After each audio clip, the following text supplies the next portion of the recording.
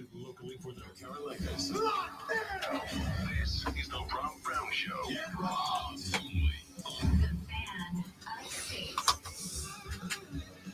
Good morning. 'Tis a good morning indeed, ladies and gentlemen, boys and girls, children of all ages. Welcome in. The Rob Brown Show is on your radio. It is Monday.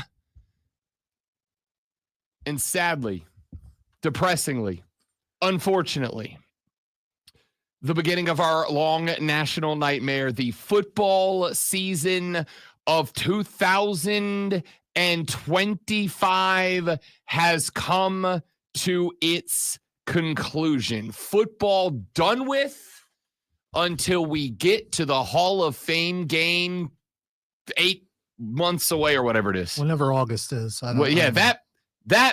That many months away. Let's see. We're in February. That's 2. That would be 6. Yeah, something like that. Yeah. I can't count this early in the morning, people. I can. I'm Rob Brown. That other voice you hear, the seductive stylings of the man in charge of this and every sound that will penetrate your ear hole this morning. He is the great one, Lonzo. And look. Lonzo is a superstar. Confirmed. Agreed. Concurred. Save your text, save your phone calls, because Lonzo is a good person. All right. The loss isn't going to dwell within him. He's not going to be flipping desk and throwing tables today. All right. So save your take that's America. He doesn't want him. He doesn't need him. You're not getting to this man. I can't wait to hear from Eagles fans. I only know of one. I mean, good for them. Congratulations. What a beatdown that was. I need you to know last night. So there's a buddy of ours who you just happen to be wearing green today. I know it's Greenville Drive, but you are wearing green. I am wearing green. It was unintentional. I swear to you, it was a Scout's honor. Swear to you, it was unintentional. This was because we had such a beautiful day in the neighborhood yesterday, and I woke up and just assumed it was going to be that way again today. And I thought, hey, you know what today is? Today is the first day of baseball season. Pitchers and catchers for the Dodgers and the Cubs. Is it? Yes. The first day? Okay. Today, I mean, not playing baseball season. When they show up for camp. Yeah, but they've been playing. That's today. Yeah, but they've been playing the grapefruit thing, right? No, that has not started yet. Oh, okay. All Pitchers and catchers for the Dodgers and the Cubs report today.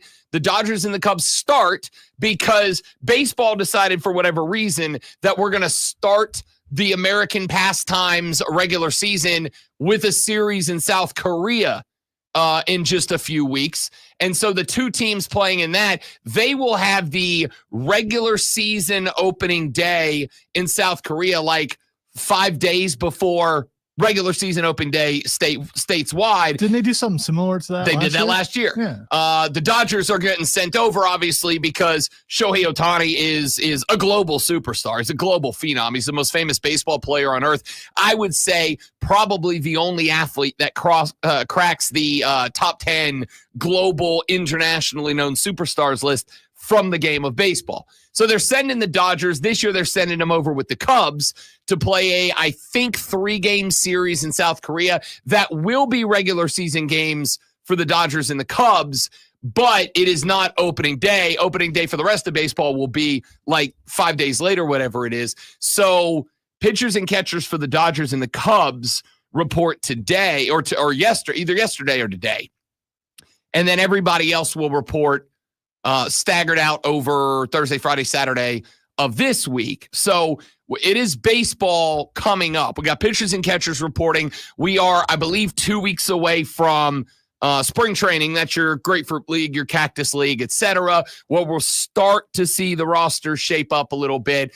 And then shortly after that, opening day just around the corner on March, I think, 18th, 19th. 18th, 19th is the we're doing it in Japan. I'm sorry. Thank you for texter. We're doing it in Japan this year, not South Korea. Last year it was South Korea. This year it is a 2-game set between the Dodgers and the Cubs in Tokyo. The rest of the league will start 1 week later on March 27th. So we are tick over a month away from full season opening day. We are just a month and a week away from opening day internationally. I air quote that so hard I think I just sprained a finger. But pitchers and catchers reporting this week. About a week after that, we will have the rest of the roster report. About a week after that, we'll have spring training fire up. So I did break out the Greenville Drive jersey in celebration of the clock turning to baseball season. Although we do have NBA season fired up as well. And wouldn't you know it? By the way, can we talk about this for just a very brief segment? Not a whole segment. Dude, the NBA was so mad at the NFL taking Christmas Day away from them. The NBA took Super Bowl week away from the NFL. I thought about this. We were doing the show. Cody Decker and I were doing the show on Saturday. And Deck said, how about the NBA taking away the NFL's week, right? Like last week was supposed to be the NFL's week. You don't talk about anything else. Nobody talks about it. I don't care what you're doing, where you are, what you're working. Nobody talks about anything but the Super Bowl. And we spent a week talking about NBA trades and whatnot. It was wild. So Anthony Davis ends up down in Dallas, Texas. He's a Maverick, y'all. Yeehaw. Anthony Davis plays 31 minutes of basketball and was having a great night. 31 points. 31, 7 board, like 15 boards, 7 assists, 3 blocks, 3 steals. Anthony Davis was balling TF out to the point that Deck was texting me because this game actually started while Decker and I were on the air. It started at like 3:30 in the afternoon. And we're on the air. Deck's like, what up, Rob Brown? Because I went off. I'm like, I don't care what you say. Cody Decker's an LA Lakers fan. And he was doing his best, because everybody's been piling on. Why in the world did we let the Lakers, why did we let LeBron James have Luka Doncic? Because the Lakers had won like 11 of 13, 11 of 14 going into that trade without Anthony Davis for half of those. Like how we let that team get this guy. Decker was like, oh, no, it was a real good trade, real level trade. Anthony Davis, we're going to pretend like he's not a super, and he is a superstar. He's a great player. 31 minutes he played for the Mavs, was having a game that you're like, oh, maybe it was a decent trade, right? If Luka doesn't show out with the Lake show, maybe this was a 1-for-1 trade with Anthony Davis. Now, granted, I'm going to tell you this. Somebody, one of the other hosts, I don't remember who it was, but one of the other hosts on the BetQL network said last week, he's like, look, for Luka Doncic, for Anthony Davis, you bet every over prop in game number 1, right? Because they're coming out to prove something. Luka Doncic is going to come out tonight and try to prove to the Mavericks they bleeped up. Anthony Davis was going to go out for the Mavs and try to prove that they bleeped up. The Lakers did. So we're watching this game on Saturday afternoon after Bet for the Cycle goes off. AD played 31 minutes of basketball and then went down with a left adductor strain and is going to be out for a month. My man made it 31 minutes as a Maverick before Anthony Davis showed back up, before Street Clothes showed back up. We were on the air and Deck goes, come on now, Rob Brown. He's only missed 6 games this year. We got to give him credit, right? He's been healthy as he's ever been. I said, that's actually not untrue. I think he only missed like 7 games last year or 10 games last year. I think he played 72 games last year, which was a career high. And of course you count in, a couple of missed games due to load management and all that. And I said, yeah, I guess I got to give him a little credit because he hasn't been missing games. Not 40 minutes later, game number 1 for the Mavs, and he's balling out. And AD goes down with the left adductor strain, out for a month. It's like, yep, there you go. Hey, Nico, thumbs up, Big Daddy.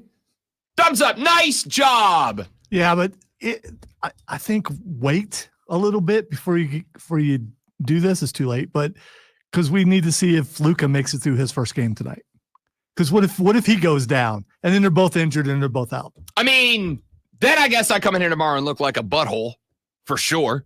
Then I come in here and look like a moron, and that's fine. Here's my guess, though.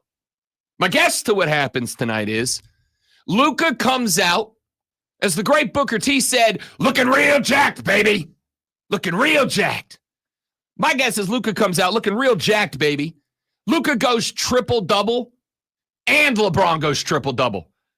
I don't know what the odds are. I don't know what the parlay is for both players to record a triple-double, but I think I'm going to take it because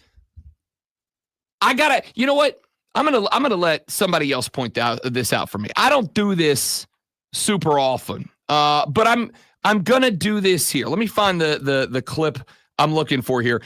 There is a podcast that you probably haven't come across yet, unless you're a Memphis Grizzly fan. It's called the Grind City Media Pod. Just a couple of dudes up in Memphis that talk about the Grizz, but they're NBA guys, and they talked about LeBron's last game before Luka showed up against the Warriors, because Bron did another thing. I had to double check this when I read it, because it's like, well, that can't possibly be true. LeBron James last night became the first player in NBA history to have at least 40 points, at least 15 rebounds, at least 5 assists, at least 5 threes made, at least 1 block, and at least 1 steal in a game. Now, I know that's like you're drawing a bunch of arbitrary lines, but like I read that and I was like, okay, he's the first player to do that after the age of 40. No, he's the first player to ever do that. Nobody's ever done that. He did that last night at the age of 40 against the Warriors.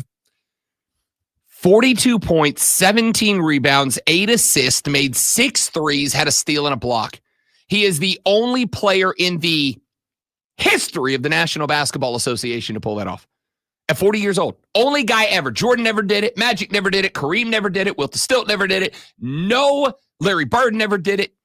No one has ever in the history of the league recorded that stat line. And yes, it's like those are very arbitrary numbers, but they're not low numbers, right? They're not low. And even if you draw a line at arbitrary, you would think, like, if just pick a list of numbers. Pick a number for points, pick a number for steals, assists, blocks, boards, whatever.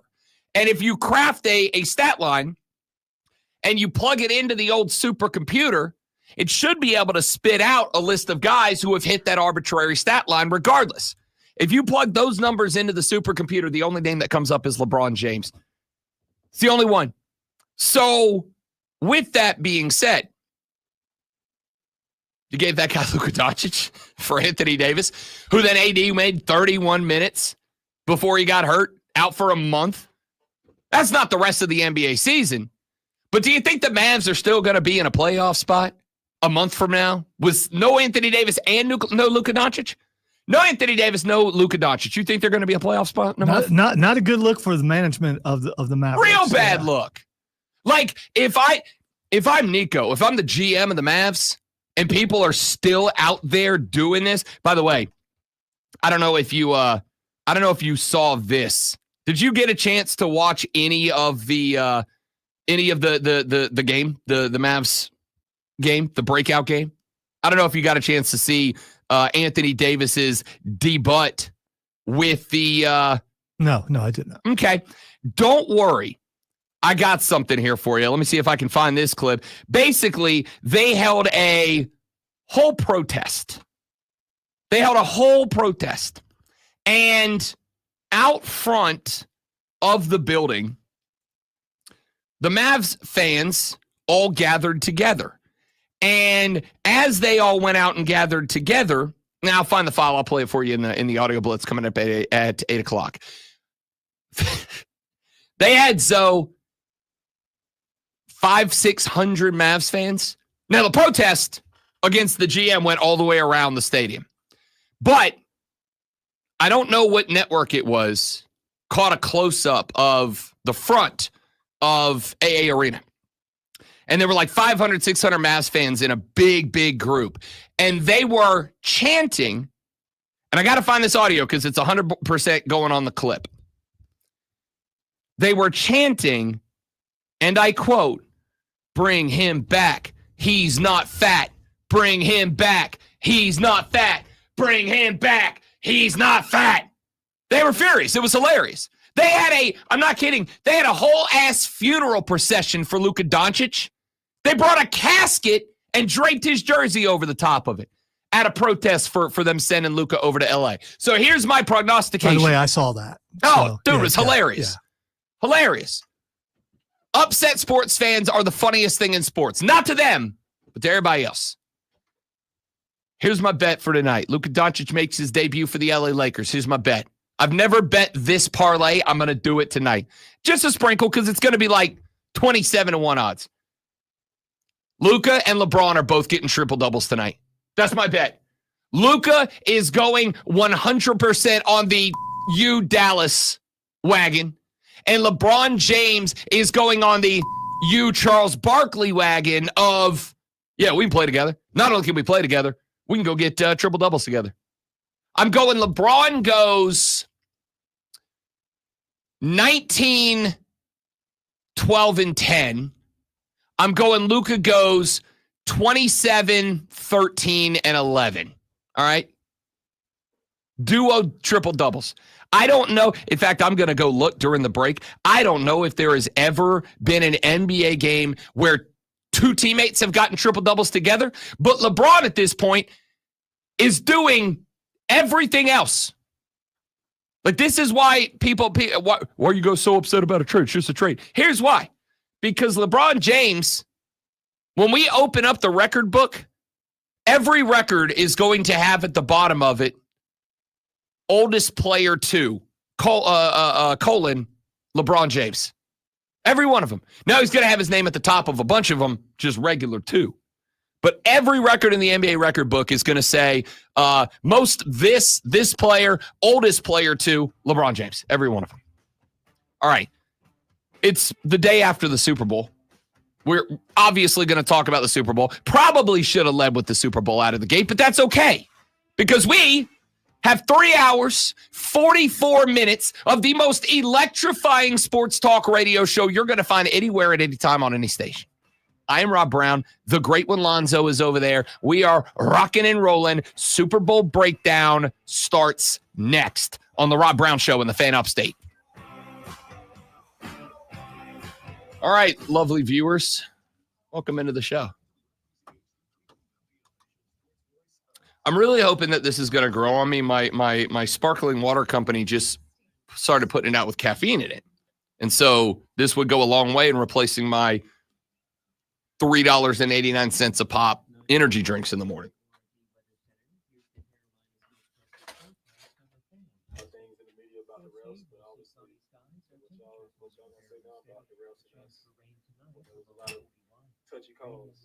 Are y'all going to report that? Are y'all going to talk about the refs now? I'm meteorologist Michael Carroll on the Fan Upstate. Right now it's 50 degrees. What if your limited inventory had unlimited potential? What if your biggest risk was not taking one?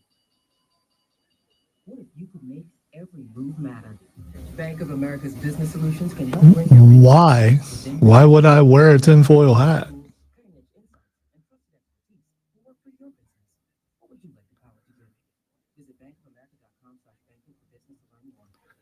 People expecting me to break down or be angry or be crying or whatever. I mean, then you haven't really paid attention to me for nearly 30 years on the air.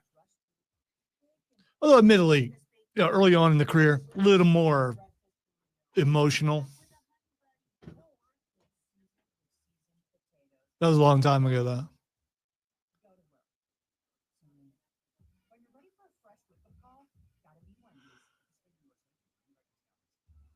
Twin Peaks is the best in the game. Here, the Scratch Kitchen delivers lunch in the club. I mean, where else can you order a 29-degree draft beer and a quickie combo on your lunch break? Only at Twin Peaks, the #1 sports bar. Oh, by the way, Ivan's no longer on the project. His wife got a new job, so they're moving across the country. Robin's top researcher is deviating to a new market. This isn't standard. And now we're short-staffed. Who's going to finish all these projects? She needs a cluster of new data analysts, and there's no margin for error. I need Indeed.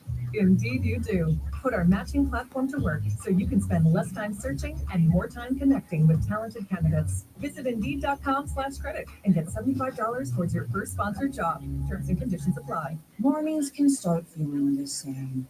Wake up, brush teeth, go to work.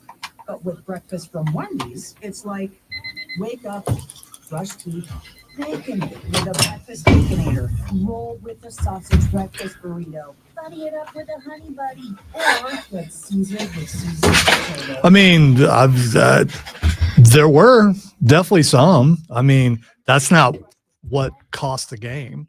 I mean, it did influence it, sure. But I can't have my stance on the refs and it being a part of the game and then go totally against that stance because it hurts the team I pull for. That would be hypocritical. I don't know how many times I got asked over the past 4 days if I believe the Super Bowl or will be rigged or if I think the NFL is rigged, but that answer is in the double digits. Easily in the double. These are people who you would say don't know ball, and you would be right.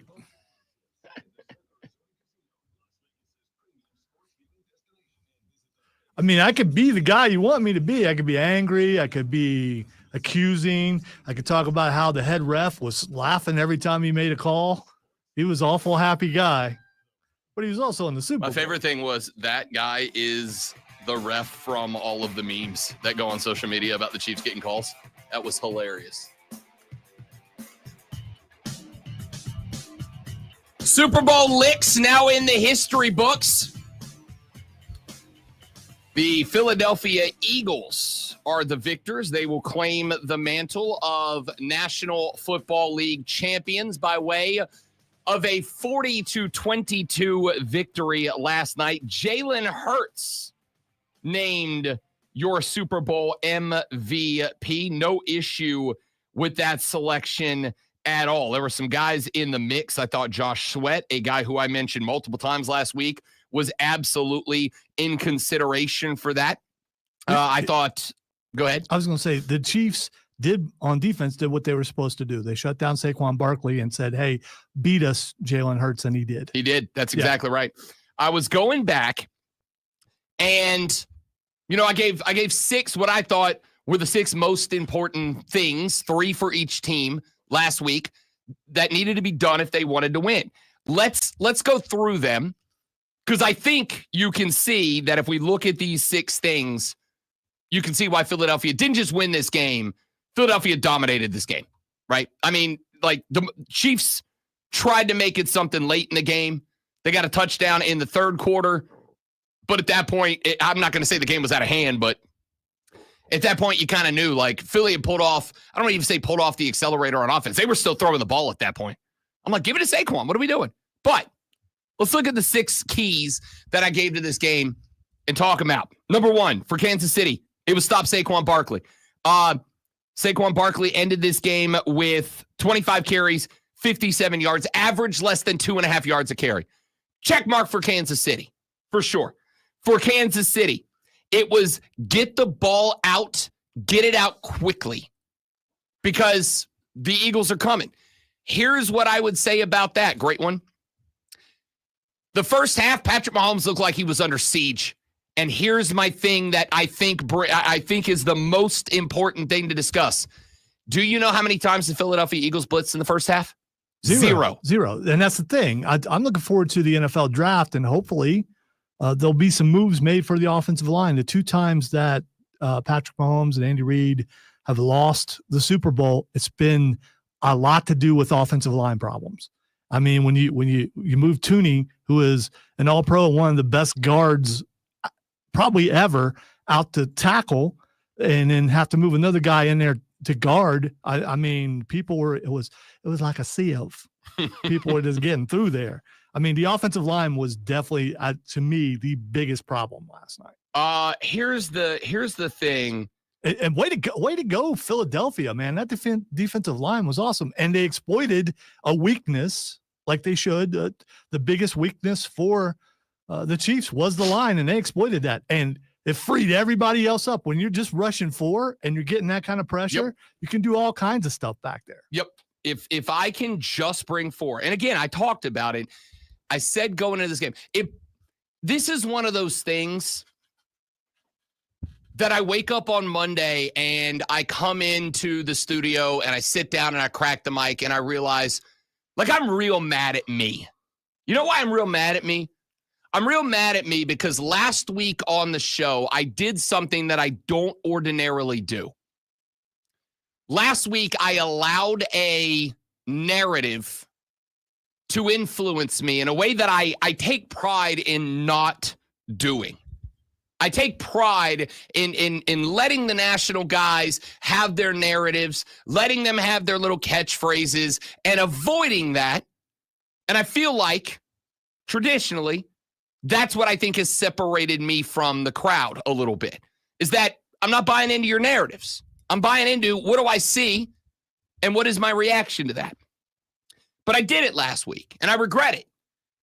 I sat here Monday through Friday of last week, and I went day after day giving you the reasons that I thought Philly was honestly the team of the three that Kansas City played in the Super Bowl was easily the one that should have the easiest path to victory.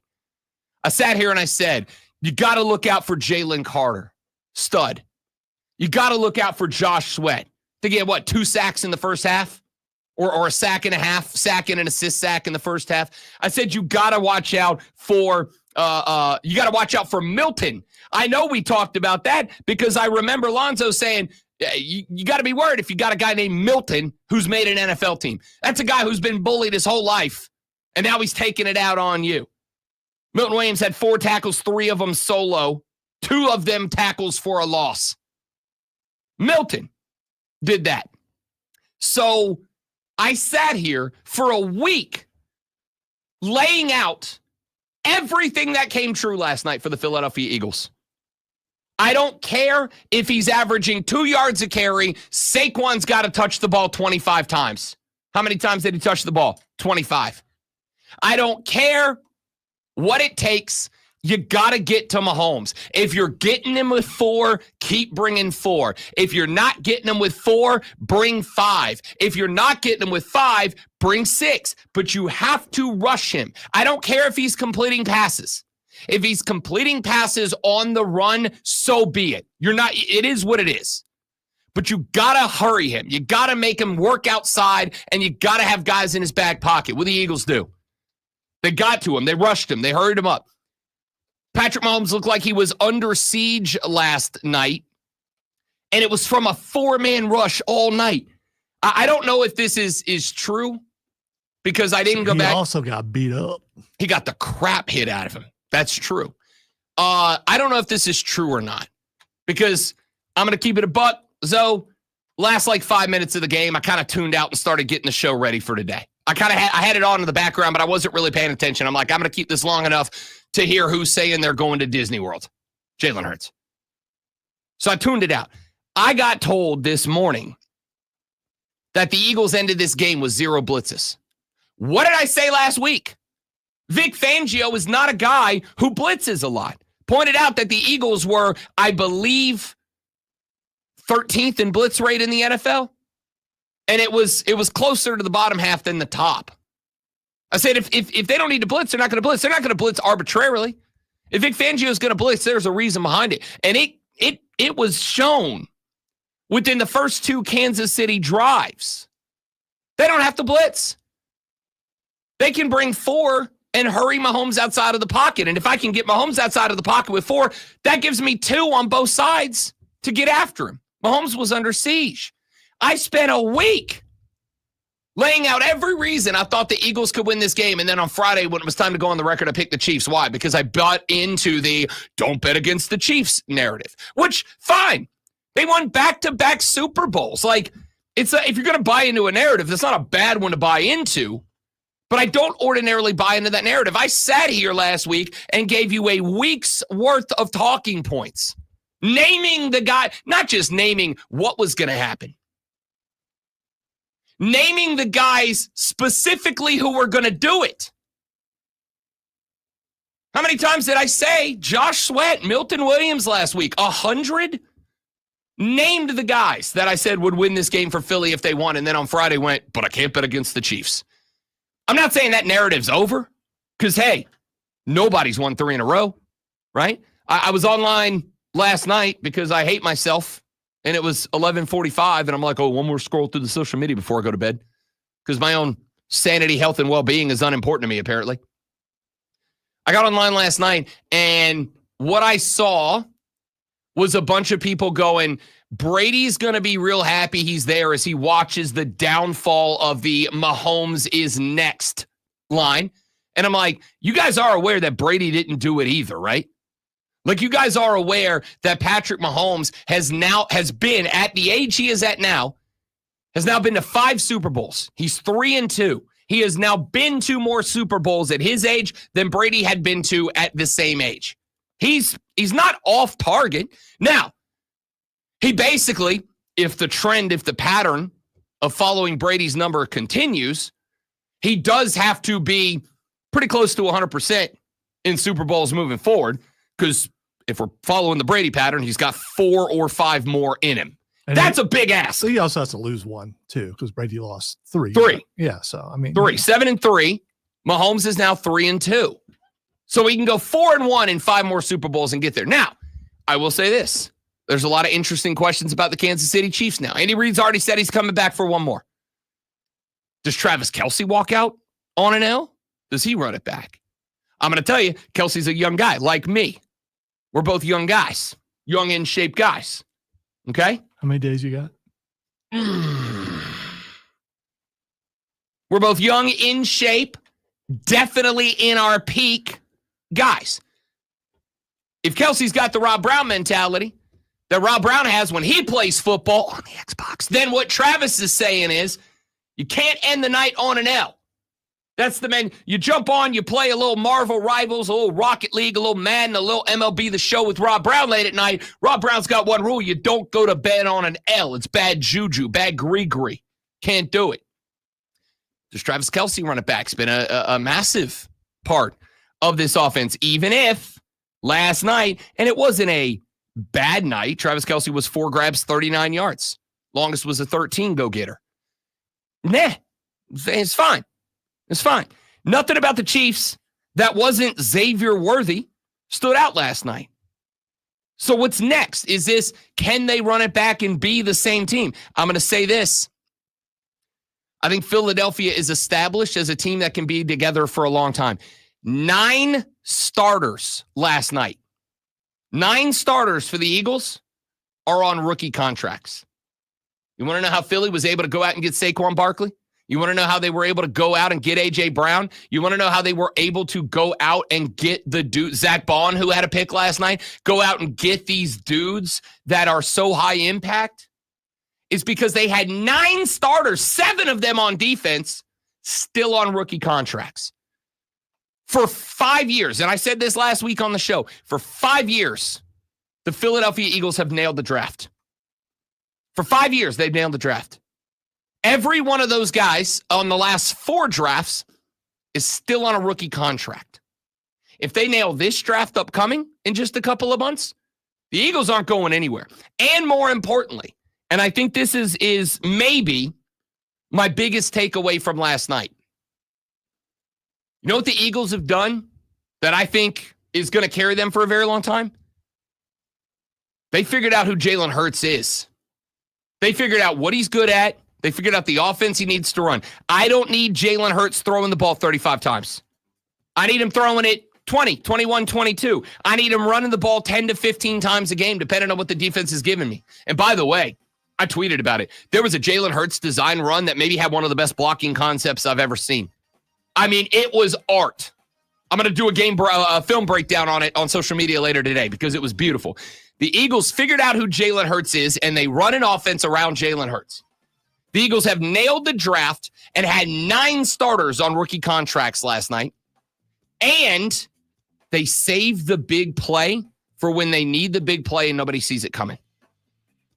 They dominated that game. And I got to tell you, I am afraid now. And I don't think this is reactionary. I think the Philadelphia Eagles are going to be for the next 3 or 4 years what the Kansas City Chiefs have been for the last 4 or 5 years.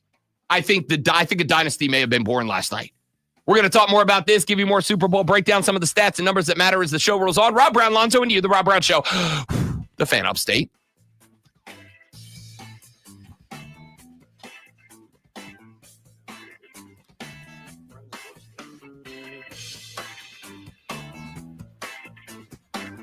Mike, good morning. Adam, good morning. Everybody hanging out, lurking in the background. Good morning to you, too. 2 seconds.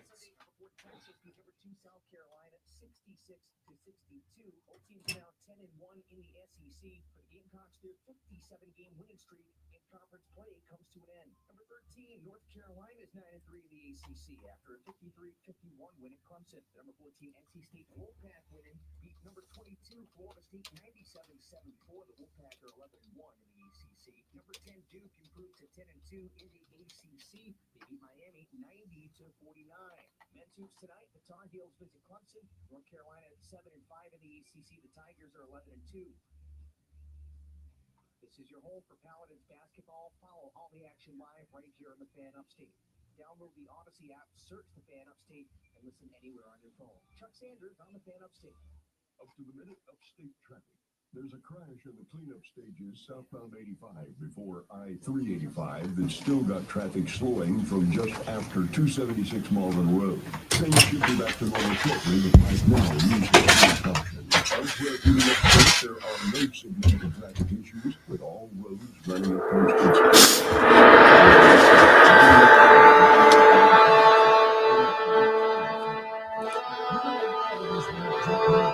I don't know what this is, but the music's awesome. It's I wanted to see the Superman Puppy Bowl trailer. I didn't see that.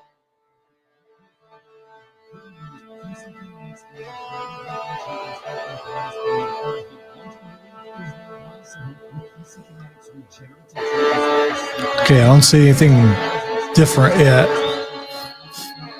Down, down, down, down, down, down.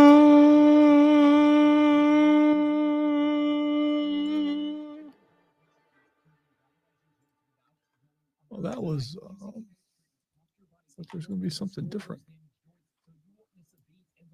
No downtime. Joint pain does not get better with time. So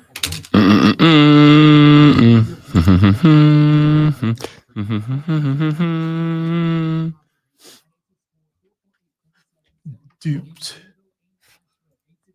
Although the Thunderbolts trailer is pretty good. The full trailer is online. Still don't know who the bad guy is, but they're doing some really bad things. They're doing some really bad things? Yes, because that's what bad guys do. Really That bad is true. That is what bad guys do.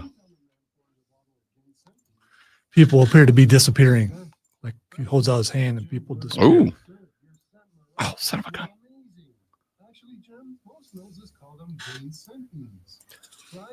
We were actually a couple of days away from Captain America. I know. Courtney saw one of the trailers last night. She's like, I think I'll go watch this one with you. I was like, good enough for me. Where is that reel? It's got to be this one. No, it's not. Darn it.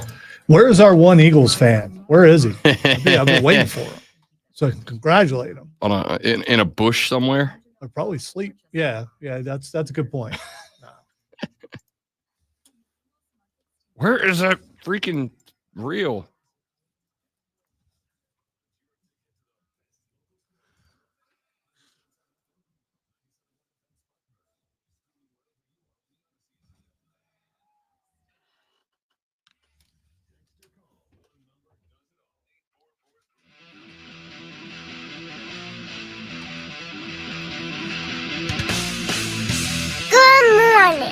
Good morning, indeed.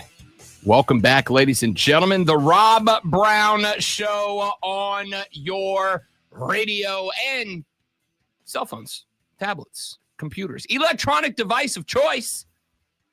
And before we get the day really rocking and rolling, I want to tell you, if you're not listening to us on the Odyssey app, AUDACY, when you are away from your radio, now is a wonderful time to start getting into that habit. Why? Because of our Slam Dunk in Vegas giveaway. Listen to this. How would you like a trip for 4 to lovely Las Vegas, Nevada? How would you like $5,000 spending cash in your pocket and $5,000 spending cash in the pocket of your 3 friends? Well, do I have news for you? The Slam Dunk in Vegas giveaway is happening right now. Here's how you enter. You go on your digital device. You grab the Odyssey app. It's for free, AUDACY. You download it. You register on it, again, for free. Then you go to the Fan Upstate page. Click on the little heart icon, so every time you open the app, wango bango, it's the first thing that comes up. You click on the Fan Upstate, and you listen to the Fan Upstate on the Odyssey app for 60 minutes. You do that, your name is automatically entered in the Slam Dunk in Vegas giveaway. If you win the grand prize, you and 3 people of your choosing. You'll notice I didn't say friends or family there. You can bring whoever you want. You and 3 people of your choosing are getting round-trip airfare, accommodations at the Circa Sportsbook, Casino, Resort, Pool, etc., etc. You're getting passes to Stadium Swim, which is an outdoor pool party with an outdoor TV the size of a football field. If there's a sport happening on planet Earth that has a camera pointed at it, it's on that screen at Stadium Swim. And you and all 3 of your traveling companions are getting $5,000 to do with what you see fit. That's 20 grand, 20K, 20 GER in your pocket. And all you have to do is go to the Odyssey app, AUDACY, put it on your digital devices and listen to the Fan Upstate for 60 minutes. And you are auto-entered for the dub and a trip to Vegas.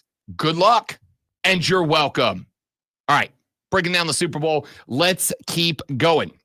Do want to let you know the phone line's open for you. 844-326-3663 is the number. 844-FAN-FONE. You can also text that number, 844-326-3663. We want you involved with the show this and every morning. Let us know your thoughts on Super Bowl licks. Last night, pitchers and catchers are reporting in Major League Baseball. Later on this week, as spring training's just around the corner, opening day, a tick over a month and some change away from right now. We got everything and anything you want to get to in the landscape of sports. But we want your thoughts on the big game, TM. Joseph checked in. We're waiting on James, our resident Eagles fan, who I assume somewhere is probably passed out in a bush with no pants on. And frankly, I get it, buddy. I'm going to tell you all right now. Joseph, I'm coming back to you. I'm going to tell you right now. Saints ever win another Super Bowl when I'm on the air, just know I'm not coming to work the next day. Okay? Just know in advance. Saints ever win another Super Bowl, I'm not coming to work the next day. All right. So your attendance is going to be conditional. I was going to say great for the next at least few years. Oh, yeah, for sure. Yeah. For sure. You don't have to worry about me taking a Super Bowl Monday off for like a decade. Still don't have a coach yet. Yeah, we do. Kellen Moore. Has he signed? No, but he'll sign today or tomorrow.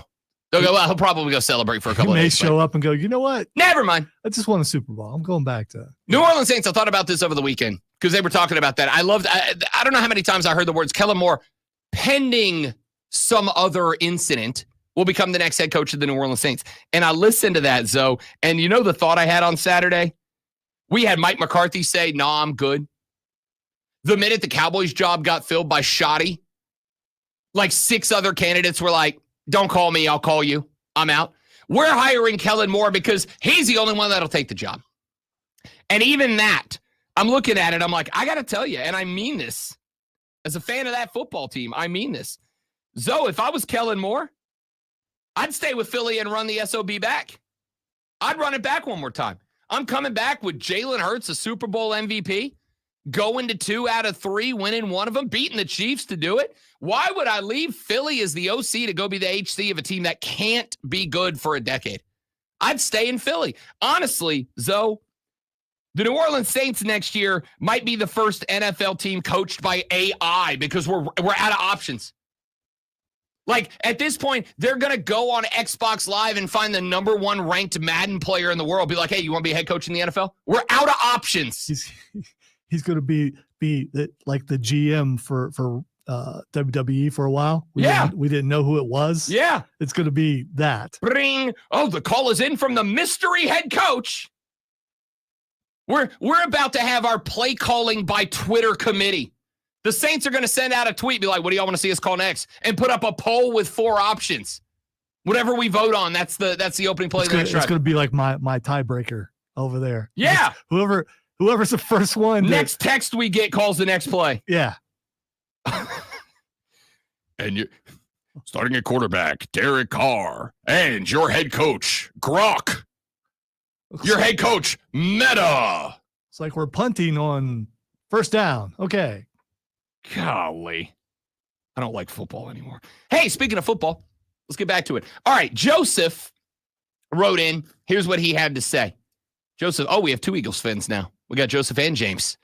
The Eagles are taking over. Cool. I mean, one chat at a Joseph time. may have always been there. It just may be the first time he's commented. He said the Eagles' defensive line manhandled the Chiefs all night. 6 sacks on 4-man rushes is insane. Once they forced Patrick to get out of his comfort zone, he was startled and rushing throws, and that was the huge difference between this game and 2 years ago. The Eagles are built to become a dynasty over the next 5 seasons, and your one Eagles fan is right here, still awake.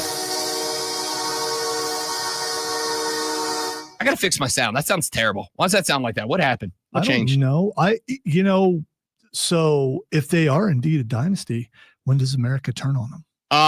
When Now, buddy. Now. Yeah. Are they instantly the heel with the Super Bowl win? Now. It's happened. No, that's not good. I got to figure out why my goal horn, why my Selly horn sounds so garbage. That's terrible. Are the Chiefs now the underdog, the no longer the bad guy? Are they Baron Corbin now? I don't know. Hell no.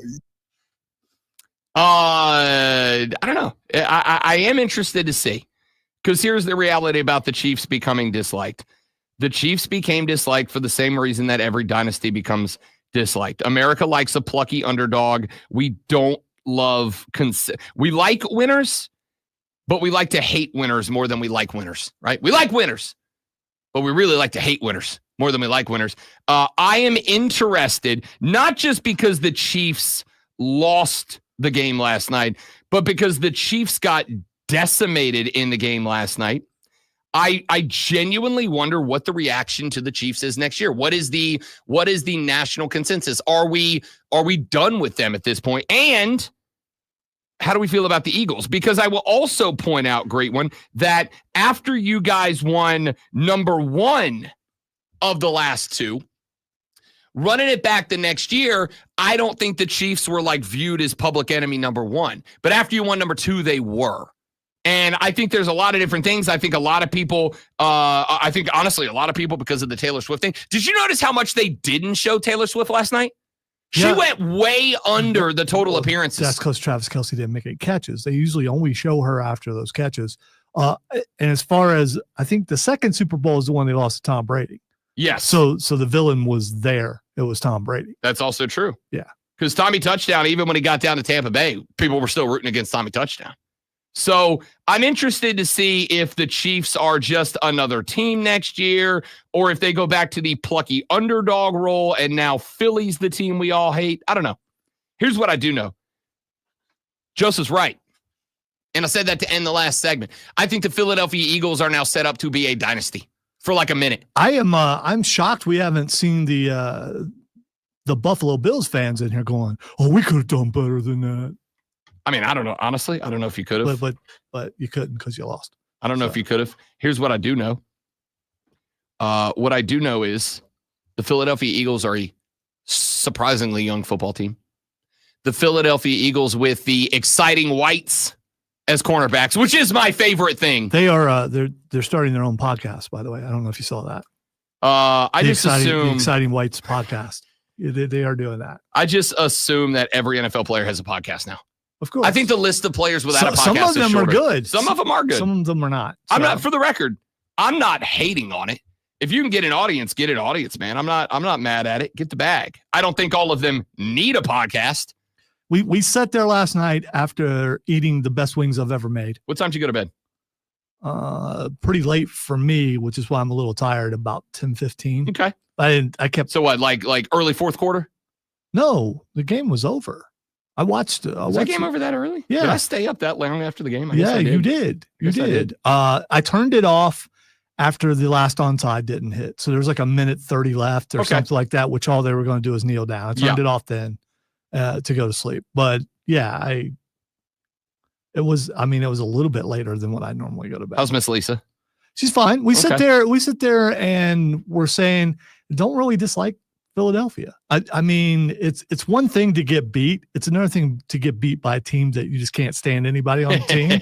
And it wasn't like that. I mean, there are a lot of good stories on Philadelphia. For one thing, Jalen Hurts has been counted out forever. I Yep. mean, since he got benched and all that kind of stuff at Alabama, and people talking about he can't get it done, and he did last night. And then Saquon Barkley is an excellent story. I mean, floundering in New York for as long as he did, and then going to a team and immediately winning the Super Bowl. Even though he didn't have the greatest game last night, he was the key of the defense. That's right. They were keying on him. That's right. And because of him, things opened up for Jalen Hurts. That was the reason when I gave my 6 keys to the game, of which I got 4 green check marks and I got 2 red X's. I think 4 of the 6 keys I can give a green check mark. That happened. 2 of them I have red X's. The problem is this: the 2 red X's both belong to the Kansas City Chiefs. One of the red X was, or one of the green checks was stop Saquon Barkley. But remember, there's another reason that I said, or strategy that I had, which was, if I'm Philly, I don't care if Saquon Barkley is losing a yard every time he touches the ball. You give him the ball 25 times. And the reason was never so that Saquon would go for $111. Remember, my crazy bet, Cody Decker literally attacked me, not literally like physically, but like verbally attacked me on air because I said Saquon Barkley's not getting 111 yards, which was his over-under number. I think it went up to like 113 at kick. He's not getting that number. Deck was like, come on, dude, it's Saquon Barkley. I said, hold up on me. Hear me up. Hear me out. Hold up. The Chiefs are going to key in on Saquon Barkley. They have to. That's the offense. It opens the field for everybody else. I went over on A.J. Brown. I went over on Johan Dotson. I went over on Dallas Goedert. Hey, I think he's the only one of the 3 that didn't get the over. But the key to me was always Saquon's got to touch the ball 25 times. Not so that he takes the game over, but what? So that the Chiefs defense stays locked in on 26. And by the way, no one's talking about the fact that Andy Reid, who's such a great play caller, last night, not so much, because they could have done the same thing and ran the ball, and they didn't run the ball at all. Well, I mean, it was like, why not run the ball?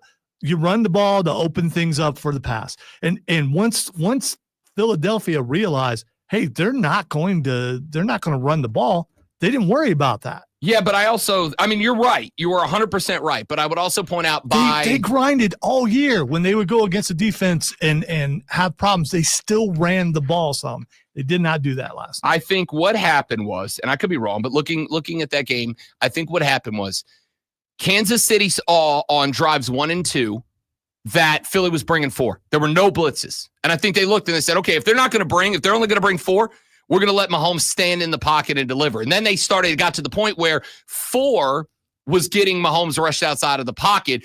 But Philly came out with their pants on fire and ran up a lead. By the time that it became obvious that Kansas City has to run the ball to keep linebackers honest, which is why Zach Bond got that pick. By the time Kansas City realized we got to run this ball, you were down 17-0. See, that's the thing. It's too late. They should have realized it in the first place. The fact that the very first series when they were on the field, they didn't run the ball at all. And I'm like, why are they doing that? Because that hasn't been their identity. And we talked about before how you get to a game and then you change your identity. Your identity should be what it was that got you there, and they did not do that. I don't disagree with you, and I think you're absolutely correct. I think that was a result of what the Eagles are. I think they looked and they said, this team doesn't blitz, and the Eagles don't blitz until the quarterback's dicing them a little bit. Then they try to hurry the internal clock up by bringing extra guys. But Philly doesn't blitz.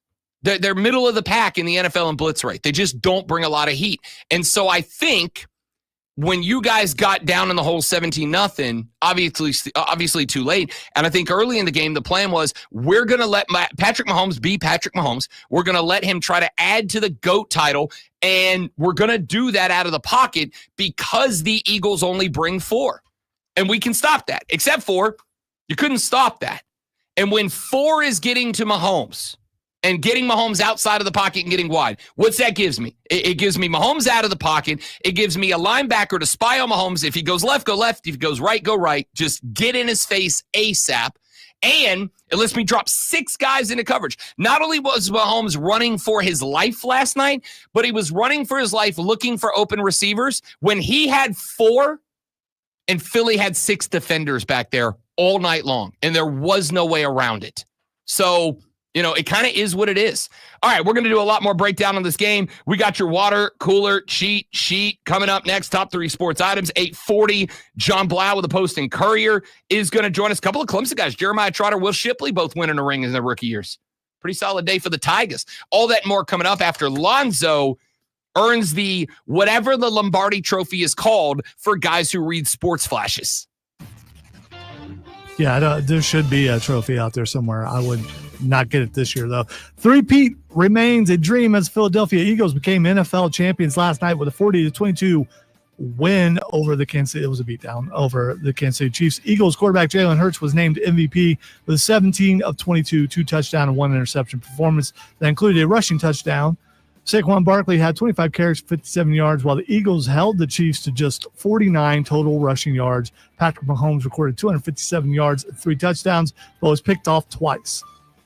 South Carolina women's basketball team saw their 57-game conference win streak come to an end with a 66-62 loss to number 4 Texas in Austin yesterday. The Longhorns avenged a loss earlier in the season to create a 3-way tie atop the SEC standings with South Carolina, Texas, and LSU.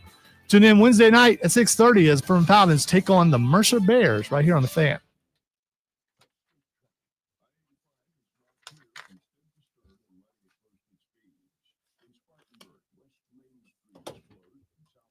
Yeah, in the end, with all the injuries and stuff that Kansas City had to deal with throughout the year, it was amazing that they made it to the Super Bowl again.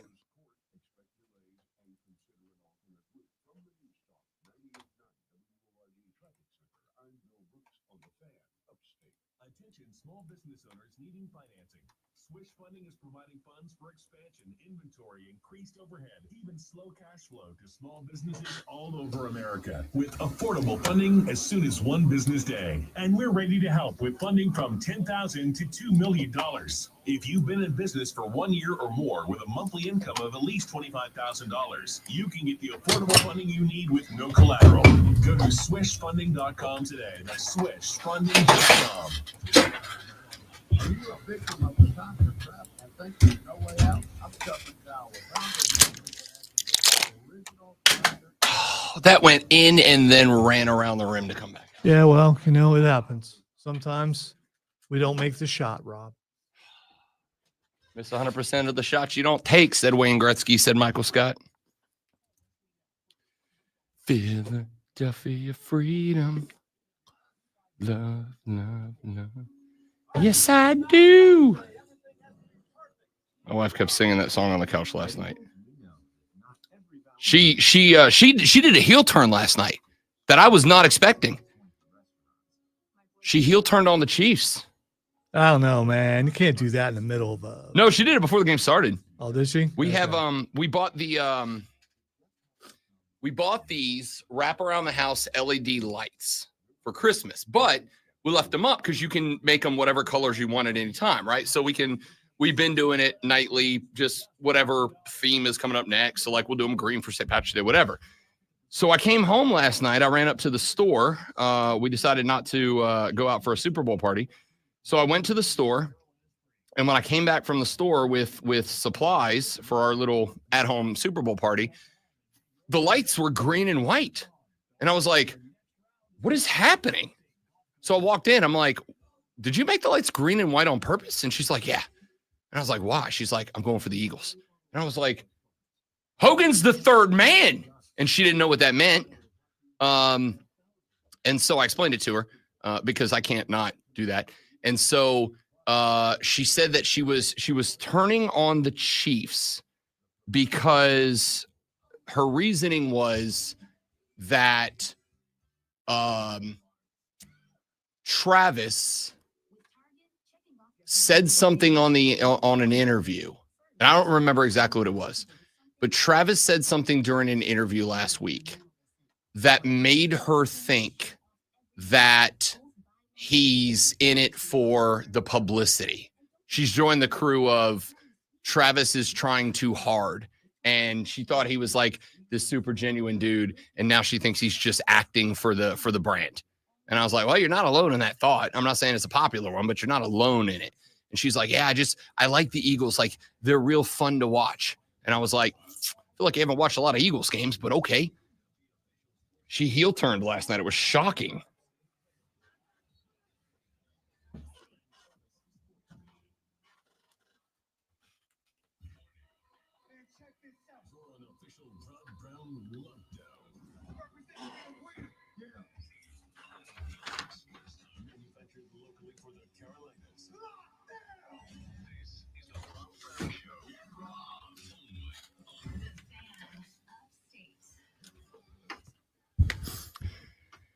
And off we go into hour number 2. Ladies and gentlemen, the Rob Brown Show on your radio. It's the Fan Upstate. Rob Brown, the great one, Lonzo, and you.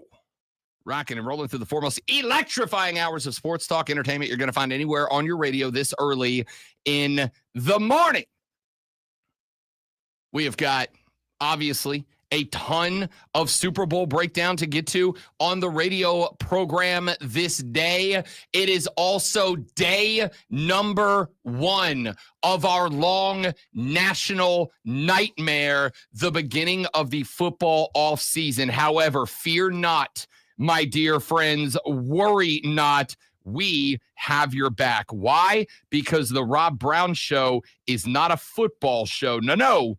It's a sports show. And while the NFL and college football have entered their period of hibernation, the rest of the sports world gets to come out and play. Major League Baseball pitchers and catchers reporting for the Cubbies and the Dodgers today as they get set for a series in Tokyo a month and 8 days from now to open the regular season. Pitchers and catchers for the other 28 teams report this weekend because opening day of Major League Baseball is now 1 month and 17 days away. Spring training just around the corner. The boys of NASCAR have the tires warmed and the engines revved because on Sunday, the Super Bowl of racing takes place at the Great American Speedway down in Daytona, Florida, as the Daytona 500 is this weekend. The National Basketball Association for about a week ran the sports conversation because the trade deadline got hot and heavy, and away we go. The All-Star game coming up this weekend, and then we are just full afterburner, all gas, no brakes, yeet into the second half of the season starting next week as well. Sports are good, people. They just are. And that is why we take every segment at 7 o'clock in the morning and we run you through the water cooler cheat sheet, the top 3 sports stories that you need to know before you get to the office and start talking sports this morning. If you're going to do that, you need to know this. Are you ready for the playbook of the peculiar, the almanac of the absurd, and the encyclopedia of the extraordinary? Well, you better be, because we're diving headfirst into the 3 top stories that will have your coworkers saying, "Burn it down! Burn it down!" No. Here we go. Welcome to the water cooler cheat sheet on the Fan Upstate. It's the water cooler cheat sheet, the top 3 sports stories that you need to know before you get to the office this morning and start talking sports with your friends, your family, your coworkers, whoever it is you spend your AM with. This, my dear friends, is what you will be talking about. Let us dive head first into item number 1. You know what it is. What else could it be? The football season, as mentioned, came to its conclusion last night. The Philadelphia Eagles take the crown of Super Bowl champions, a 40-22 domination of the Kansas City Chiefs. Jalen Hurts, 17 of 22, 221 passing yards, a pair of touchdowns. The only blemish, an interception that felt like maybe it was going to be the beginning of the Chiefs' run back into contention. Alas, 'twas not to be. 6 punts forced from the Chiefs by the Eagle defense last night. Jalen Hurts also ran in a tush-push tutty, led the game in rushing yards. Did Jalen Hurts 11 carries, 72 yards? I think 4 or 5 of them were designed. Jalen Hurts last night was doing everything that we all thought that Patrick Mahomes was going to do last night. When the pressure got to Jalen Hurts, Jalen became a wildly intelligent runner of the football. That is why Jalen Hurts was named your Super Bowl MVP last night. Jalen Hurts was the dude. And we talked about this on the show last week. I talked about it on Bet for the Cycle on Saturday. Jalen Hurts was being overlooked in this game. And those people that overlooked Jalen Hurts would either be proven very right or very wrong. But it was going to be up to him to decide what happened in this contest. And boy, howdy, was Jalen Hurts on a heater last night. Defensively, the Eagles were as good as advertised. They held Patrick Mahomes to 257 yards, but he picked up a solid 80 of those yards in the fourth quarter when the game was largely already decided. Mahomes 21 of 32 for 257, 3 touchdowns, but the 2 interceptions, including a pick 6 by Cooper DeJean, were the ball game.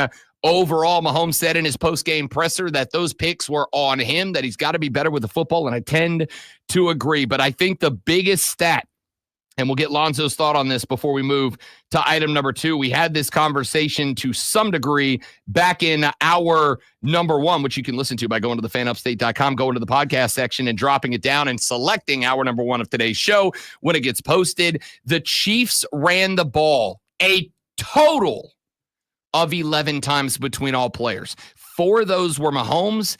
Kareem Hunt had 3 runs. Isaiah Pacheco had 3 runs. Samaje Perine had 1 run for 8 yards. A total of 49 rushing yards last night for the Kansas City Chiefs. And I do think it was a combination of things. Number 1, as I mentioned, the Eagles' rush defense is exceptionally good. We spent the week talking about how good their pass rush was.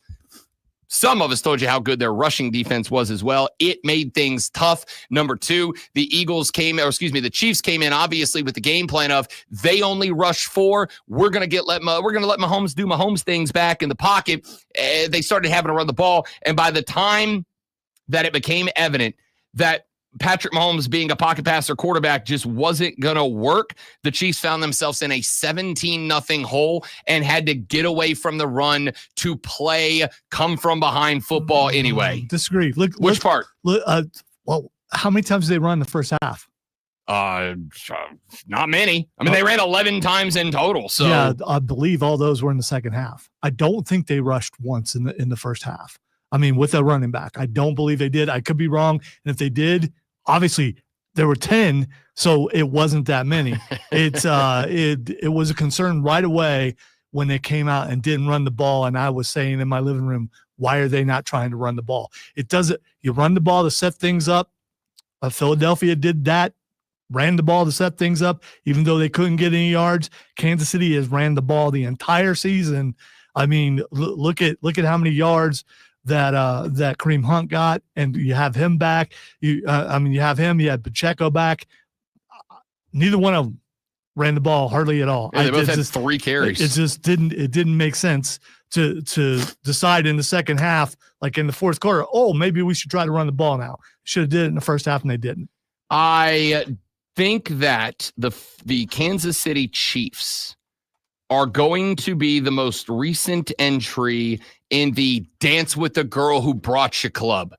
We talked about this in college football, right? Penn State, kind of one of those teams. I think Notre Dame to some degree, one of those teams. The only team that in the college football national championship playoffs that I can point at and go, in the playoffs, this was absolutely the same team as they were in the regular season, was the Ohio State Buckeyes. Only team I think that stayed true to themselves every game, every quarter, every snap.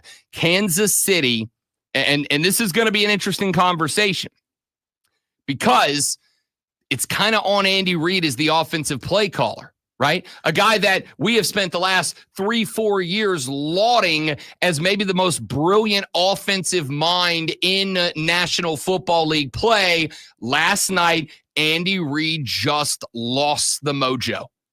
This Chiefs team early in the game did not establish any sort of run game. And by the time that they realized maybe we should do that, they were so far in the hole that they had to throw. There was no option anymore. The Eagles, by coming out and building up a lead, because remember, that was another one of my talking points last week, no matter what happens, the one thing that the Eagles cannot do is allow the Chiefs to go up by 2 scores. They cannot get to a point where it becomes the Jalen Hurts pass-a-thon. Can't do that. You got to keep this team within 1 score so that you can run. And even if the run's not working, you still got to run. And you still got to run so that the Chiefs still have to play an honest defense. Well, by the time we got into the third, it became very evident that that is exactly what the Eagles were going to do. The Chiefs, on the other hand, got away from the identity that got them to a Super Bowl. They did not dance with the girl who brought them, and it ended up costing them their opportunity at a three-peat. Let's get to item number 2. I don't know that for many other quarterbacks that aren't, in Super Bowl contention, this is a story. But obviously, this man is a magnet for talking points, and therefore for him, this is a water cooler cheat sheet item. Aaron Rodgers will apparently not be back with the New York Jets next year. 2 disappointing seasons, the future Hall of Famer, according to Adam Schefter, on his way out. He flew to New Jersey last week to meet with new coach Aaron Glenn and GM Darren Mogi. According to ESPN, Fox Sports reported Sunday that after the meeting, or during the meeting, I should say, during the meeting, the team had decided to part ways with him, which is frankly to me not all that surprising, to be honest. Aaron Glenn is going to want his own guy. Aaron Glenn is going to want to go get his own dude. And on top of that, from the little bit that we know about Aaron Glenn, or that I have seen out of Aaron Glenn, and that includes his time in Detroit and the couple of weeks he's been at the helm for the New York Jets so far, Aaron Glenn, and Zoe, stop me if there's any of this that you disagree with. Aaron Glenn kind of strikes me as like an old, no-nonsense defensive coordinator guy, right? Like, strikes me as that dude who does not want the drama, does not want the attention, doesn't want to put on a show or run a circus. He strikes me as the guy that's going to tell his guys, you show up for work on time, you get your butt in the gym, you get it on the practice field, you work until you puke, then you go home, you eat healthy, you get a good night's sleep, you come back and do it again. And nothing else until we win a Lombardi trophy. And Aaron Rodgers is just the opposite of that. Aaron Rodgers is on your TV screen multiple times a week. He's on podcasts. And I'm not saying Aaron Rodgers is bad for that or is wrong for that. Of course not. These guys got to build a brand for when their career is over too. I'm not upset at that. All I'm saying is the Rodgers approach to life feels dramatically different than the Aaron Glenn approach to life, which makes it really not a surprise after 2 disappointing seasons. But if Aaron Rodgers had taken the Jets to like back-to-back AFC title games, we probably have a different story. And Glenn goes, I don't really care if he's doing ayahuasca with Pat McAfee out in the desert. I just want a quarterback. But the fact that he spent 1 year on the IR and last year statistically was good, but the team was trash. Yeah, this is about wins and age. This is really, and maybe even more about age because of how old Aaron Rodgers is. And if you're going to go to a team and start new, you got to get rid of some of the baggage. Yeah. And the memes, the pictures are already out there of Aaron Rodgers going to Minnesota because that's what he's supposed to do, because the road has already been set for him. We'll see what happens. Dude, if he goes to Minnesota, it's the funniest thing that's happened this year, right? It will be hilarious. Funniest thing that's happened this year. And finally, item number 3. It was a win the last time that the South Carolina Gamecock women's basketball team got together with the Texas Longhorns. However, this time around, the ball bounces in the favor of the Burnt Orange. The number 4 ranked Texas Longhorns hand the South Carolina Gamecocks their first loss in 58 Southeastern Conference competitions. It was a 57-game win streak in conference. It was a 17-game win streak overall. The Lady Gamecocks had not lost a game dating back to mid-November of last year when they got sniped by now number 1 UCLA, but the Longhorns gave the horn to the Lady Gamecocks. 66-62 was your final in this one. This game out in Austin, Texas yesterday on Super Bowl Sunday. On one hand, Dawn Staley got to celebrate with the Eagles' big cap on last night. On the other hand, I'm sure it was a muted celebration for Dawn Staley as that team. I'll put it this way. I wish this game would have been played today. I wish this game would have been played Saturday. I wish this game would have been played any other day but Super Bowl Sunday, because it did not get the attention that it deserved. In game number 1, the Gamecocks held the Longhorns to a season-low field goal percentage of less than 28%. Yesterday, the Longhorns shot 44% from the floor. In game 1, the Gamecocks out-rebounded the Longhorns. Yesterday, the Longhorns got them back. Everything that the Gamecocks did right the first time they got together with the Lady Horns went wrong yesterday. Listen, we've talked about this with Lulu Kesson. We will bring it back up on Thursday when she joins the show, the young lady who covers the Gamecock athletic department for the Greenville News. And she said, listen, this Texas team is good.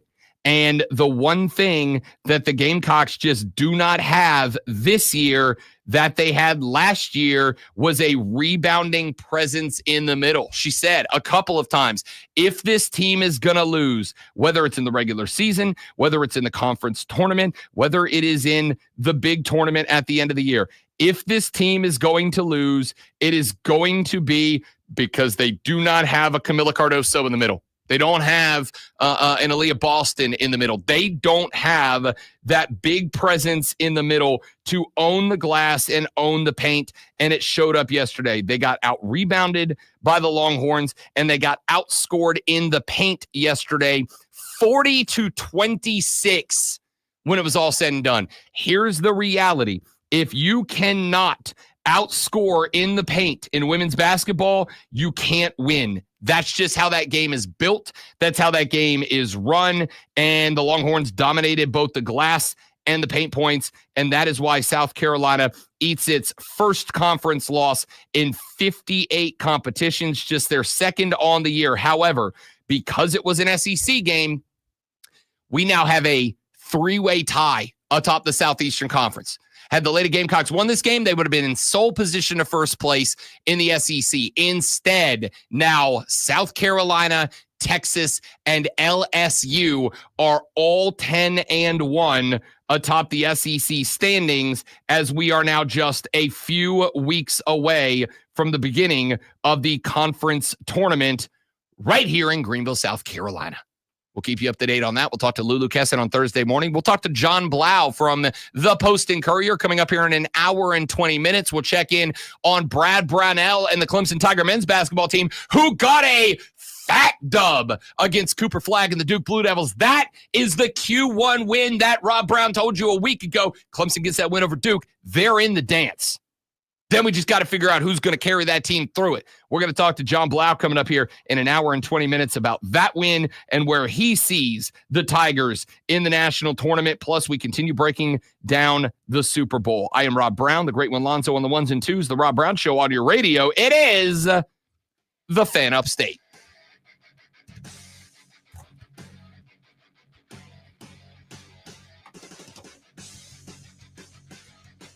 Yeah, no, I agree. And I mean, the pressure is kind of what killed off the mojo. And I honestly, this is one of the few games, Jacob, that I would say, I don't know if it would have mattered if the Chiefs ran the ball, honestly, because the Philly run defense is maybe better than the Philly pass rush. So even if they tried to run it more, I don't know how successful it would have been against that pass defense, or excuse me, against that rush defense of the Eagles.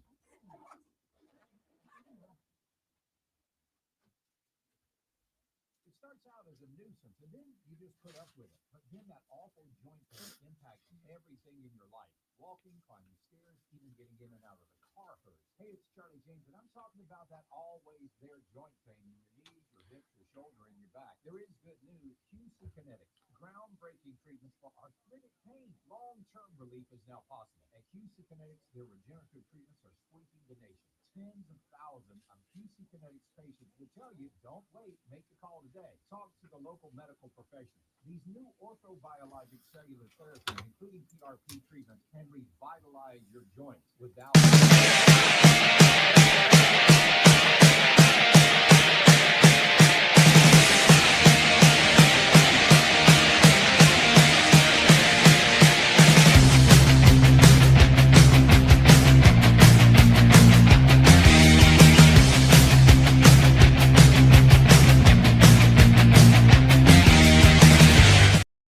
University housing. College students can major in wear and tear. Plus, housing so many students doesn't leave a lot of room to house all the supplies he needs. That's where Grainger comes in. With over 1 million industrial grade products and fast, dependable delivery, doesn't have to. From a new door hinge to a whole new faucet. Call Grainger.com for just that freedom for the ones who get it done. Dude. Smoothie bar, asking people if they'd switch smoothies with me for $574. Oh, I'll switch. So what about $574 if you switch your home insurance to Allstate? That's a headache. Nope, it's painless. Oh, so it's easy money. Yep, check Allstate first, and you could save hundreds on quality home insurance today. You're in good hands with Allstate. Not available. Da da da da da da da. All right, everybody, it's here. The March to Spring Training and Opening Day is officially. What do you think about that Harrison Ford commercial? I liked it. Oh, really good. I did too. Harrison Ford is just a dude now, man. I love him. That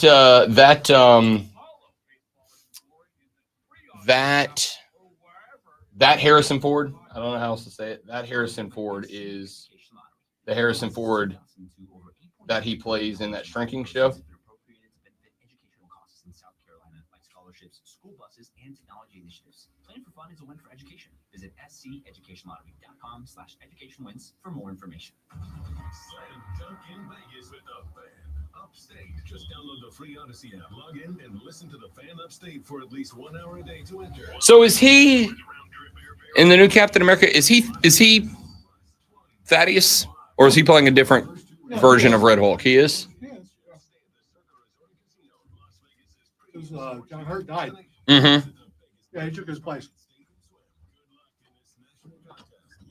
That's what I thought.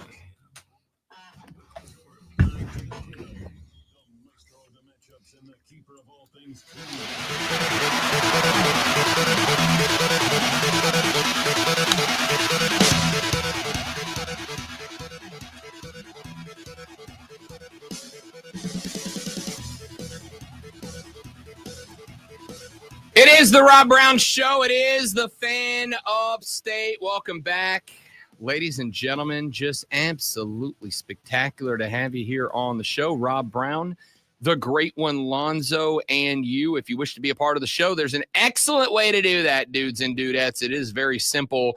844-326-3663. That's the number to call the show. 844-FAN. FONE. You can also text that number, 844-326-3663, if you want to come at us in that direction. You can shoot me a tweet at The Rob Brown Show. Shoot Lonzo a tweet at Lonzo on Word. Get at everybody up in the station at The Fan Upstate if you want to get at us in that direction. We'd love to have you on both the Twitters, the Facebook.com/The Fan Upstate if you want to get at us in that direction. Whatever you want to do to be a part of the radio broadcast, you are welcomed, encouraged, and invited to do just that. Continuing to break down the Super Bowl licks from last night. Listen, I've said it a couple of times. It is not just that I think that Philadelphia is now in a position to become a dynasty in the NFL, because I do. Here's what I genuinely think happens over the next couple of years. Because of the way that Howie Roseman, who at this point, if he's not NFL executive of the decade, I don't know who is, right? Because of the way that he has operated this team, and let's be very clear before I finish that thought, let me give you this one.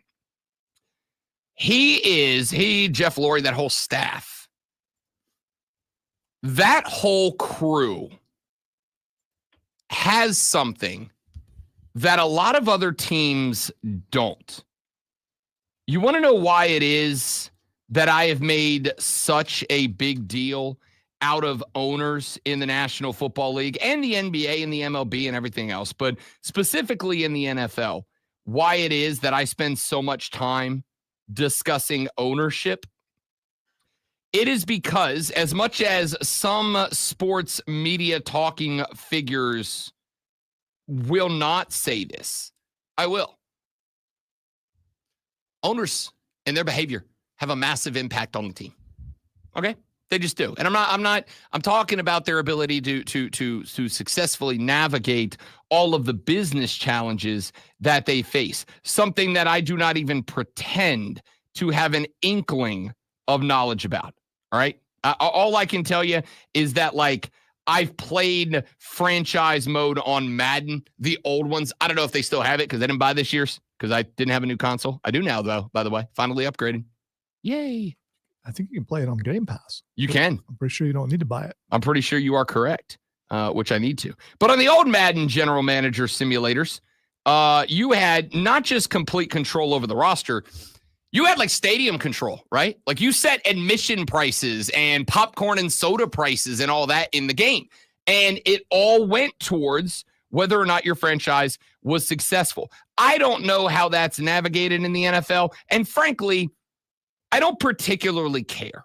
Okay. Ticket prices are one of the conversations that we just don't really get to on this show because I've told you all the NFL's a business. They're about making money. They don't care that butts are in seats. They don't care whose butts are in seats. They care that butts are in seats and nothing else.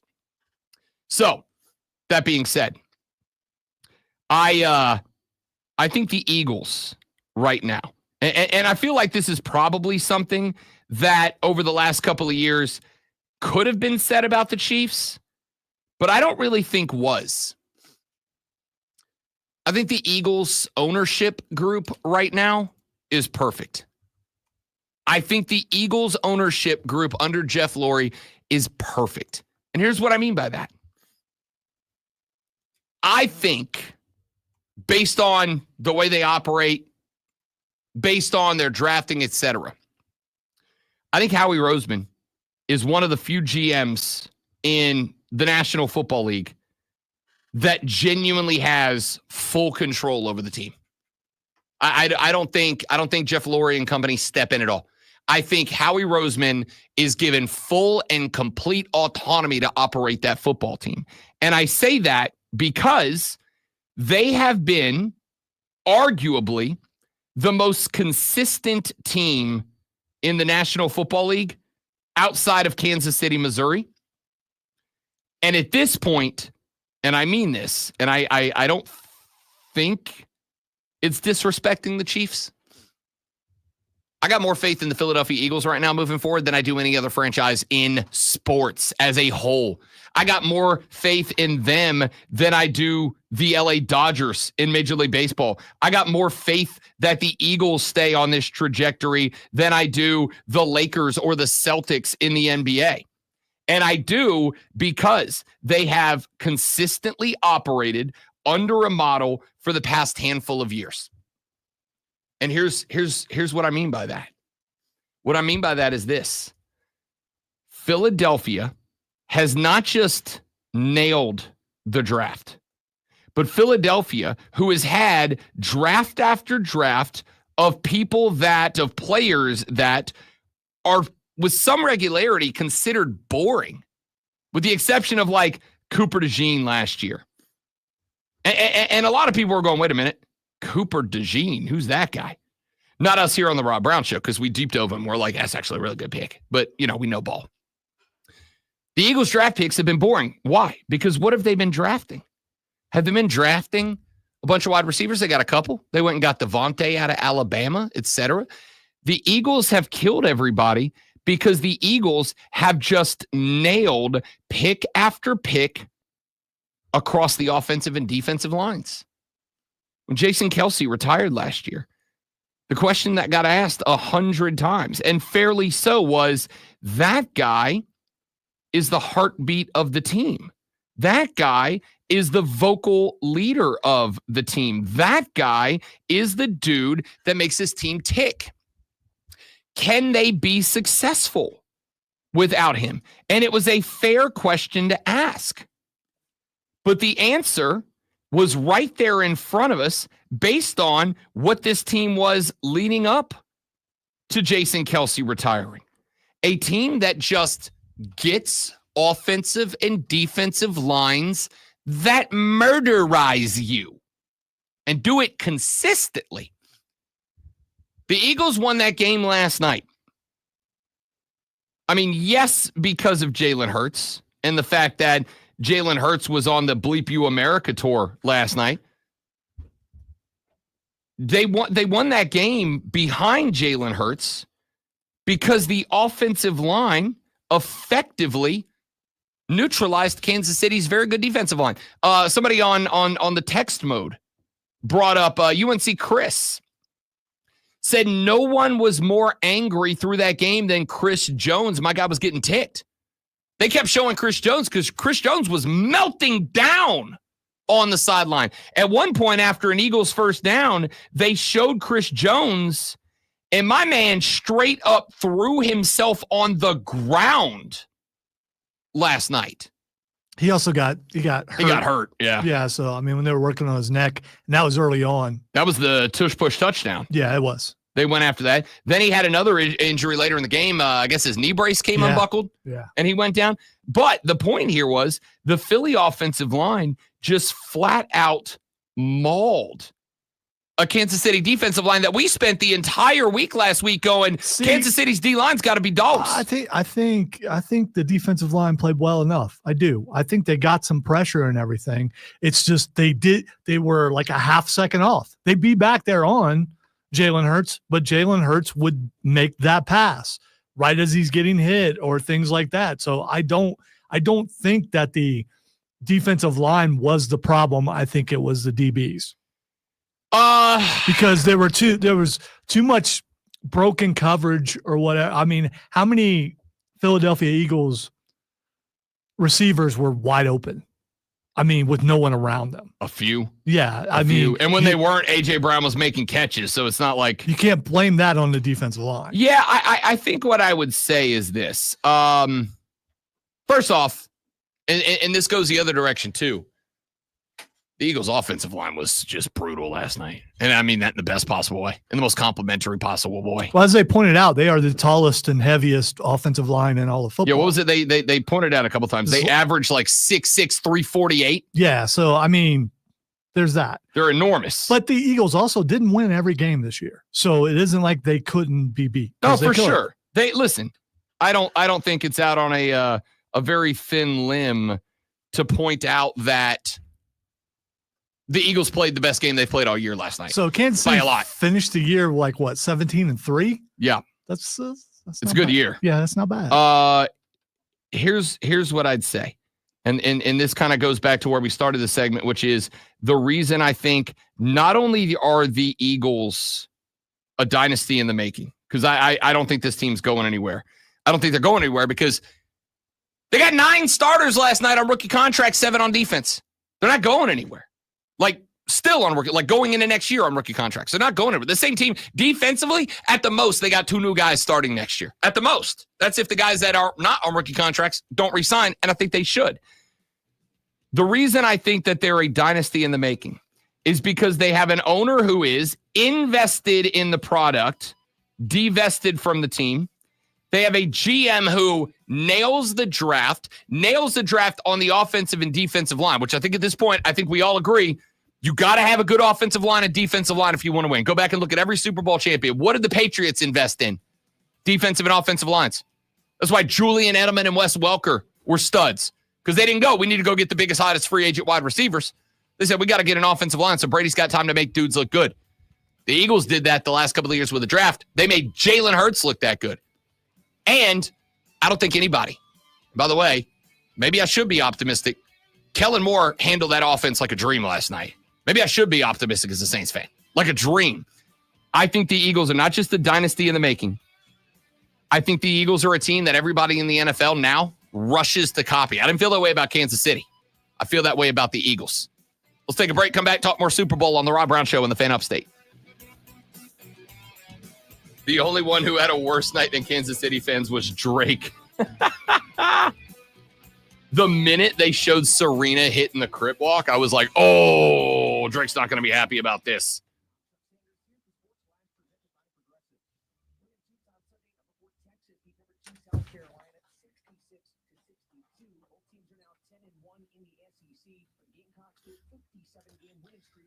Oh, baby. All right, give me 30 seconds, guys. I'm not going anywhere. I'll be right back.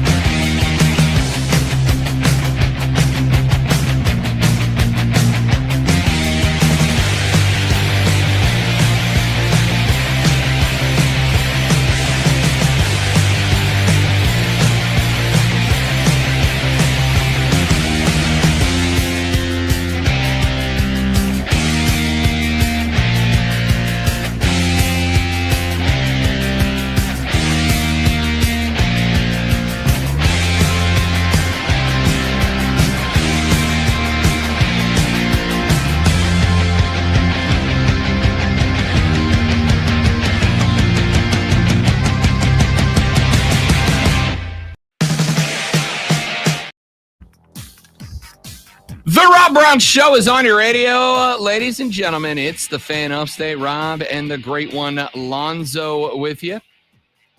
Rolling through the foremost electrifying hours. Can we talk about Drake for a second? Now I realize that I'm an old man, and I just have a question.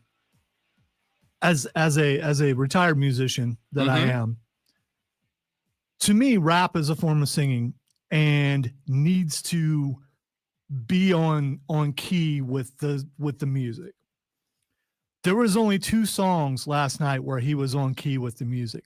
The rest, it bothered me because he was not on key with the music. The 2 songs that had the backup singers on it, he was on, and he even dropped down an octave when he actually sang and rapped on the one song. I don't know the title. That was good. The 2 songs was good. The other ones, to me, it bothered me that he seemed to not be on key with the music.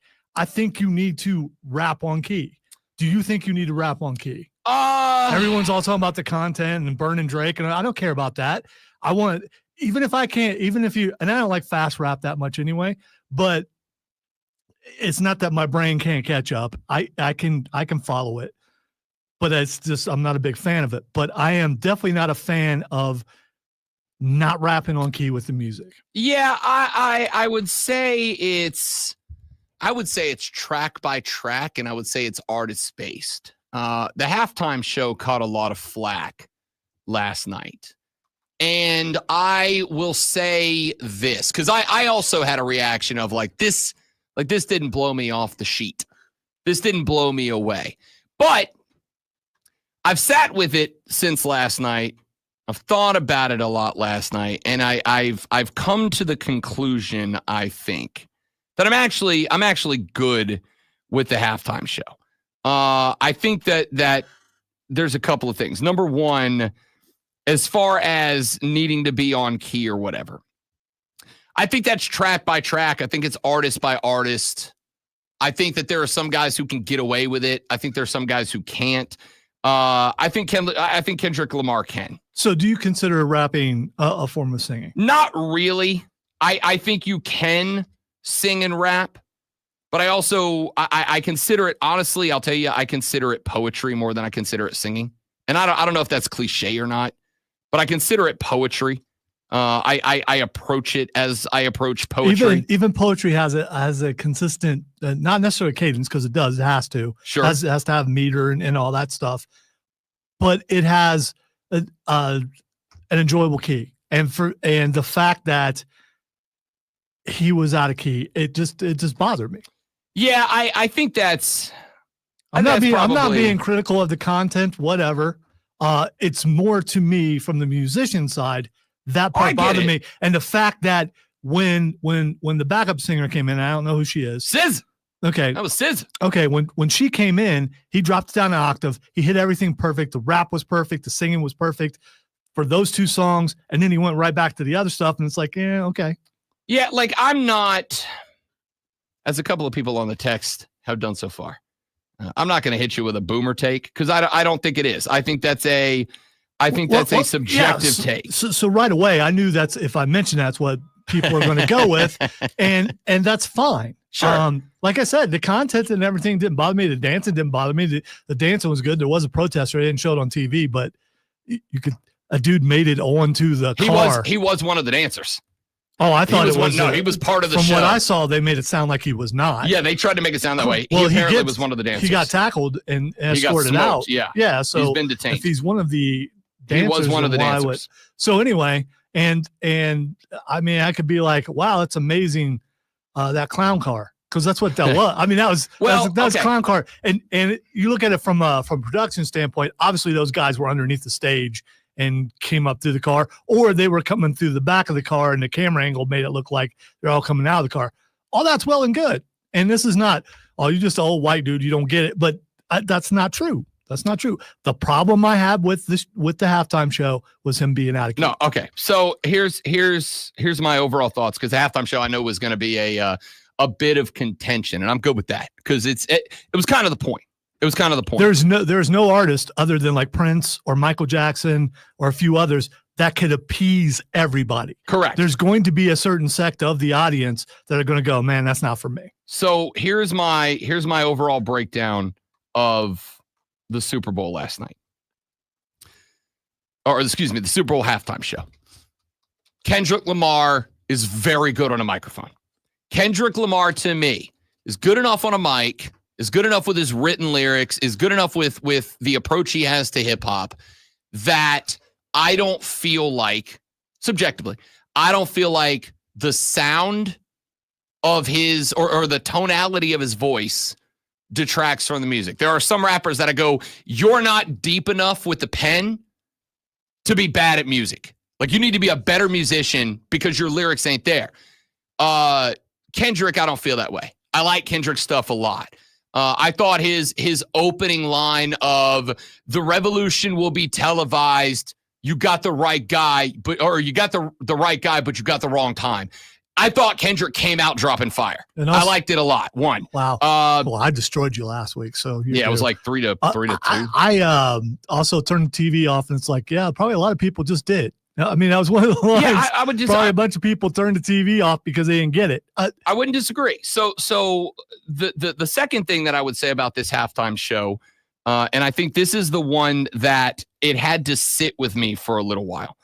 I think the second thing about his halftime show is a lot of people, not everybody, but I think a lot of people recognized very rapidly this message, because this was a very imagery based Super Bowl show, right? Like there was meaning and symbolism. This wasn't just guys getting out of a car. There was a reason for that.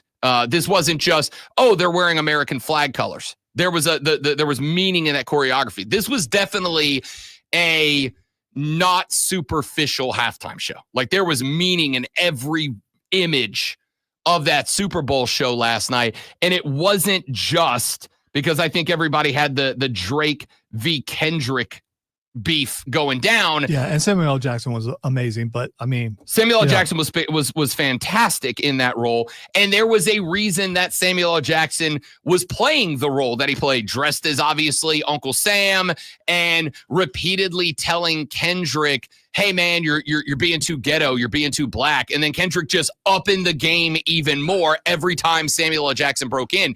There was a reason for that. There was a reason. I thought, for me, the one that I had to. So you're saying there was a political message on the halftime? The whole thing was. Yeah, okay. From start to finish. Again, I don't care. I mean, it's America. Spread your message, whatever it is, but just be on key. That's all I care about. Sure. Be on key. We got that. All right. If you were praising Satan, I probably would have a problem with that. But anyway, if they were, they probably would be on key, and he was not. So I think that was a Super Bowl halftime show that was 100% from start to finish a political message, without a doubt. Here's what I want to do after the show. I'm going to go listen to some Kendrick Lamar, and you can point out some of the songs that were on there last night. I want to see if he's off key in the recording, because I'm guessing he's not. I would ultimately say I think that was probably something that a relatively small number of people had an issue with. I'll tell you, I did have an issue with the sound.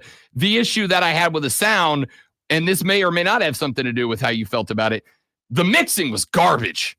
That's what the audio quality was awful. Well, that's what I mean. He may not have been able to hear, but if he was consistent the entire time, that would be different. But the couple songs with the backup singer, I keep calling her a backup singer, but SZA, that's a legend. She's not really a backup singer. Featured artist, correct, on the track. He dropped down an octave, at least it seemed like an octave, and he was right with the music. I think that the audio quality was bad.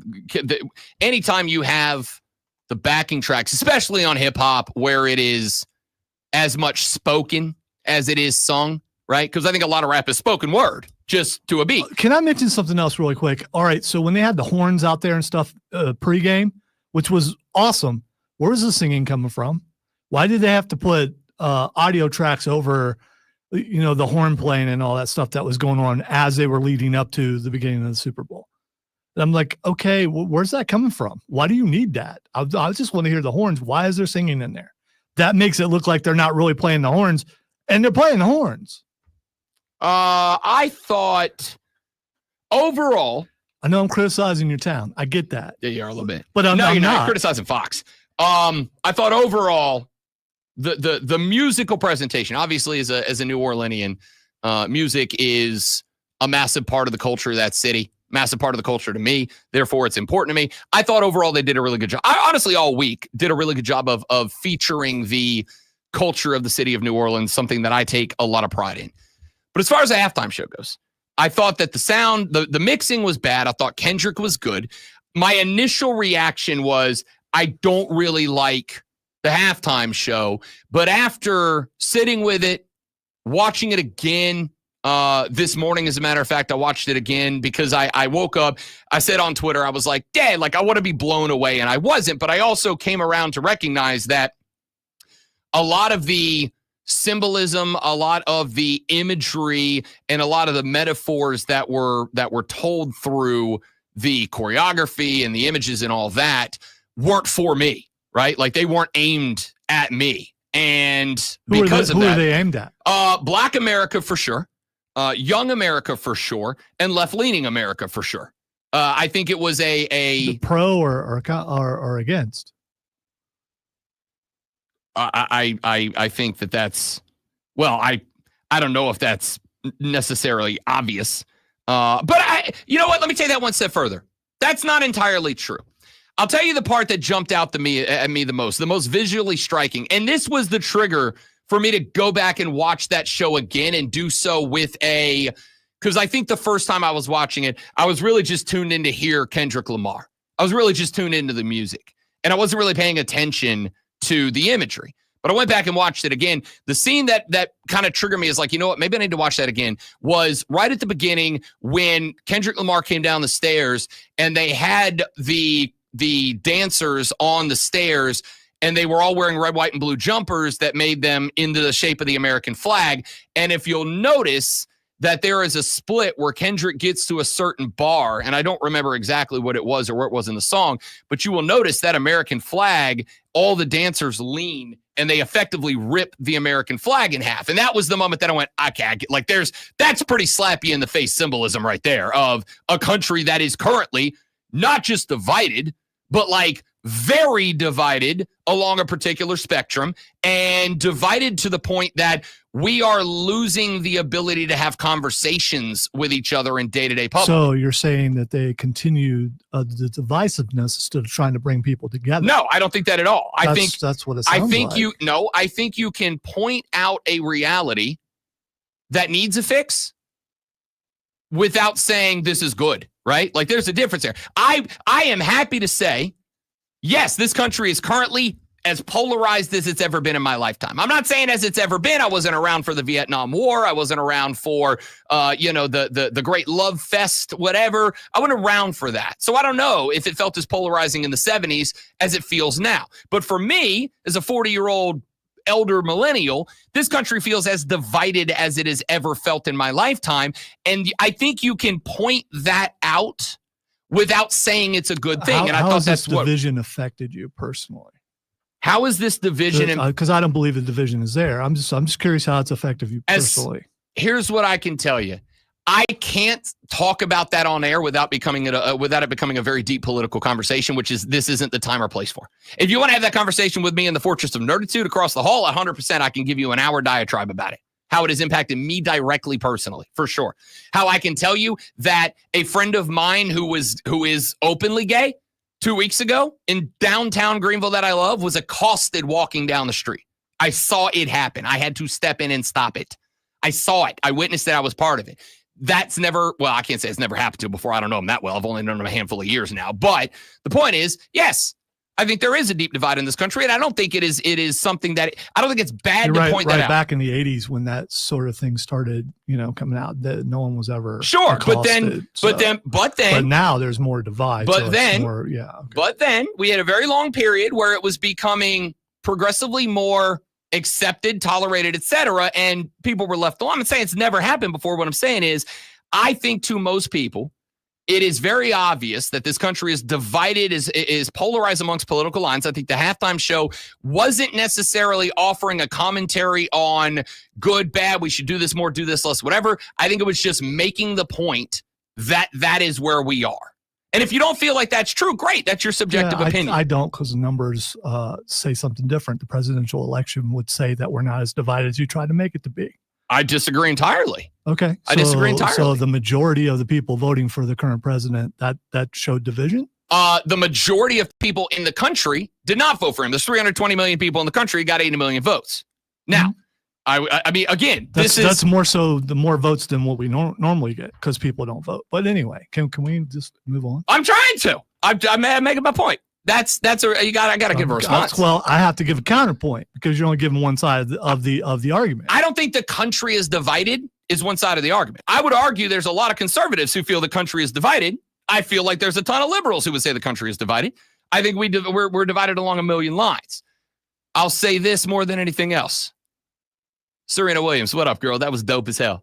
That's dope as hell, Serena. Okay. Good luck. And if you're someone who didn't understand until this morning what that was about. Serena used to date Drake. You know, I understand it now. I understood it this morning after I got online.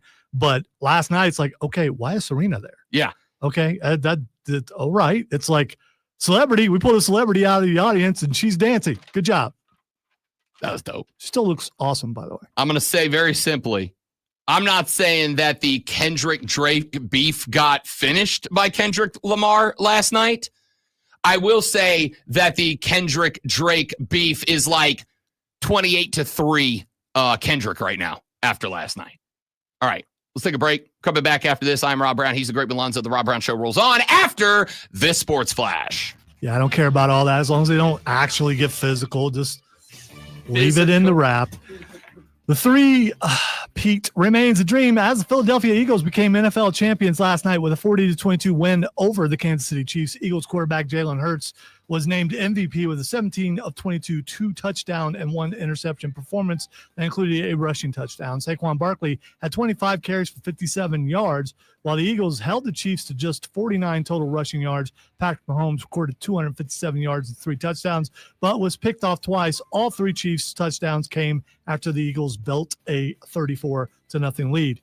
Anthony Davis' time with the Dallas Mavericks is off to a less than optimistic start as the former Laker will miss multiple weeks with a non-contact injury suffered during the Mavericks debut. It's abductor strain, whatever the heck that is. All right, tune in Wednesday night at 6:30 as Firm Paladins take on the Mercer Bears right here on the Fan.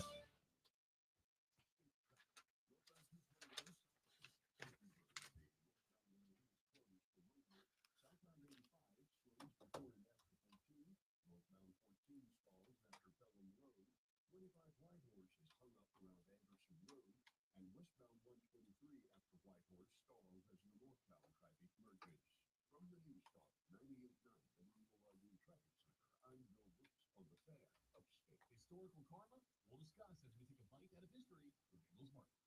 Washington, D.C. was burned down on August 24th. Yeah, Trey, the Mountain Dew thing, that was weird, dude. It's like, I mean, it was creepy seeing Seal's head on the seal. I love that he was actually in the commercial too.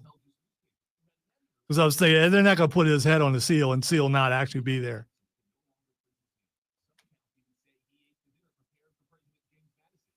We were talking before. I love the Harrison Ford thing.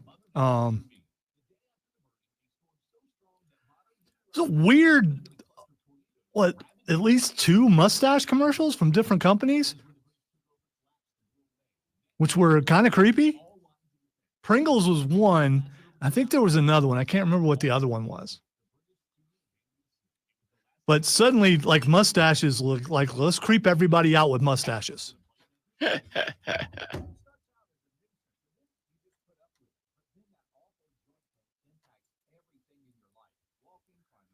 And please don't ever show James Harden without his mustache again. That was just. I didn't like that at all. Yeah. I know that was all CGI, but it just didn't look good.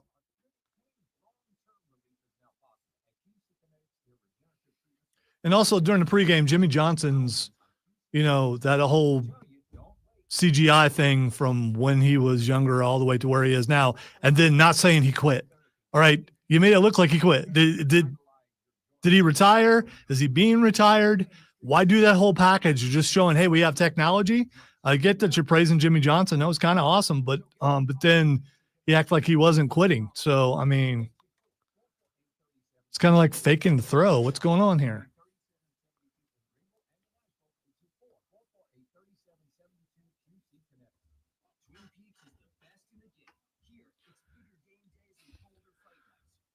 Also, I love the Dunkin' commercial. Thought that was great. Part 2 of the Duncan. Yeah, I got up and I didn't see that one. Oh, it was good. Was it was so good. And the two Chris's, the couple commercials, including Hemsworth eating a banana. That was not bad.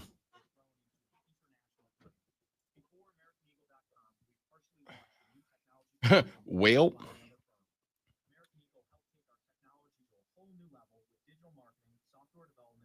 Yeah, that's the eyebrows thing. It was mustaches and eyebrows. I did like the end of the mustache commercial where Harden was like, "Can I get my stash back?" And Nick Offerman was like, "Nope, I like it." I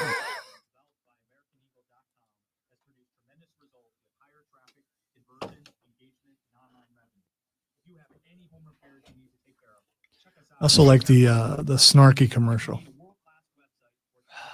What's her name? Why might I see her her face? Her husband recently died. She was. Audrey Plaza? Yeah, Audrey Plaza. I like that commercial.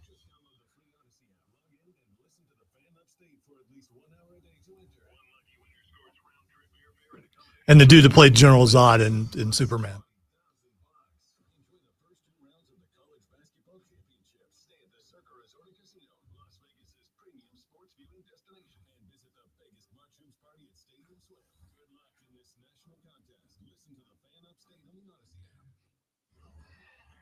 Yeah, me too. I mean, but there were teasers for trailers and then tell you to watch the whole thing online. Probably cheaper that way.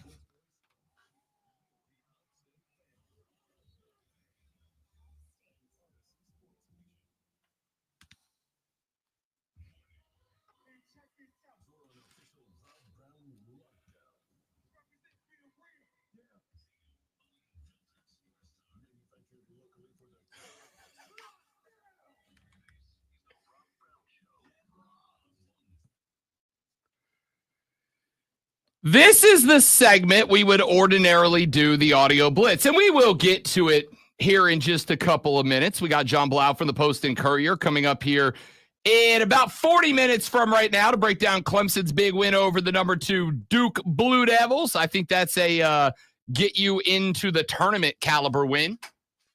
Maybe even get you in as a single-digit seed type of win. We'll get with John Blau in about 40 minutes, but P1 Armada elitist Kane checked into the YouTube chat. And obviously Kane wasn't listening. No worries. It was very early in the morning, back towards the beginning of the show. Because Kane checked in on the stream and he said, kudos to you, Rob, for breaking down all the way the Eagles were going to win and picking the Chiefs to win. So no matter what happens, you're right the next day. You are a genius. Well, first off, I am. But Kane very clearly missed the segment that I did earlier in the show, and I'm going to do it again now because I want to, but I'll do the abbreviated version of it.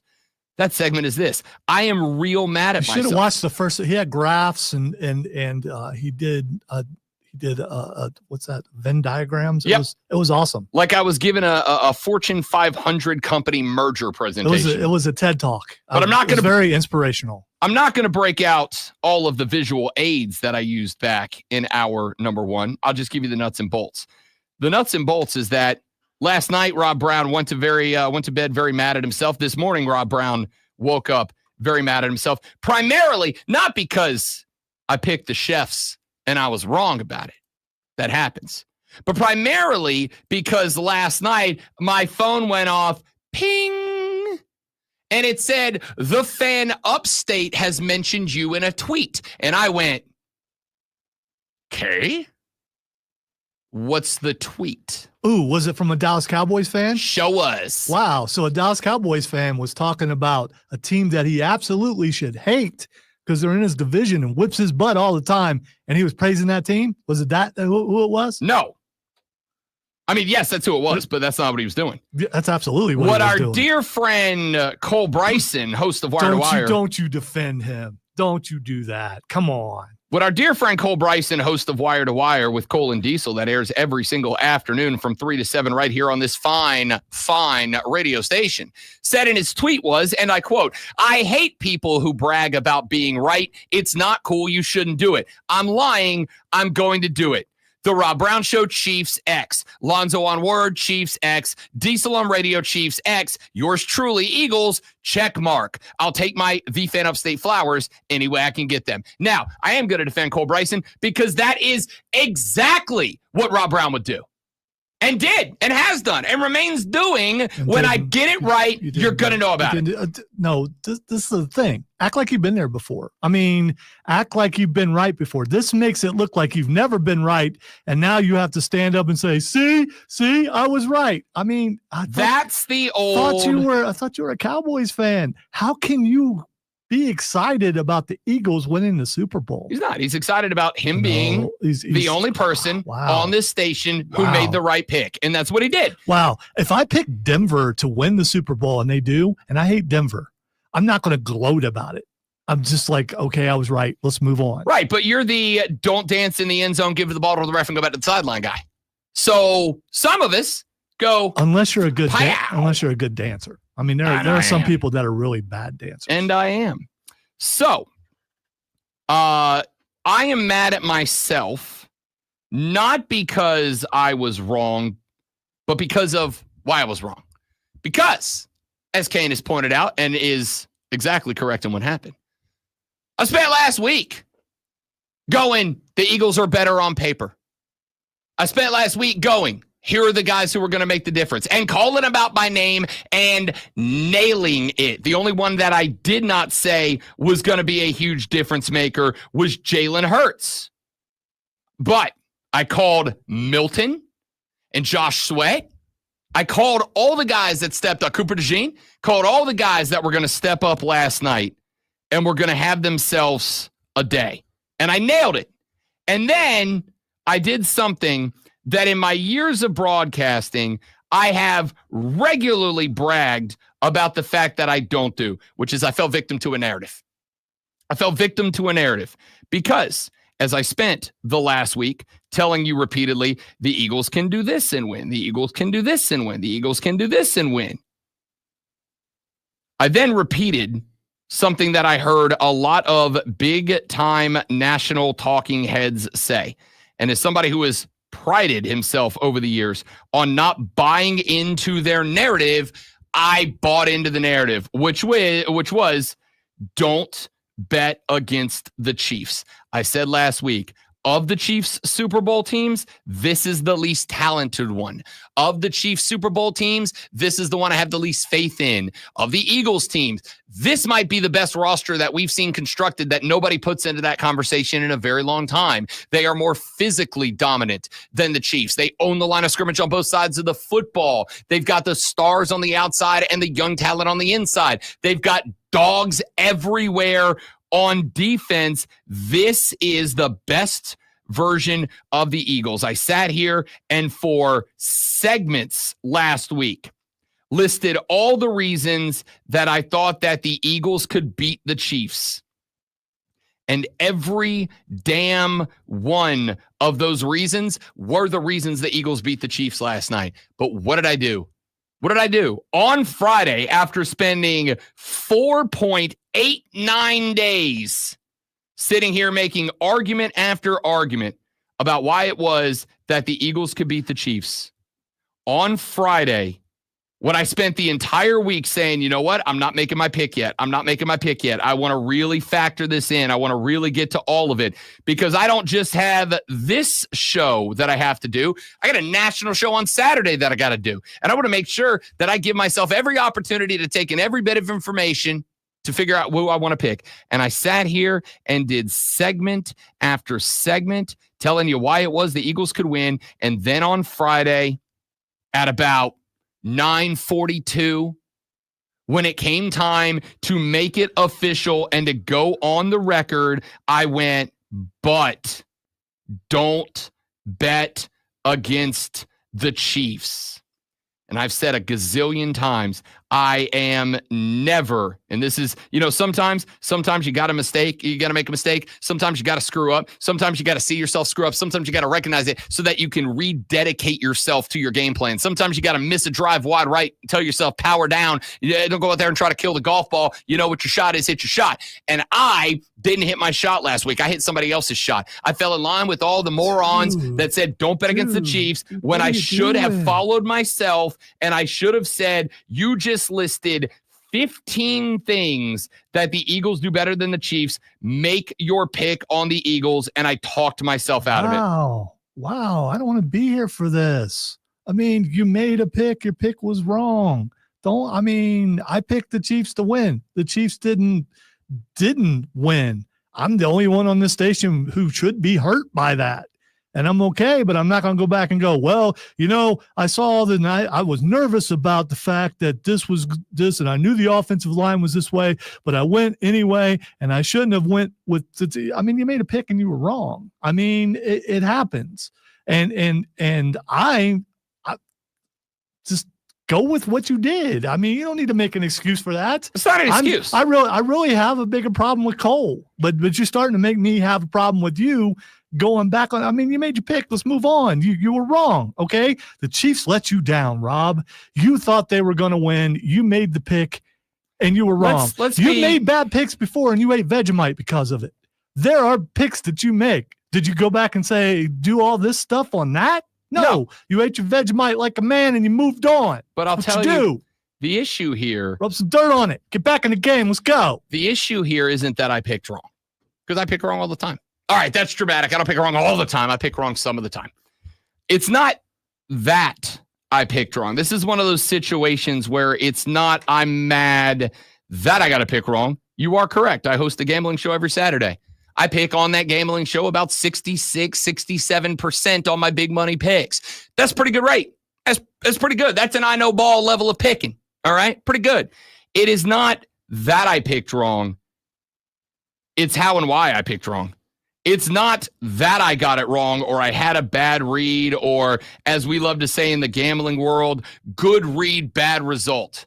Right read, wrong result. Should I apologize to you for my team losing? No. Again, okay, you got to – it's not about the loss. It's not about your team. This is about nothing but me. This is me about me. Right. And you're in the majority who on the station who lost. Right. Only one person won. But, and that was not you. That was not me. That was not Diesel. It was Cole. Cole won. Good for you, Cole. There is nothing in the world that drives me more crazy than a missed opportunity. When you realize you've missed an opportunity. When that opportunity is gone. Just out of there. When I miss an opportunity, I beat myself up about it for a very long time, because the reality is you can work hard to generate opportunities. And I like to think that that is a trait of mine.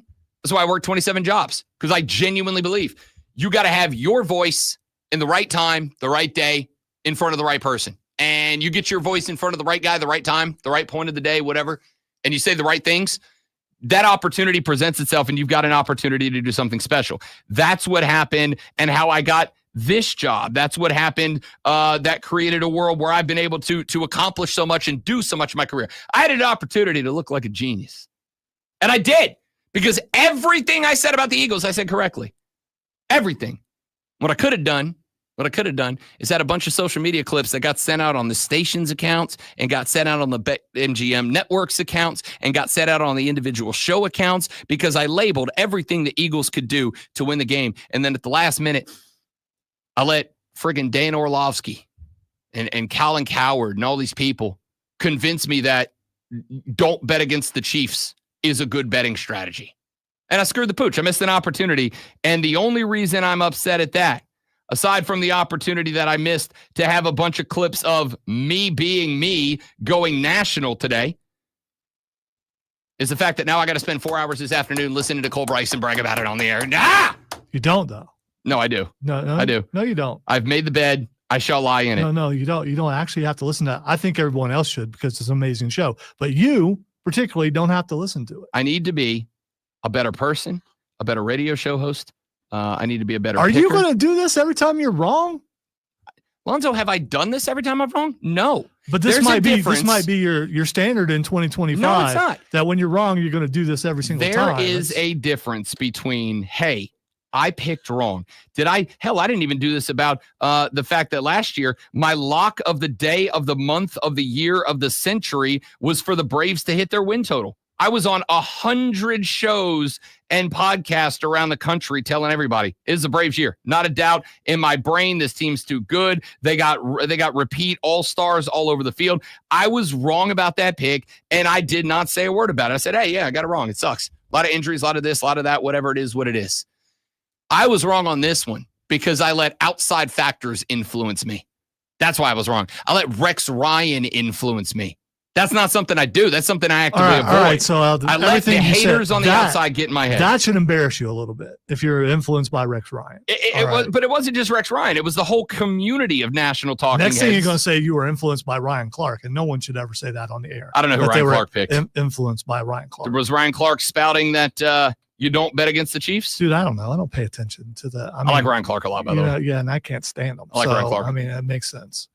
It basically comes down to I let the outsiders influence me, and that's just a problem. That's problematic. I can't do that. All right. I'll tell you what I can do. Go to break, and when we come back here in just a minute from right now, we will run a bit of the audio blitz because boy, howdy, do I have quite a bit of sound from you over the weekend. We're going to get to some of it. Then we got John Blau with the Post and Courier coming on at 8:40 to talk about Clemson's big win over the Dukies. Good to see Dickie V back in the driver's seat, by the way. We'll talk to John Blau about that dub for Brad Brownell's Tigers and where he sees them in the march to the tourney. 9 o'clock, we'll finish up some audio blitz, and it is your show in the final hour of the show. Back after this, the Rob Brown Show, the Fan Upstate.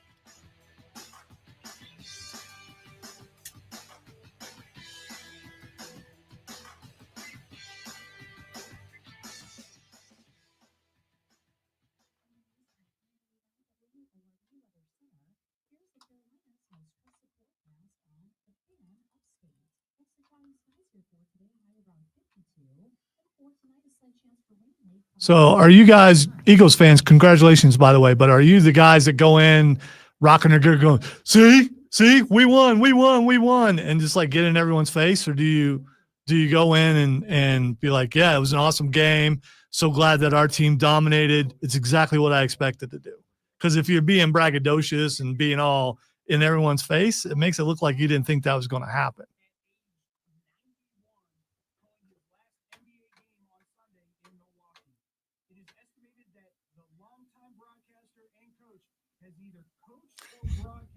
I can't tell if this is what this is supposed to be or not.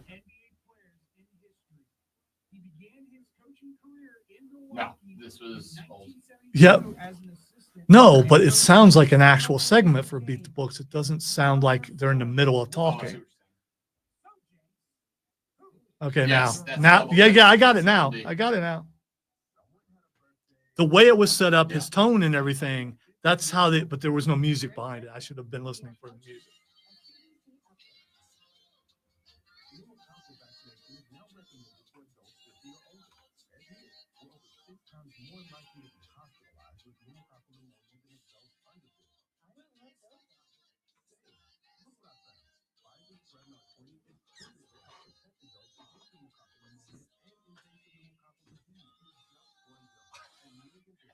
Wow. I love these guys. I was going to pee, but I waited around for that. There's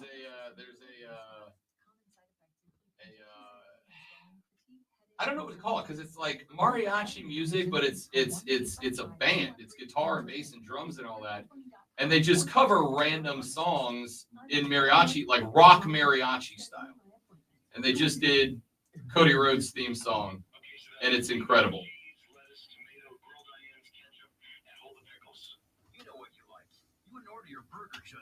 Work.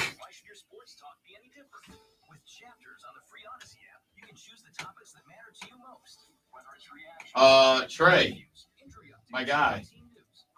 Rob Brown has been the only one trying to keep the Panther fans optimistic for the past year. I tried to tell you, this team's really close to being good. And on top of that, We'll see what you do in the draft. I think Dan Morgan is kind of following the Howie Roseman methodology.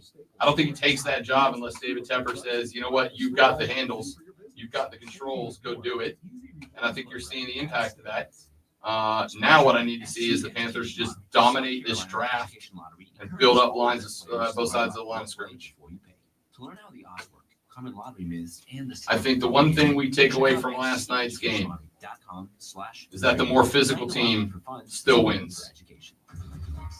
Dunk in Vegas with the Fan Upstate. Just download the free Odyssey app, log in, and listen to the Fan Upstate for at least 1 hour a day to enter. One lucky winner scores round-trip airfare and accommodations for 4 in Las Vegas, plus $20,000. Enjoy the first 2 rounds of the College Basketball Championship. Stay at the Circa Resort and Casino, Las Vegas's premium sports viewing destination, and visit the Vegas March Hoops Party at Stadium Swim. Good luck in this national contest. I mean, in fairness, everybody went toe-to-toe with Kansas City. Rise and shine, sports fans. Except the Saints. We got rocked. Grab your coffee and get a jolt of sports. But that's because we're booty.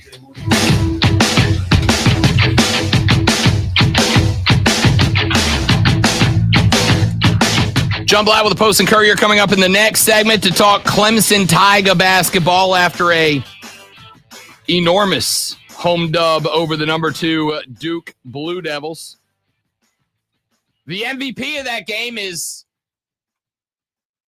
whatever trainer didn't mop the spot that Cooper Flagg took the spill on and had a travel turnover late in that game. But as the old expression goes, sometimes Cooper's butt bounces your way. Yeah, don't imply that was intentional, because no, it obviously wasn't intentional. Yeah, I mean, because nothing is rigged like that.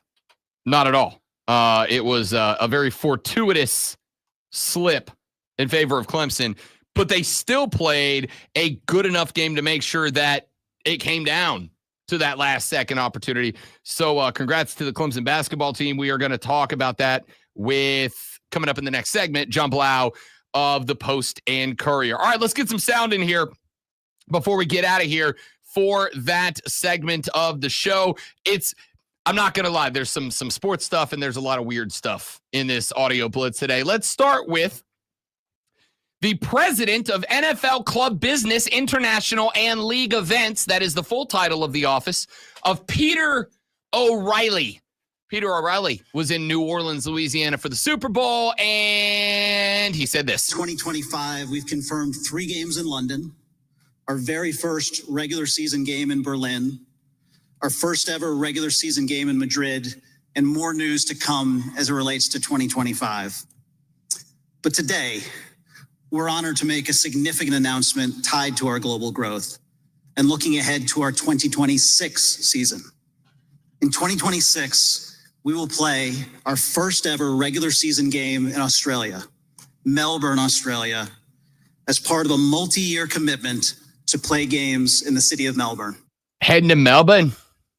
The Aussie, oi, oi, ois are getting an NFL regular season game as 2 teams will fly this time literally to the opposite side of the globe, like literally on the opposite side of the globe to play an NFL game in 2026. I will start with a couple of things. Number 1, I hope that they tell us more than a year out that this is happening, because I'll tell you right now, much as I have said, I'm putting my fandom of the New Orleans Saints on the back burner for a little while, not because of the team. I'm used to them being bad, but because my ownership is corrupt and I genuinely dislike them as human beings because they're bad people at large. But if the Saints are heading down under, so that's my excuse to take the longest plane flight of my life. 100% flying to Australia if I get a Saints game in the middle of that trip. I'll go ahead and tell you now, I'm taking 2 weeks off around that game if it happens. All right. But we'll find out exactly where they are going to end up, or who is going to end up heading to Australia. You know who had a spectacular Super Bowl week? Jameis Winston. Were you following famous Jameis? Because Fox basically said, hey, J-Mo, here's a television crew. Here's a microphone. Go have fun, buddy. They just turned this man loose in New Orleans, Louisiana, and Jameis Winston had the time of his life. But one clip in particular stood out to me. And it wasn't Jameis screaming, standing next to Shad Khan's $31 billion mega yacht asking to touch it and nothing else. It wasn't. Did he get to? No, well, they cut away. I don't think he did. Oh, okay. I think straight up, I'm not kidding. I think the staff on Shad Khan's boat, because if you have a multi-billion-dollar mega yacht, you have a staff. I think the staff ignored Jameis Winston straight up. It wasn't Jameis Winston driving a bike cart down Bourbon Street and, not a joke, running into a horse, which is a thing that happened. All right, that's one I missed. I'm gonna have to. He was driving. He literally ran into a horse. There was a so up and down the French Quarter. There's carts with the cart on the back of a bike, and a guy sits on the front and he pedals you. And then they have horse-drawn carriages, and you can take a ride on. It's like a more advanced rickshaw. Right? Yes, it's like a bike rickshaw, a bike shaw. He's driving a bike shaw down the street, but he's trying to do it one-handed and also talking to a mic when he does it. And he like cuts to the left and he doesn't see that there's a horse and buggy driving by, and he just right into the horse. And you hear Jameis from a distance go, "Oh, Lord Jesus! Oh, Lord Jesus!" It's hilarious, all right? It was Jameis Winston in a little bar at the end of Bourbon Street called Lafitte's. This is a brick and mortar building that has been there documented since the mid 1700s. This is a building that, according to legend, was actually owned and run as a blacksmith shop by Jean Lafitte, the very famous pirate that made his home waters around New Orleans, Louisiana. Lafitte's has been in business for forever. It's one of the oldest active bars in America. And they sell, as every bar on Bourbon Street does, daiquiris. Jameis went in and got himself a purple daiquiri live on camera. Now, I'm not saying Jameis had already had a couple of purple daiquiris when he got a purple daiquiri live on camera. I'll let you make that determination. My favorite drinks growing up was a purple grape Rico. I used to go up the street in my hometown in Bessemer, Alabama, to the corner store and pop me over a purple grape Rico and give me some pickled pig feet. This is taking me back to those old days, but I'm sure Pirates was smacking on some pig feet back in the day. Just like pig feet, it rhymes with the pirate Lafitte. And Pirate Lafitte got to be my cousin because this purple drink is dank. This purple drink is dank. All right, my dog, my guy. So I have a problem with him as a child drinking grape with pickled pig's feet because grape doesn't go well with pickles. I mean, the flavors, the two flavors do not mesh well. I got nothing for you. I've never had a pickled pig's feet. I had it once as a kid. So my hot food take this morning. My hot food take this morning is that the only thing that's good pickled is pickles. Nothing else pickled is good. There's nothing else that's pickled that's good. The only thing that tastes good pickled is pickles. That's it. That's the whole list. That's the whole thing. Jameis had himself a week down in New Orleans, Louisiana. Two more from the Super Bowl lead up. You know, I said in the last segment, I gave all the reasons. I gave all the reasons that Philadelphia beat Kansas City. And the thing that I'm most mad about is the fact that I gave you all the reasons that Philly could beat Kansas City. Philly did every one of those things and won, so therefore I should have picked Philly. It is what it is. I'm going to give you one more reason. I knew I should have picked Philadelphia to beat Kansas City, and that's Travis Kelce having a garbage New Orleans food take. I'm not a gumbo guy. What else is New Orleans known? The crawfish and the jambalaya. I'm just out on jambalaya and gumbo, and I like seafood. I just don't like it in a brown soup.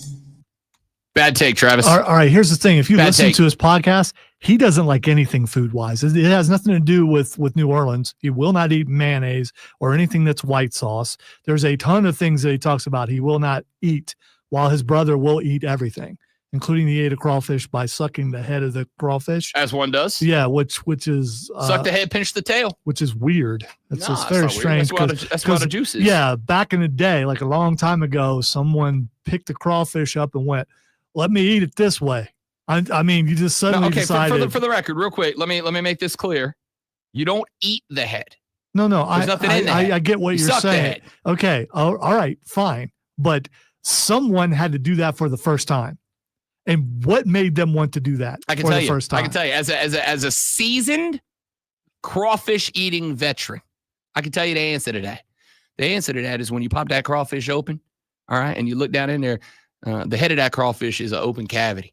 And when you look down in there, you can see the juice down in there. And that juice, because it's sitting in that boiling water, and you got all that spice and everything in there. So it's just soup. I mean, not, in the head of the crawfish, it's the juice from the boil. You just boil. which is soup. I mean, so it's been in hot water with the spices and everything. I mean, I guess if you want to call it hot crawfish soup, so you're just eating up. soup out of an animal's head. Listen, baby, listen. Let me tell you, you sucking the juice out. That's where the spice is. That's where the good stuff is. So you suck that head, then you pinch that meat up out that tail, pop it in there, you let it mix together. Boy. Yeah, and I also agree with Travis on something else. And I've talked about it before, like crab legs and stuff. If you have to do a bunch of work to get to the food, I didn't go to a restaurant for that. You do the work for me. I'm not there to go, oh, give me something to break this apart. No, thank you. You know, there's a lot of food takes that you're gonna have that I'm gonna push back. I'm gonna go, no, you're wrong about that. There's a lot of food takes. I'm gonna go, that's a garbage food take. You need to reevaluate your life. I'm not gonna do it for that one. You wanna know why? It's not because you're wrong, because you're wrong. You're very, very wrong. I'm not going to do it, Lonzo, because if we go to a crab boil, we go to a seafood boil, we go to a crawfish boil, whatever, and they bring some to you and you go, I ain't doing the work. You know what that means? More from me. More from me. You go to eat like 35 more from legs to get the equivalent of a chicken breast. No, I do want to be very clear, buddy. I do want to be very clear about this. The point of a seafood boil, this is why a lot of people get it wrong. People think you go into a seafood boil for the seafood. You're not. That's not why you go to a boil. You go to a boil because it's a social gathering. You go to a boil to stand around and drink cold beer and eat good food and talk and socialize and fellowship and spend time with other humans as a human. You go to a boil for the people. The food's just a benefit. The food is something to do while you talk. Fish or a bug? Is it more a bug? Technically, it's a bug. Yeah. So let's gather together and eat bugs' heads. Or I'm sorry, you don't eat the head. Not eat bugs' heads, lick bugs' heads. No, you don't lick the bug head. You suck the head. Yeah. Then you pinch the See, tail. I'm not saying that. So, but you why? That's what you do. Because I'm not doing Will you that. say suck a straw? No.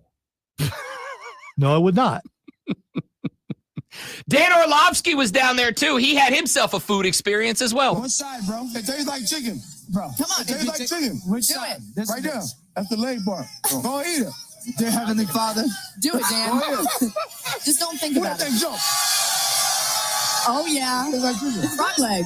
Bro, there's a bone. It's a frog bone. Yep, didn't expect that. Do you think frogs can have bones? It does taste like chicken. I told you. You like it? When you put them in the pan, though, they jump around. Dan Orlovsky's experience eating frog leg for the first time, which I will also tell you not only does indeed taste like chicken, it's also bleeping delicious. It does. I have had It's frogs delicious. legs, and they were homemade frogs legs. I mean, one of my friends' moms made them. She didn't make the frogs. I don't know that she gigged the frogs, but she took the cut. She prepared the legs. They were good. A well-cooked frog leg. I'm not kidding you. A well-cooked frog leg goes right up there with chicken wings for me. If I go to somebody's Super Bowl party and they're like, hey, we don't have chicken wings, but I got some frog legs, I'm all in, boy. I'm all in on some frog leg. I love a frog leg. So Dan Orlovsky, by the way, did you hear? I love it. You hear the shift. He starts, Jameis out here going, oh, Lord Jesus. And then he had Dan Orlovsky. Jesus was dealing with a lot of people encountering stuff in New Orleans this weekend because Orlovsky was holding the frog up. I'd take a bite and he goes, oh, or dear heaven and father, or what, dear Father in heaven. Like he was praying that this frog leg, I guess, wasn't going to attack him or something. I don't really know. Well, but maybe- Orlovsky bit into maybe that thing, and you could see the revelation that it's pretty good. He was praying he wouldn't throw up. I guess. Yeah, that's on live that's national it. television. I don't think he thought he was going to die. I think he just didn't want to puke. That is the nightmare. That is the nightmare. So good on Dan Orlovsky giving something a shot there. I think we got time to get one more in here real quick. Do you know how I know that Jerry Jones and the Cowboys are in trouble? when Emmitt bleeping Smith, who is a media hermit by and large, decides Super Bowl weekend he needs to grab a mic and go in on this team. I was done after we got smashed by the Packers over a year and a half ago. I was done there. To go through last year, I wasn't shocked or surprised. Even though we did have injuries, et cetera, never want to see a player get hurt. But nonetheless, we were not playing the best football. We were bullies. And what do I mean by that? We went and bullied Cleveland. But we couldn't bully the teams that was bigger bullies than we were. All the other teams we were supposed to beat on, we beat on them. But everyone else that was good, smashed us. The Commanders smashed us. The Eagles smashed us. Yes, they did. I mean, everyone else that was good smashed us. Made us like it. Who's your daddy? Kind of smash. When Troy is out, when Emmitt is out, and not just out, remember, again, Emmitt Smith has avoided, by and large, doing media for a very long time, came out from the shadows to criticize his team. I think the only one of the triplets that hasn't really gotten out yet is Michael Irvin, but that's only because he's the last Cowboys defender, so he's going to die on that hill. When even Emmitt Smith comes out and goes, we're done, we're cooked, I'm out. Good luck. However, he did give us a wonderful new clip. Who's your daddy? Wonderful new clip. Who's your daddy? That I'm here for. John Blau with the Post and Courier joins us next to talk Clemson shooty hoops on the Rob Brown Show in the Fan Upstate. Trey, I love that you have that memory. I love that you had the memory with your old man. My dad talked to me, never made him, but talked me into trying frog legs, and I have loved him ever since. So I love that you have that memory with your old man. That's awesome. Good for you. Most of them. I agree. They should. Jameis has got to have his own thing. Make him be Jason Kelsey's co-host. That's what they should do. I'm in for that. That is correct. Their team did bully everybody and make it look easy. They absolutely should get some credit. All right, guys, we're going to step away for a couple of minutes to get John Blau lined up. Y'all don't go anywhere. We will be RB.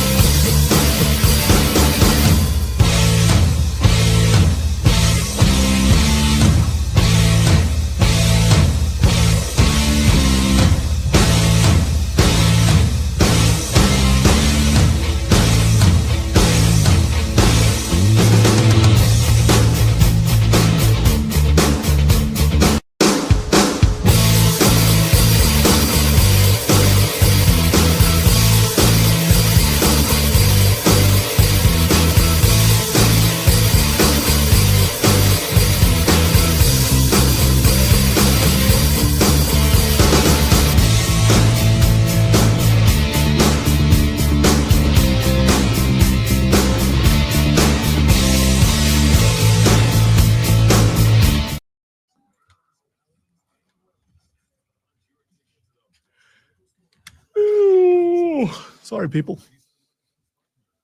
Sometimes you got the Yannis. What? I was talking to the people. Oh.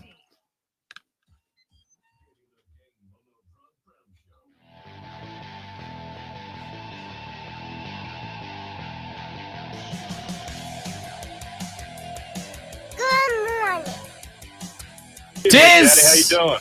a good morning indeed, especially if you are a Philadelphia Eagles fan. A pair of Clemson Tigers showing up last night on the box sheet is Jeremiah Trotter Jr. had a couple of tackles in that game. Will Shipley got onto the stat sheet with a kick return. Good day to have a couple of Tigers represented in the Big Game TM as well. To talk Clemson Athletics, joining us here on the show as he does every Monday at 8:40 a.m. A young man who covers the Clemson Athletic Department for the Post and Courier, the legendary John Blau, joining us here on the show. John, what's up, big dog? Happy Monday. How we feeling, big fella? Feeling pretty good. How you, Rob? I'm real well, bud. Did you stay up? Are you a late night to finish the Super Bowl guy, or do you call it early and catch it in the morning?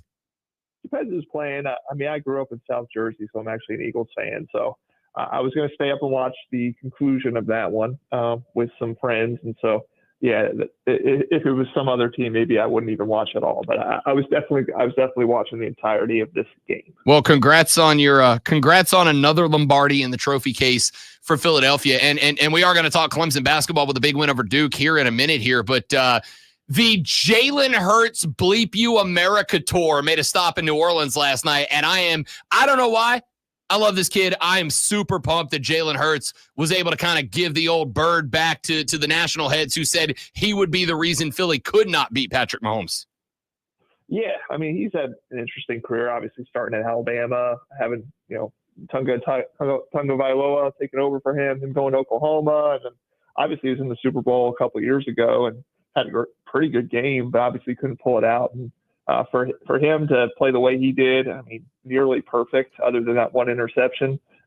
He's obviously overcome, like you said, some of the haters, some of the adversity, and it's obviously definitely a meaningful win for a guy like that for sure. We talked a little bit a couple of weeks ago in the NFC Championship game because Will Shipley got in late, had a big, long tutty run that Saquon Barkley gave him a name drop in his postgame presser. Last night, Jeremiah Trotter Jr. got out there, had a couple of big tackles on a Philly defense that was just dominant start to finish. A couple of Clemson guys getting onto the stat sheet last night. I'm sure that Dabo was happy to see that, especially considering I don't know that there's a better recruiting chip out there for the top level guys than we got a couple of boys who are making their names in a Super Bowl. Yeah, I mean, you look at the careers of a Will Shipley and a Jeremiah Trotter Jr., that they were during that 3-year period where Clemson didn't make the playoff, which is obviously was a disappointment for the program, not something they were used to. And for them and their rookie seasons in the NFL to win the entire thing, that's a heck of a story. And obviously they're each a story in themselves. Jeremiah Trotter Jr., obviously the son of Jeremiah Trotter. And I think everybody keeps circulating that picture of Jeremiah when he was just a little baby being in his dad's arms, after they win an NFC championship. And I think I saw post game that literally him and dad, they stole the Lombardi trophy so they could go around doing post game interviews. And so obviously huge for them. And Will Shipley, obviously the former 5-star recruit, obviously gave everything to Clemson. Just couldn't get over the hump, getting the playoff for him to be able to get that, have a kick return. I think he had a tackle on special teams too. For those guys to show up in that game, it's absolutely huge for Clemson. Like you said, to kind of reiterate to recruits, we develop talent, we get them to the NFL, and they achieve at the highest level. Without a doubt. John Blau from the Post and Courier joining us here on the Rob Brown Show and the Fan Upstate, talking a little college basketball now for the Clemson Tigers. And I think we gotta go back, John Blau, and talk about this win at home, 77-71 over the Blue Devils. Clemson able to kind of run away there late after Cooper Flagg took a spill and got called for a traveling, turned the ball over. Clemson was able to really kind of ice it after that. Let's start with the 36,000-foot view on this game. This is one of those quadrant one wins that I think Clemson was kind of lacking. I have blamed it on the ACC as a conference being down. There's just not as many opportunities for those quad one wins as there have been in years gone by. So this game, to me, not just the result, the game itself, but certainly with that dub, to me, Clemson's got to be a tournament team after this win. Yeah, because especially look at the couple of quadrant one wins that they have. I mean, they beat Kentucky on their home floor, which was a top 5 team at the time.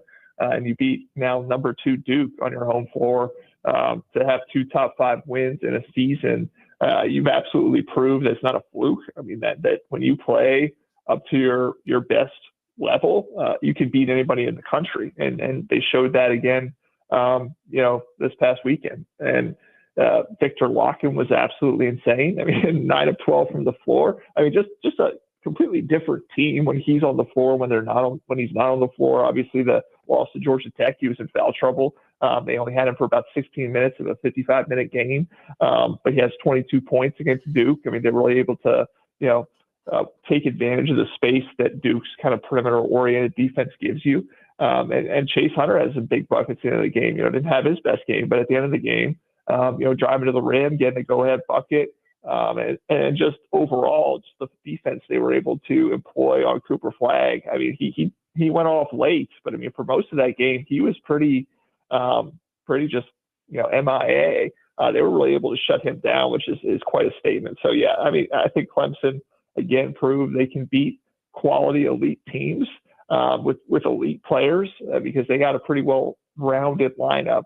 When that lineup's intact, they're all playing well. John Bilal joining us here on the Rob Brown Show in the Fan Upstate. What was the difference to you in that loss to Georgia Tech? Because it was a bit of a head scratcher. Tech's not a bad team, but they ain't Duke. So what was the difference in that loss to the Rec in Atlanta to then turn around and to beat a genuine Final Four threat in Duke the very next game? Yeah, again, I think Victor Larkin is just so important because they don't really have another center. I mean, Christian Reeves, the transfer from Duke, I mean, he's really just a developing guy, not quite ready for long, stretches of minutes, and they had to play Ian Shefflin at the 5, who's undersized to play that. They got ravaged on the defensive boards. I mean, Georgia Tech had 24 offensive rebounds. I mean, you just can't allow that number of second chance opportunities. And a game that you had a chance to win in regulation and in overtime number 1 and overtime number 2. I mean, the number of second chance points Georgia Tech was able to get, I mean, that's basically the difference right there. So they absolutely did a much better job against Duke on the boards. I think they won. I think it was 36-23. I think on the boards, and I think it was 11-8 advantage on the offensive rebound. So that is probably the biggest key. And again, Chase Hunter, I think, making shots. I mean, he missed some shots in that Georgia Tech game. Obviously, everybody's griping about the 3-pointers he took at the end of those periods. But he's made those shots more often than he hasn't. So I go back to Larkin. I go back to the rebounding, and I feel like they cleaned that up big time against Duke to win that game.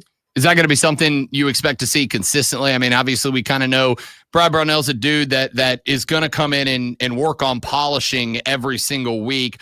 How do they, A, make sure that becomes the image of this team? And B, was there a game plan to kind of protect Victor around the rim? Maybe not allow so many guys to drive into his chest and draw contact. Was that part of what Clemson adapted to in this game? Yeah, I don't know if it's as much as that with Victor. It's just the silly fouls. I mean, Brad Brownell was talking about it post-game. I mean, there was one foul, for instance, that Victor got against Duke where he turned the ball over at the top of the key. He was frustrated. He goes and dives for the ball and absolutely, almost tackles the other guy and then ends up picking up with a foul. And those are the fouls that, Brownell has talked with Larkin about. Just kind of, when he's within himself and he's not playing out of control, he's a very good player and he doesn't get into foul trouble. When he is out of control and kind of just starting to take swipes at people because he's getting frustrated or he's not quite in the right position, that's when he gets into trouble. So I don't know if it's as much about protecting him as him just protecting himself. He seems to have that ability to not draw fouls, be pretty straight up when guys make contact at the rim. So I think that's a big deal. And then, other guys just have to pick up the slack in terms of the rebounding department as well. Chauncey Wiggins, for instance, is a guy that, Brad Burnell's been harping on for years, trying to get this 6'10" guy to rebound a little bit better. I know he was actually under the weather for most of the week leading into the Duke game. So maybe didn't get that production there, but that's certainly something they're going to be harping on for the rest of the season with Chauncey Wiggins. So talk to me a little bit about Brad Brownell, because, I got a text from a buddy of mine after that win over Duke that said losing to Tech and then turning around and beating the number 2 team in the country is like the most Brad Brownell thing that could happen. And I really kind of looked at it as like, what a microcosm for this career. John Blau, when I moved here in 2020, one of the segments I was asked to do as an audition was to evaluate Brad Brownell as the coach and ask, is it time for Clemson to move on? That was 5 years ago. Since then, multiple tournament runs, an Elite 8 run, a team that's beaten this number 2 Blue Devil team, but there just always seems to be those little hiccups. Was that Georgia Tech loss, hey, it's college basketball, everybody's going to lose a couple? Or was that kind of that kick in the butt moment that this basketball team maybe needed as we get closer to the ACC tournament? Yeah, just the way they played this year, though, I don't know if this is much, Brad Burnell, chink in the armor type deal, as like you said, just kind of that's basketball. Every now and again, you're just going to not play as well, and you're going to maybe not hit certain shots that you have hit. So I guess beating Duke the next, few days later, I think that kind of, shows you that this isn't a team that's as susceptible as others. Obviously in the non-conference, they lose a couple of really tight games to South Carolina and Memphis too. But I think overall, when you're looking at Brad Burnell's career, it's Clemson. He's not going to be able to recruit the 4 and 5 stars in some of these elite programs. They're able to recruit. He's developing talent. That's what he has to do. And sometimes there's going to be growing pains for certain players like a Chase Hunter or Hunter Tyson, a PJ Hall, those guys. Obviously PJ Hall is a higher ranked recruit, but there's been ups and downs for those guys, and you're kind of wading through those. And obviously, it also integrating a lot of pieces from the transfer portal. He's not he's kind of closing the gap there by being able to recruit some guys from the portal, but then you got to mix all that talent together. So I think he works with a set of circumstances that not every coach in the country does, and sometimes.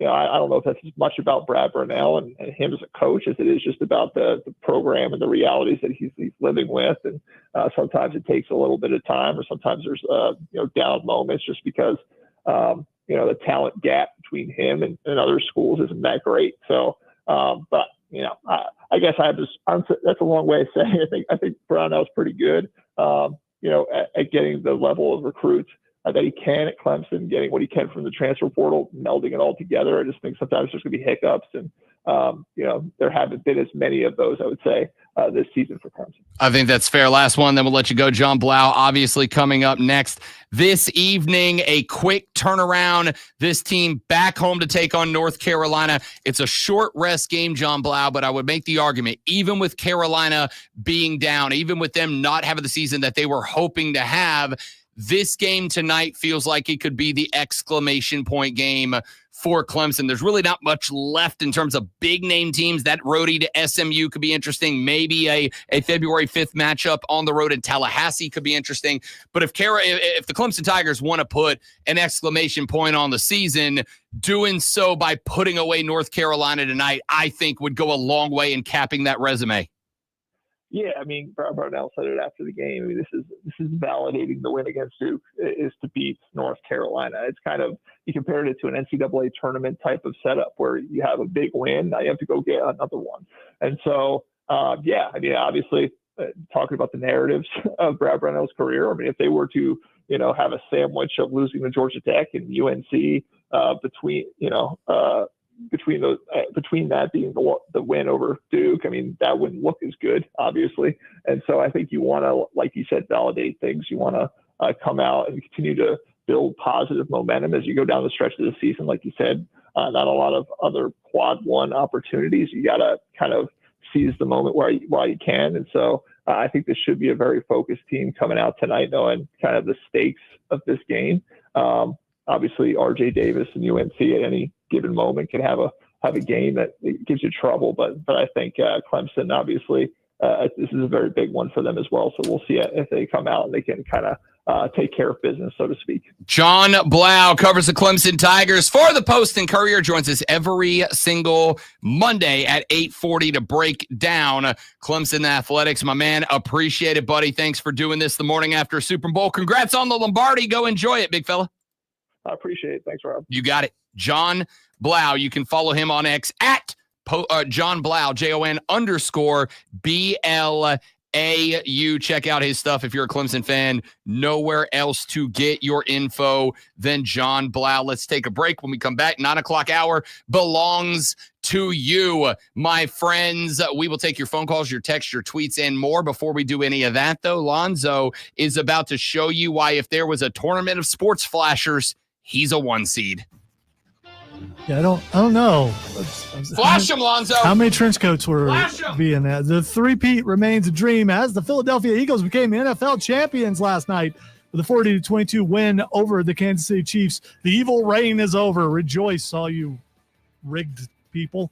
Eagles quarterback Jalen Hurts was named MVP with a 17-22 2-touchdown and 1 interception performance that included a rushing touchdown. Saquon Barkley had 25 carries for 57 yards, while the Eagles held the Chiefs to just 49 total rushing yards. Patrick Mahomes recorded 257 yards, 3 touchdowns, but was picked off twice.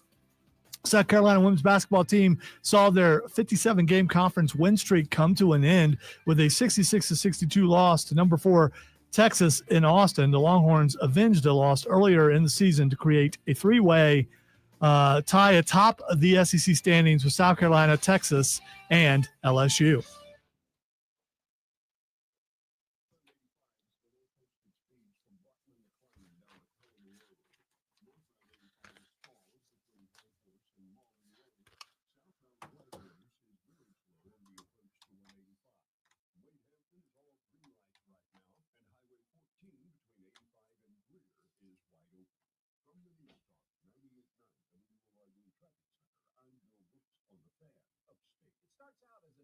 I hope so, James.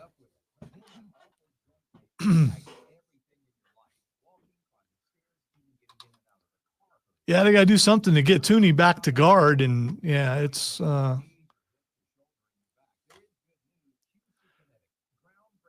they've had really good offensive lines, and then they don't stay together. I mean, those guys end up going to get more money somewhere else.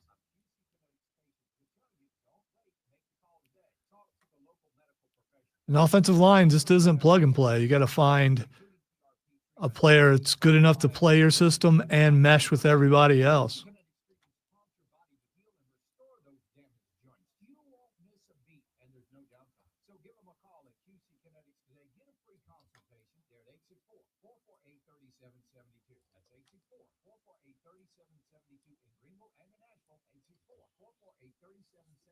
That's the other thing. You don't know how many of the players will be sticking with Kansas City. I guess you can go and do a deep dive into who are free agents and all that kind of stuff. You don't know who's going to stick with Philadelphia. There's still not nearly as much movement in pro football as there is in college football, though, which is weird to say.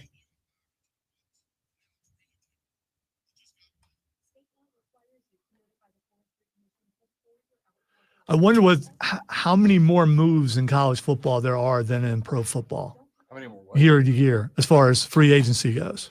Oh, there's like 15,000. Right. I was going to say it's at least, 10 to 1 or something like that?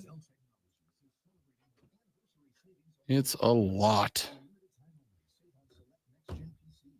Yeah, I know. There were some drop balls that shouldn't have been dropped. It was D-Hop had a bad one. Yeah, it was. I mean, he was wide open. Yeah. That was bad. He had 20 more yards to go. You know, some of the passes. Well, one of the passes Kelsey dropped, he shouldn't have, and then I think there was 1 or 2 more he should have caught them. Oh no, he shouldn't have caught them because they were bad passes. Mahomes missed a bunch too. He did, and then like the one interception, his lineman went. He straddled his lineman's leg as he was throwing it. It's just, Someday you'll see things my way. 'Cause you never know when it's going to go. Someday you'll see things my way. Cause you never know when you're gonna go. Limp Bizkit on the deck today. You know, maybe the blow is a little bit lessened for me this year because Ohio State did win the national championship. Yeah. So, I mean, that's, so one of the football goals was met this year. The other one, you got to the dance. You just couldn't finish it. Tough dance to finish. Tripped on your way to the dance floor with the girl. Well, got a concussion. Yeah. Have no idea what happened. I would go, you left the girl that you brought looking for something better. Right. You did.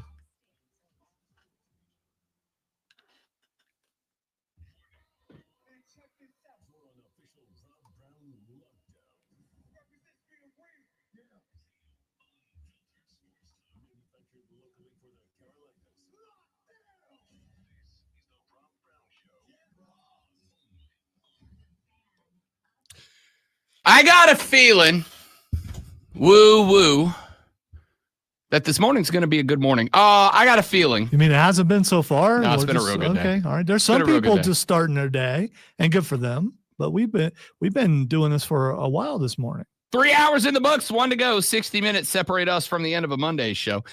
I got a feeling that the National Football League is about to change a little bit. Those of you that over the past handful of years have lamented the fact that the NFL has lost its toughness, lost its physicality, lost its grittiness, I think that you're about to get your wish.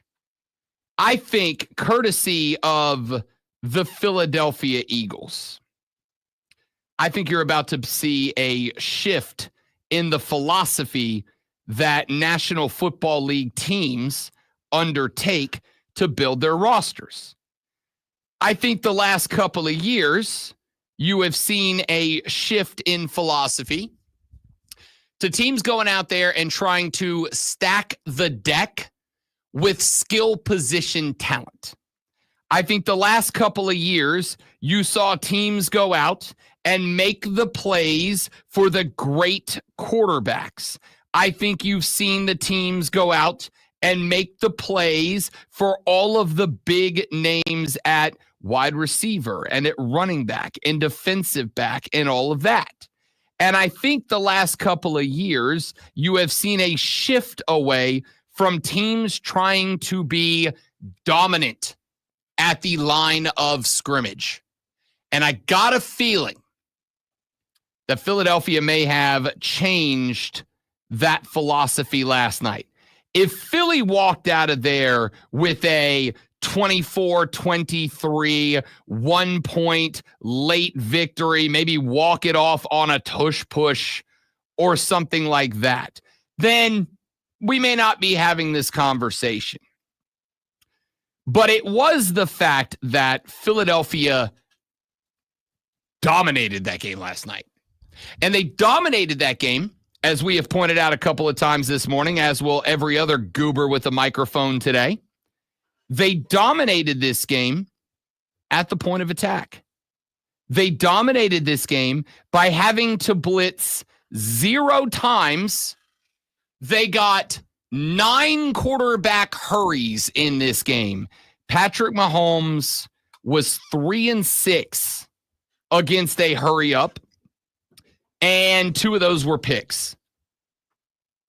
The Philadelphia Eagles last night won this game by winning at the line of scrimmage and giving Jalen Hurts time to play in the pocket, and also when the pocket did collapse, ordinarily 3 or more seconds into the play, by having the pocket collapse internally, which meant that Jalen Hurts had running lanes available. The pass blocking scheme of the Philadelphia Eagles was not just to create a clean pocket around Jalen Hurts. It was to create a clean pocket around Jalen Hurts with a run lane option open at any given moment. And Jalen Hurts was taking full advantage of that. On the flip side of the ball, and this is something that I think was impacted by the way that the Eagles' offense worked and the way that they got out to a quite hot start. The Kansas City Chiefs did not run the ball last night. And when I say didn't run the ball, I mean like hardly at all did they not run the ball last night. Patrick Mahomes had the most carries on this team last night. Patrick Mahomes had 4 carries. Kareem Hunt had 3. Isaiah Pacheco had 3. Samaje Perine had 1. They had 7 carries of the football by players who were not Patrick Mahomes last night. Why was that? Because Philadelphia early in this game, I'm going to start it with this, because I genuinely believe after watching this game, Kansas City came into this game thinking, something I told you a bunch of times last week, that they can get pressure without running the blitz. I pointed out a number of times that the blitz rate for the Eagles was 13th in the league. 13th. It felt like it was higher than that. But Vic Fangio doesn't blitz all that much. Vic Fangio, the defensive coordinator for the Eagles, blitzes if and only if his defense is not getting pressure on the quarterback and they're getting diced. I think Kansas City came into this football game last night with the game plan of, until they start blitzing, we believe in Patrick Mahomes' ability to extend plays, get outside of the pocket, and improvise us into greatness. And instead, what happened on the first 2 Kansas City drives was that the Eagles' pass rush, which had 0 blitzes involved in it. Actually, I don't think they blitzed in this game at all. I think that's the wildest stat. 0 blitz. Didn't have to. They created so much havoc that Mahomes was running for his life from a 4-man pass rush. And so Kansas City, I think, came into this going, we're going to throw the ball. We're going to throw a lot because we do not believe that their pass rush without a blitz is going to be able to stop Patrick Mahomes. And what happened was they did. And by the time the Chiefs were able to look and recognize that Philadelphia was owning the line of scrimmage with the defensive line and that they were going to have to run the ball, they were down 17-0, and every drop of momentum at that point, every drop of momentum belonged to the Philadelphia Eagles. The Eagles won that game. We can talk about A.J. Brown, 3 catches, including a big tutty. We can talk about Jalen Hurts and the fact that he has now had 2 Super Bowl appearances and has played exceptionally well in both of them. 1-1 in those Super Bowls. We can talk about that. But if you want to talk about where it was and how it was that the Philadelphia Eagles won this game, the answer is the line of scrimmage on both sides of the football. That's where they won and lost this game. So, to me, when you look at the draft classes that general manager Howie Roseman has put together so far for the Eagles over the past couple of years, they have dominated it by doing 2 things. Number 1, they go get the best players from the best college football programs. This is why there's the joke right now about the Philadelphia Bulldogs, because they got like 9 Georgia guys on there. Why is that? Because they go get the best players from the best programs. And over the past 5 or 6 years, the University of Georgia has been the best football program in college football. So they bring guys out of it. They got a bunch of Alabama guys, including their quarterback and their number 2 wide receiver. Why? Because for a bunch of years, Alabama was the best football team in college football. They go get the best dudes from the best programs. And the second thing they do in their path to nailing the draft is they get big and they get good linemen on both sides of the football. They get Jalen Carter. They get Josh Sweat. They go get Milton Williams. They go get guys, edge rushers, defensive linemen, offensive linemen that are big and are talented, because that is a position that isn't sexy in the draft. How many of you, with the exception of guys that are picked inside the top 5, how many of you have watched your NFL team with a late first round or a second round pick draft an offensive guard, draft a defensive nose tackle, and you're like, I got to get on Twitter and celebrate this pick right now? Not very many of you. They're not sexy picks. And unfortunately, a lot of general managers and owners have the mentality of, let's go get the sexy guys out of college. That's a weird way to phrase that, and I regret it. Let's go get the wide receivers. Let's go get the quarterbacks. Let's go get the running backs. Let's go get the defensive backs, the cornerbacks. Let's go get the guys at the positions that sell jerseys. And we'll worry about the offensive linemen, the defensive linemen later. The Philadelphia Eagles have taken the opposite track. And I think what got proven last night above all else was that even in the NFL, even at the highest level of American football played on the face of planet Earth, even when every NFL player, yes, even that one that you think stinks, is in the top 1% of football players on planet Earth to have ever lived, physicality still wins. Dominating at the line of scrimmage still wins. The Eagles put together, even with the loss of Jason Kelce, a guy that his teammates called the heart and soul of that team, the locker room leader of that team. Even without Jason Kelce, because he stepped away and retired, the Philadelphia Eagles still had what many of us consider to be the best offensive line in American football this year. They have spent the last couple of years building up what might be the best defensive line in football. I think the best defensive tackle in football is Chris Jones. What did Chris Jones do last night? Not much. Why? Because the Eagles' offensive line attacked him at the line of scrimmage. They did not play back and away from him and allow him to dictate the game. They got after him from the opening frame forward. And that guy was a non-factor. The best defensive lineman, arguably in the entire National Football League, was not a factor last night. On the flip side, the Chiefs' offensive line, and we can chalk it up to injuries. They've had a lot of them the last 2 years.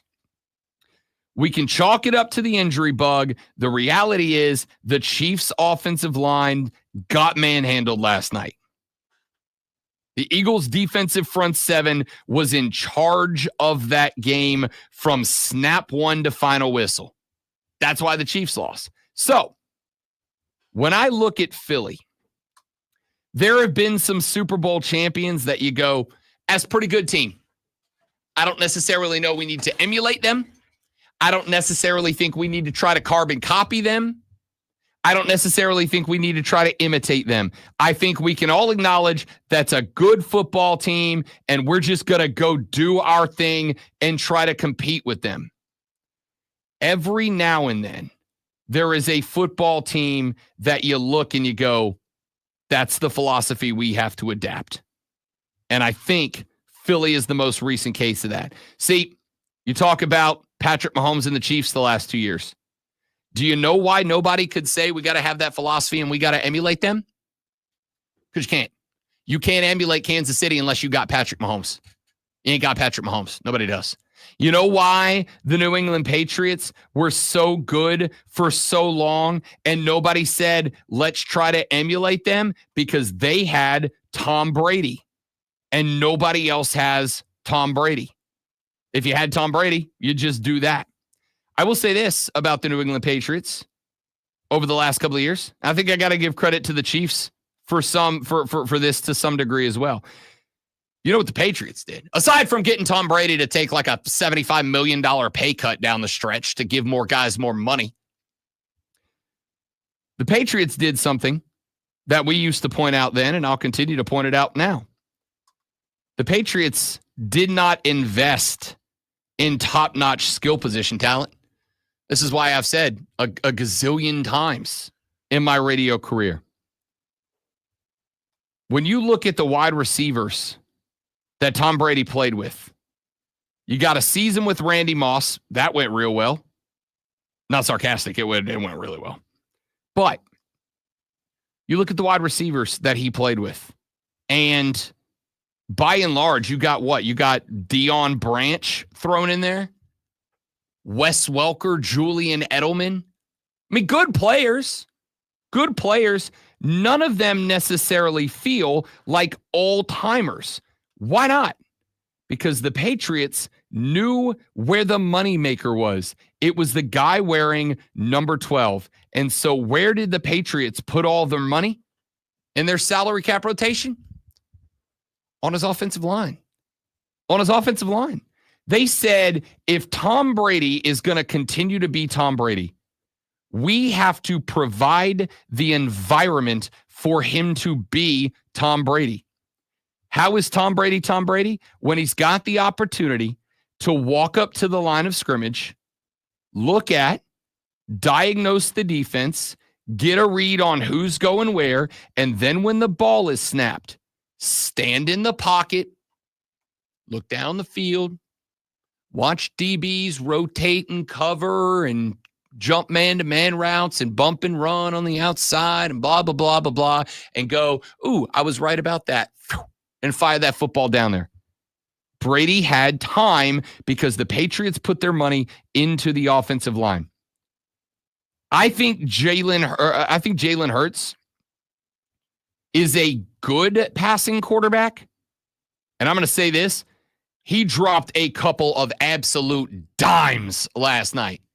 There's a couple of throws that Jalen Hurts makes very well.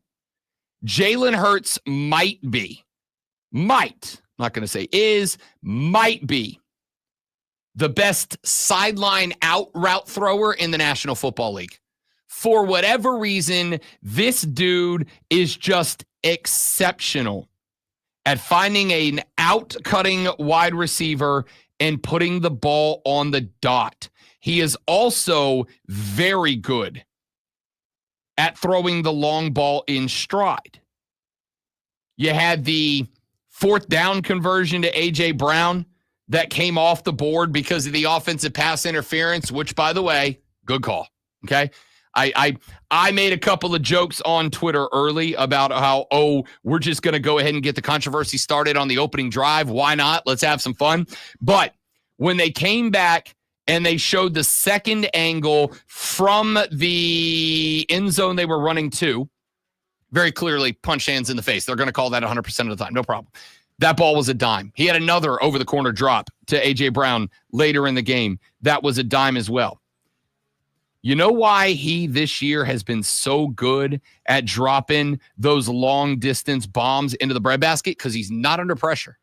Because he can stand back there and take and make a throw. And I think, unlike the Chiefs, who you can't emulate because they have Mahomes and you don't, unlike the Patriots that you can't emulate because they had Brady and you don't, you can emulate having a Jalen Hurts. You can emulate the Eagles. How do you do it? You draft defensive linemen, you draft offensive linemen, and you fill in the skill positions with free agents from all that money that you save by having all your starters, 9 of them last night, playing on rookie contracts. The Eagles have just started a trend where I think NFL teams are going to go back to focusing on owning the line of scrimmage. Those of you that say football has lost its toughness and its grit, you can thank the Philadelphia Eagles because you're about to get it back. We're about to be back on the Rob Brown Show after this. It's the Fan Upstate.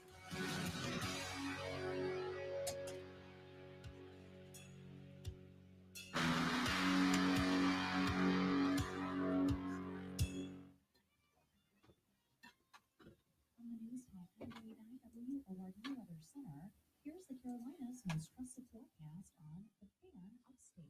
Trusted quality skies for today, high around 52. And for tonight, a slight chance for rain late, cloudy about So, Friday, after the show, I went home.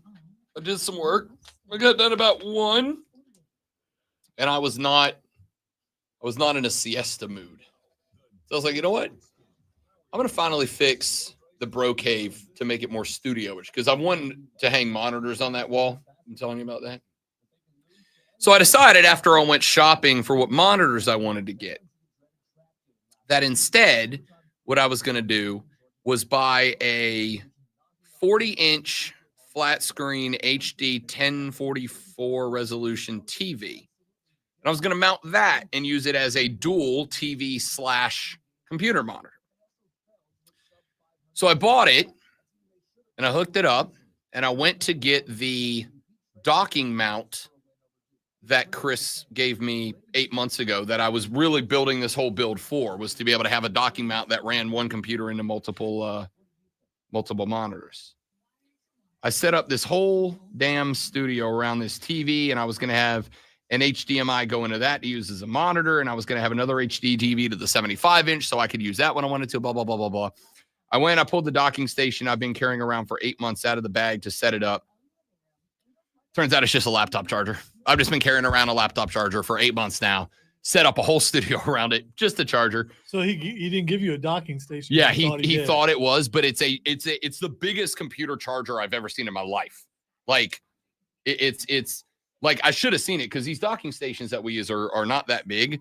Bro, the brick on this charger, I'm not kidding you, was this big. Like it's enormous. So I pulled it out and I'm like, oh, this must be, I assumed it was one of the old ones and that's why he gave it to me because it wasn't being used. I set it up. I went to plug this in. I'm like, oh, this is just a charger. So first world problem, I only have one HDMI out of my computer into the monitor now, which worked great. Did you talk to him about it? Yeah, I texted him. I'm like, buddy, I want you to know this has been sitting on my desk for 8 months waiting for me to set it up. Because I texted him earlier in the day when I was out monitor shopping because I was like, all right, do I get one big, do I get 2 medium, or do I get 3 small monitors and run them in a line? And so I texted him to be like, how many HDMI outs does this docking station have so that I can figure out the right monitor setup? I didn't look before I left the house. And he's like, well, if it was one of the old big ones, it has 2. If it's one of the new ones, it has one HDMI and one, I forget what the new one's called, but it's like a new form of monitor that is basically, it lets visual information flow better. So it makes your display more crisp on whatever monitor you're using. He's like, it's got one of each. So I was like, okay, I'll run the really high res to the big TV because I basically use that to like stream games on the big TV, and then I'll use the lower one, whatever. So that's what I decided to do. I set the whole thing up, and then I'm like, this is a charger. And he's like, been looking for that. I was like, well, turns out I got it, buddy. For the last almost a year, it's been on my desk. But he said he's going to get me a new one today. He said, I got a couple of extras. I'll give them to you. But I'm going to tell you, it's very nice now because I can, when I'm doing like the Saturday show, I can use the bottom half for a monitor for the TV, and then I can have websites up top showing games so I can look at the wall. And B, now when I want to play video games at night, I can still put games up on the TV on the wall and have them on in the background. And when football season rolls around, that has now increased or when March Madness shows up, that has now increased my television total in the Bro Cave to 6.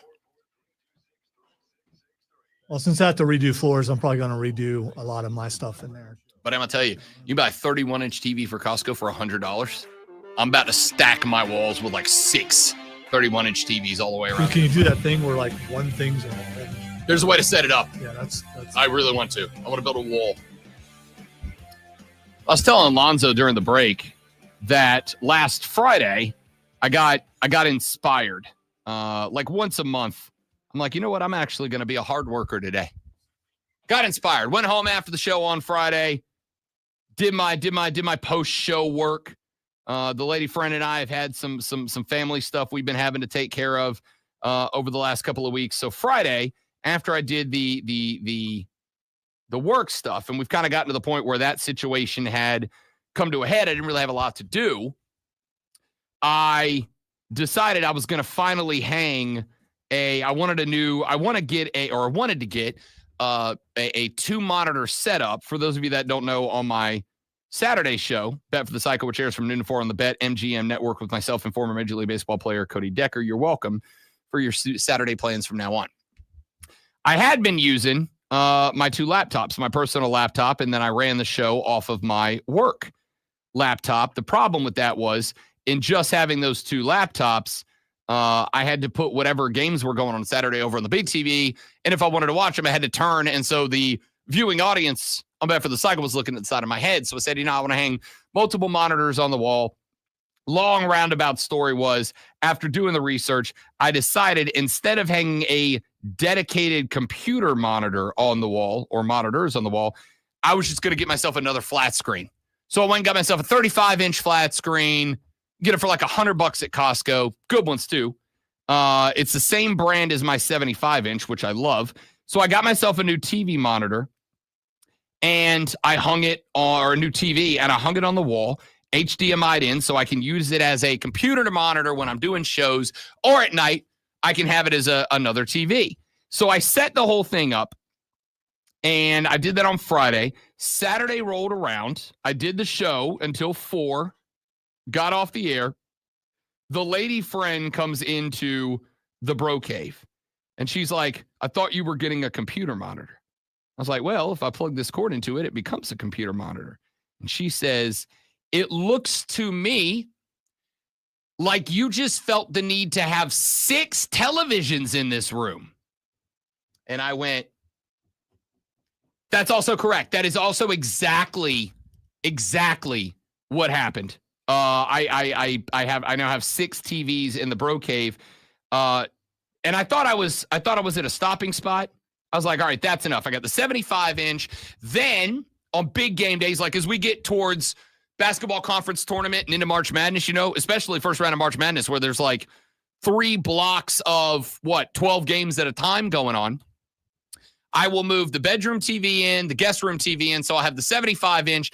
I'll have a 45-inch, a 42-inch. Now there's a 35-inch on the wall, a little 30-inch that goes down on the floor, 2 laptops, a tablet, and my cell phone if necessary. I got more screens than is on at any given point. And Lonzo, I thought I was done. I'm like, that's enough. That's enough screens in the room. There will never be a point in time, even in day 1, round 1 of March Madness, there will never be a point in time where I am utilizing all of these screens at once. And so I was telling Lonzo this story during the break, right? Hey, I got my setup now. Probably start doing a couple more broadcasts from the crib, because now I got the whole studio set up, the mic, the mixing board, the soundproofing, the TV monitor, whatever. And Lonzo goes, oh, can you do one of those things where you like have all the monitors on the wall and you turn them into one big screen?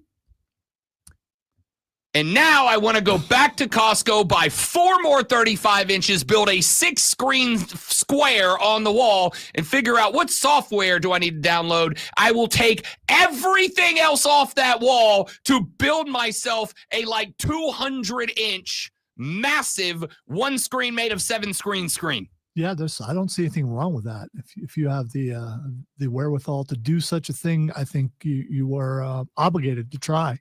Here's the problem.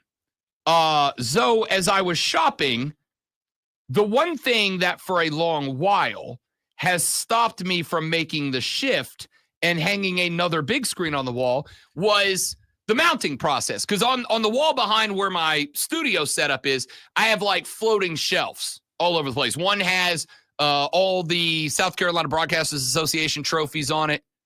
One has... You left room, right? No, I have another shelf ready to go. Oh, okay. Yeah. All right. I kind of want to be like the the 70 Steelers. I want to have to put up a whole new hardware closet. I hope that shelf doesn't end up dusty. No, me too. I have one that has all our trophies on it.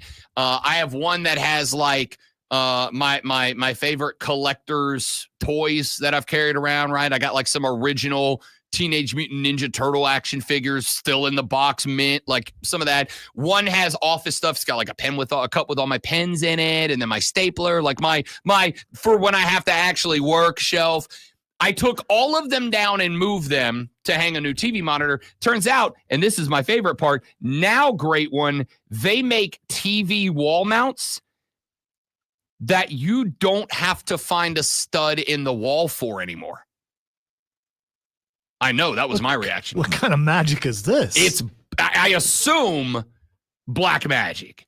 So this one, it's a metal strip that's almost as long as the TV itself, right?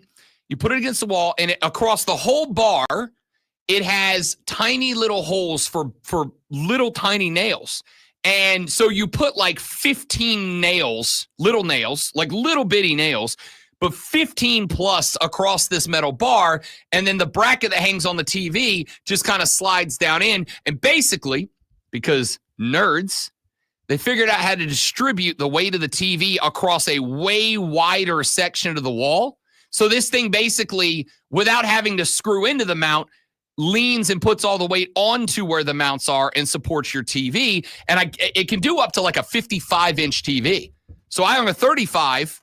It can hang up to a 55, which I got to tell you, made me reevaluate. Do I bring the 35 back and go get a 55-inch and hang on the wall and have a 55-inch computer monitor? I didn't do that. But what I want to do now that hanging the TV is now just about like hammering 15, like pow, pow, that nails in, pow, pow, that nails in into a wall. Now I think, don't tell my wife this, now I think I'm going to Costco later this week to buy, legitimately, this one's serious, to buy 3 more of the same TV. And I'm going to build one giant square to use as my big time workstation. And if that's the case, Great One, you may never see me in person again.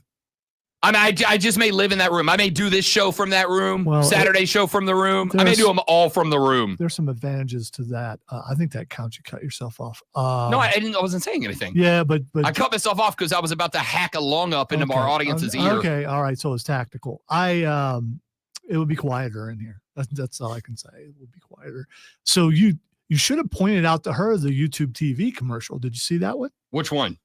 The one with that started off in medieval times, leading all the way up to where it was, including the dude took a flail to the head, and then the last thing was him having the multi-screen look with YouTube TV. I did not see that. Yeah, you should look that up. The flail to the head was messed up. I did tell her. So we decided, just because of a family situation, which we'll get into later this week, because of a family situation, she and I yesterday couldn't go out to a Super Bowl party. So we just watched it at the house. And when we were settling in, we had to watch it out in the living room for certain reasons. We had to watch it out in the living room. And I told her, like after the third quarter, I was like, bro, the Bro Cave's going to be so good for games like this. She's why.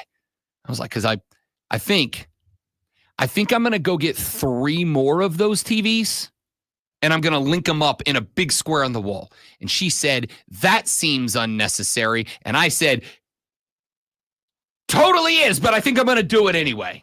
She said, that makes sense.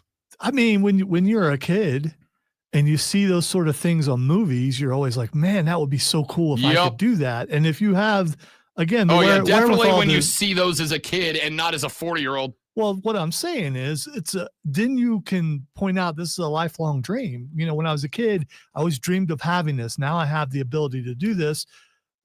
Don't you want me to fulfill my dream? I'm trying to give you some angles. No, I got it. Yeah. I got it. When I was a kid, there was this. When I was a kid, you would have to stack those TVs on top of each other. When Lonzo was a kid, he was also the remote. And the antenna sometimes. Yeah. When I was a kid, there was a restaurant down in Fort Walton Beach, Florida called Damon's. And this restaurant was like a rib place meets steak bar. By the way, sports bar. If I recall, the Damon's was a national chain. Was it? Because I have no idea. I do. I think they had those in Ohio. So there was a place called Damon's. No idea if it was a chain or not. But what I know was Damon's was my and my little brother's favorite place in the world to go. And Damon's was built like stadium style. So there were like levels where tables were, and they all faced in one direction. And the entire restaurant wall of Damon's was just a gazillion TVs.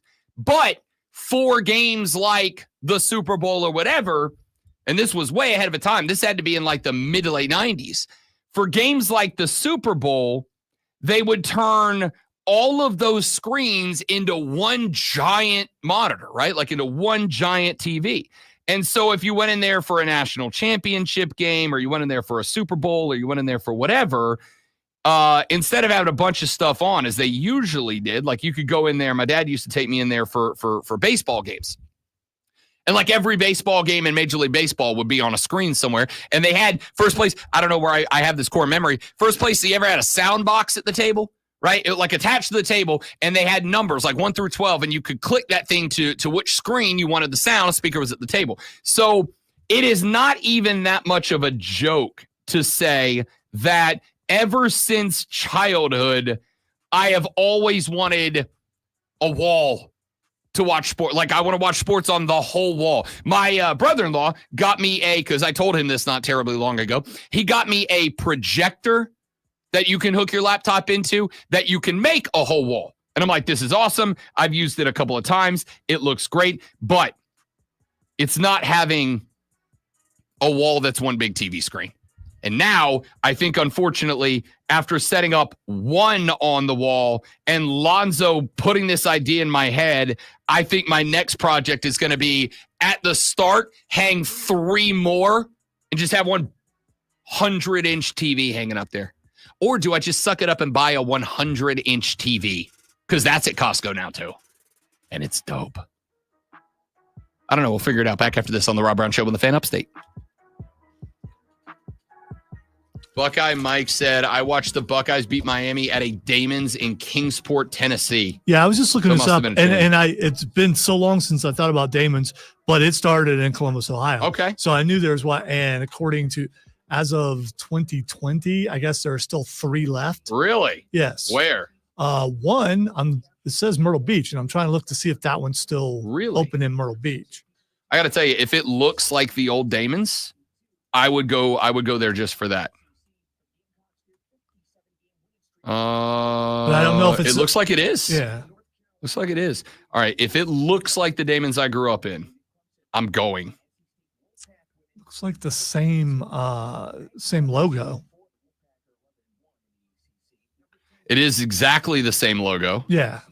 Serving lunch and dinner 7 days a week. They have an outside. It doesn't sports tourism experience. I need to see the dining room. Like all they have is this. They have an outdoor oceanfront patio. Yeah, they have patios, but I want to see the dining room. Looking at the menu looks kind of like what I remember from the menu too. Oh, here's photo gallery. No, it's not. It's not set up like my Damon's back in the day. This is set up like a restaurant, like a decent. It's set up like a nice sports bar. Well, it's like what they do when they take a name brand and put it at the beach. Yeah. They have to make it a certain way. We got to make it beachy. Right, because it's like open air. It's very nice. Yeah. It's like a big open air restaurant. It's very nice. But like my Damon's was dark and musty and had a gazillion televisions. And it was if you're coming here, you know exactly why you're coming and here. if I remember from Ohio, I think it was like the only place like that at the time. Because it was, I was a kid. I couldn't afford it, I don't think. But I remember going there before and never been a huge ribs guy. Oh, I love ribs when done well. I like them, but I don't go out of my way to go, hey, let's go get some ribs. Oh, I will. So for now, I guess you go to Chili's. I don't know.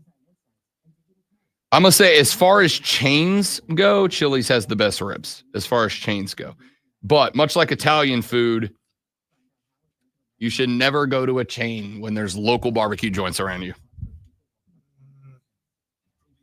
Been burned more by going to local places. True, that's fair. But I will also say you're never going to get the best ribs you can get going to a chain. Once you find a place that you go, these ribs are fire, I'm never going anywhere else. After those wings I made yesterday, next time I want ribs, I was making myself. Did you air fry them? Yes.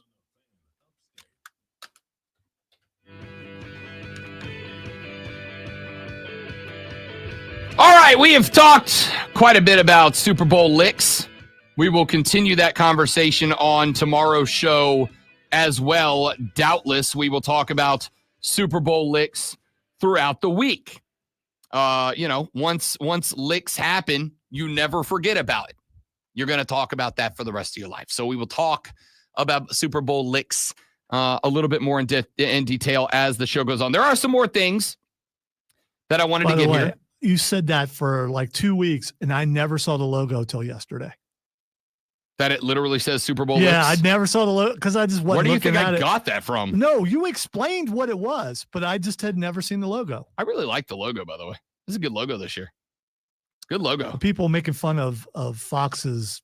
The Scorebug sucked. Yeah, it was not. Scorebug sucked. It was not good. Sorry, Fox. I appreciate you trying something. I appreciate you trying to get outside of the box a little bit, but you need to know sometimes we're in a box because we really like the box. Yeah, I didn't like their graphics. I didn't like anything. It just was not. I thought the logo was good.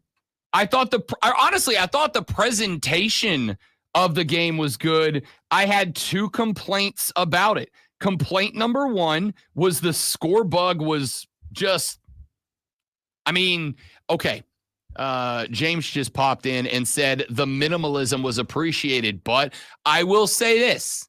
When it comes to my sports broadcast, and not very many other places in my life, I'm absolutely a minimalist. You know what Scorebug I like? I like when it's a real small lower third that's just like the bottom, like 4 pixels of the screen, just a little one. That was so big and so bold. And by using the 3 letters or the 2 letters of PHI and KC and making them white and stand out, like you couldn't help but your eye traveling down to them every now and then. I don't want a distracting Scorebug. It was a distracting Scorebug. Use the logos. Use a color that blends in so they're not distracting. Just give me a lower third that's not in the way. So you've been in that stadium before? 1,000 times. Okay, so are those screens as big as I think they are? I'm talking about the end zone screens. Yes, those were upgraded. Because a couple of times, I'm pretty sure Jalen Hurts avoided being sacked because he looked at the screen. If you look at him, he is looking directly at the screen and seeing someone coming, I can't see Chief coming from behind him, and then he takes off. Yeah, I've heard interviews before. I'm trying to remember who it was, but I heard a podcast with a former quarterback a while back, maybe a couple of years back. But they talked about how jumbotrons in stadiums are kind of like your best friend if you're under pressure, right? He's like, I can look down the field for wide receivers breaking, and if I get to that internal clock in my head, who the hell was it? I don't remember. It was one of the older quarterbacks. Was it Cunningham? I don't remember, one of them. But they said as the jumbotrons got progressively bigger, that they could look down the field looking for a wide receiver to come open, and they could dart their eye up to the jumbotron to see if anybody was close, right? And he's like, once that internal clock hits 3 seconds, which is where a quarterback says, 1 Mississippi, 2 Mississippi, 3, now I got to deliver the football or start worried about scrambling and getting rid of it. He said when those jumbotrons got big enough, it kind of started to get to a point where you could look for wide receivers, and then you could glance up at the jumbotron, just dart your eyes up and see, okay, there's nobody near me. I got another second, and then I can check it again. There have been plenty of special teams guys that have pointed out that, like, when I'm running down the field, I'll watch myself on the Tron. That way, if a defender's coming up and they're going to try to, that grab and come over the top and hammer the ball out, I can tuck that thing away right before they do it. There's been a lot of them that have said that those jumbotrons absolutely come into play, which is kind of interesting because in all the new stadiums, what are they doing with the Jumbotrons? They're now above the field, right? Like you don't have a lot in the new stadiums. You don't have end zone jumbos anymore. Those Jumbotrons are being hung on the roof. In Dallas, you got the world's biggest scoreboard that's like the length of the field. In Atlanta, you got the ring. In SoFi in LA, you've got the ring. And the rings are cool because they have video boards on the inside and outside of them, right? And like the Clippers' new arena. If you haven't seen videos from the Clippers, the Intuit Dome, it's actually really cool. They built the ring up there, but they actually made it like interactive. So like one of the things they had, I saw this not too long ago, was they have the players film up on that ring throwing a t-shirt. And as they rear back and throw the t-shirt on the video, so a t-shirt will shoot out of the back of the scoreboard and go out in the crowd. Like they've made these things super technologically forward. I do wonder what impact it has on the game for guys that have maybe gotten used, especially guys that, you know, in their home stadium. Like Derek Carr's got that big ass Jumbotron behind both end zones that he can get used to looking at now. What happens when he goes to SoFi and that edge isn't there anymore, right? Like I don't know when I'm getting rushed because I can't dart my eyes up to a huge TV to see. It's interesting. Texter says, having played in college, if the screens don't have a delay, we absolutely use them. Yeah, no doubt. It's a tool. It's a resource. Why would you not? There was a lot of takes on social media last night. Great one. The fact that Taylor Swift got shown on the Jumbotron and she got booed in the Superdome. And people are like, uh-oh, has America turned on Taylor? People, you've not met Eagles fans. True. They booed and threw debris at Santa Claus. You think Taylor Swift is getting away with it when Santa caught an L at an Eagles game at home? Santa came on the field and caught the boo birds and had batteries chucked at him. If Santa is catching the heat, you think Tay-Tay is getting out of there unscathed? Absolutely not. That is not a referendum on America's views on Taylor Swift. That's a referendum on Eagles fans are jerks and they embrace it. Love you, James. I've seen quite a few things pop up this morning saying that showing Travis leaving by himself. I did see that. There was no, I'm so sorry. But I think she left sweeties. early, actually. So, I have no doubt they wanted her out of there early. Well, maybe she left early because of traffic. I'm not saying because of the Chiefs losing. I'm saying if you have never been down there, and I say this as somebody who absolutely loves the city, the traffic pattern around the Superdome is ass. It's bad. Like when I go to Saints games, you just plan you're there all day because the traffic there. So there is one street that goes all the way around. Poydras goes all the way around the Superdome.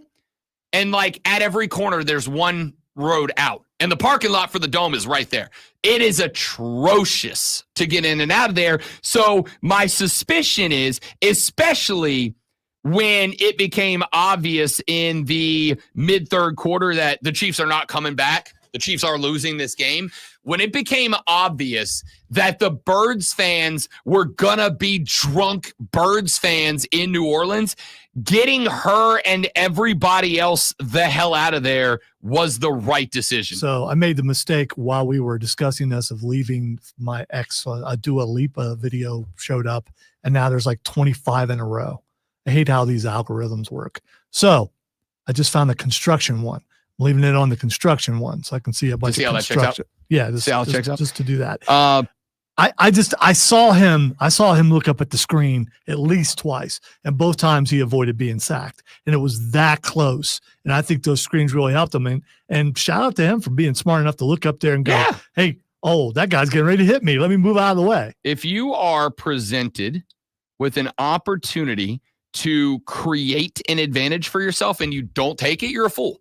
And I'm not just talking about football. I'm talking about life in general. If something presents an advantage and opportunity to you and you pass on it, you're a fool. You are hurting yourself and no one else. I mean, now, if that advantage comes at the cost of hurting someone else, that's one thing.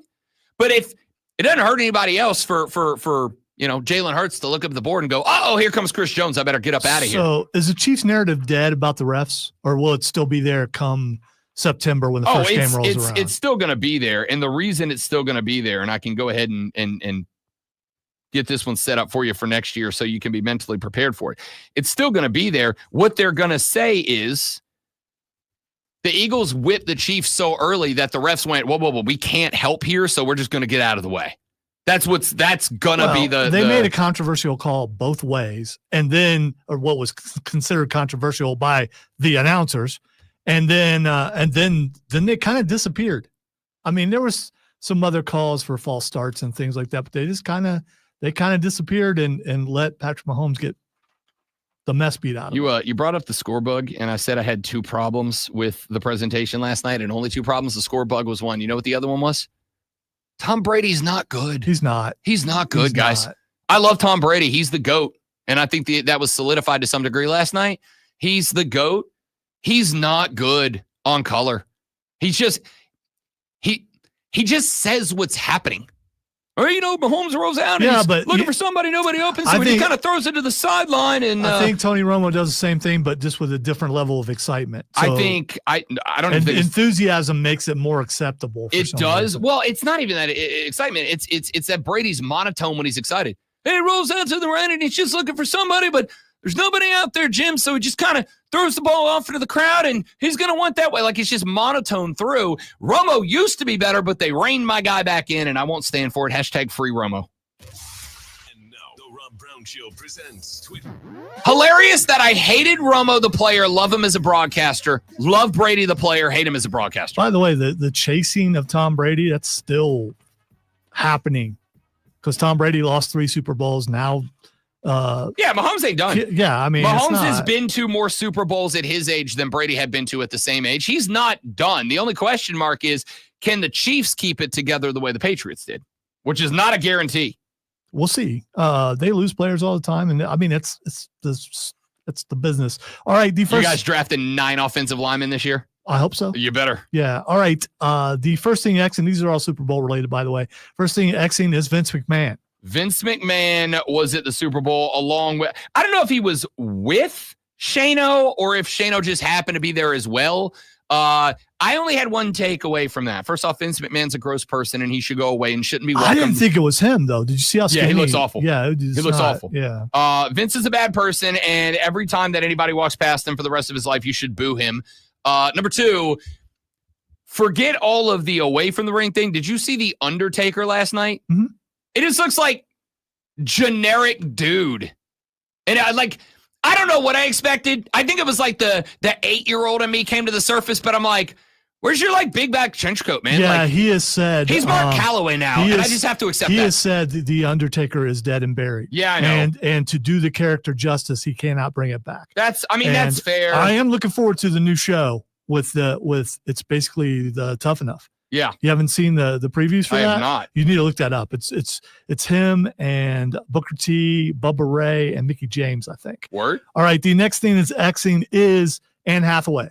Anne Hathaway, who I guess is a big Philly fan, was at the Super Bowl last night, got caught on camera celebrating like she was an Eagle, and I believe wiping tears away late in the game. I'm going to say this. I hate Eagles fans as a whole. They're all, as a group, they're violent and they're vulgar and they're mean and they're nasty, and I don't like them. As individuals, Eagles fans are awesome. They kept showing her, and she seemed like all alone up there, which was weird. Yeah, I don't Is no one with Anne Hathaway? She just decided to come by herself? I don't think Anne Hathaway. I think Anne Hathaway was one of the few celebrities that goes as a football fan, right? At least for the Birds. There's a lot of celebrities that are just there because, hey, I'm a celebrity and I get to go to the Super Bowl and I can afford it, right? You know what the average ticket price was last night? $5K. Yeah. $5K. Yeah. $5K to get in the door. Yeah, the other thing was a totally different thing. I think Anne Hathaway was not there as a celebrity who wants to get some screen time. I think she was there as a football fan, and I respect her for it. All right, the next thing that's Xing is Kellen Moore. You know who I didn't see? Who is still not your coach, by the way. Not yet. He will be. You know, I didn't see, and I can't wait for his social media to pick up Rob McElhenney. Big Birds guy, the guy that owns Wrexham with Ryan Reynolds, Always Sunny in Philadelphia. Big Birds guy. Him and his wife, Caitlin Olsen, big Birds guys. I cannot wait to see what their celly was last night. Kellen Moore is Xing because obviously he was the offensive coordinator who won the Super Bowl last night. He is, unless he gets sober and just looks at the Saints, gonna be the head coach. But as long as nobody lets him sober up and actually look at my football team, he'll be my head coach next year. All right. The next thing that's Xing is Guy Gardner. If Kellen Moore takes over the Saints and they're good in like a year, he automatically becomes like the dude, right? He does. Sean Payton did that. It's not that hard. It shouldn't be that hard in the NFC South. But anyway, so I did see what's his face Nathan Fillion. as Guy Gardner talking about here's the bowl I'm looking forward to and showing his bowl haircut, which I thought was hilarious. And finally, the last comic book accurate. It is. Get over it is very. The last thing that's Xing is the national anthem. Jean Baptiste. Lonzo, you and I have a discussion to have because about half the books in Vegas said it was a clear over, and a couple of them said it was an under.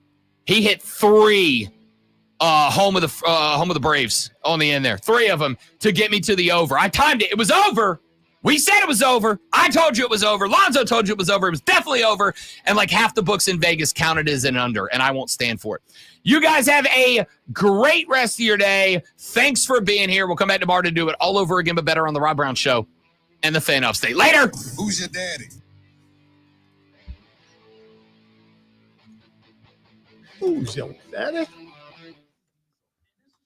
Lonzo and I were texting each other sellies on the Natty over yesterday, and then BetMGM sent out a tweet saying they were cashing it as an under, and I was like, "Get out, dude!"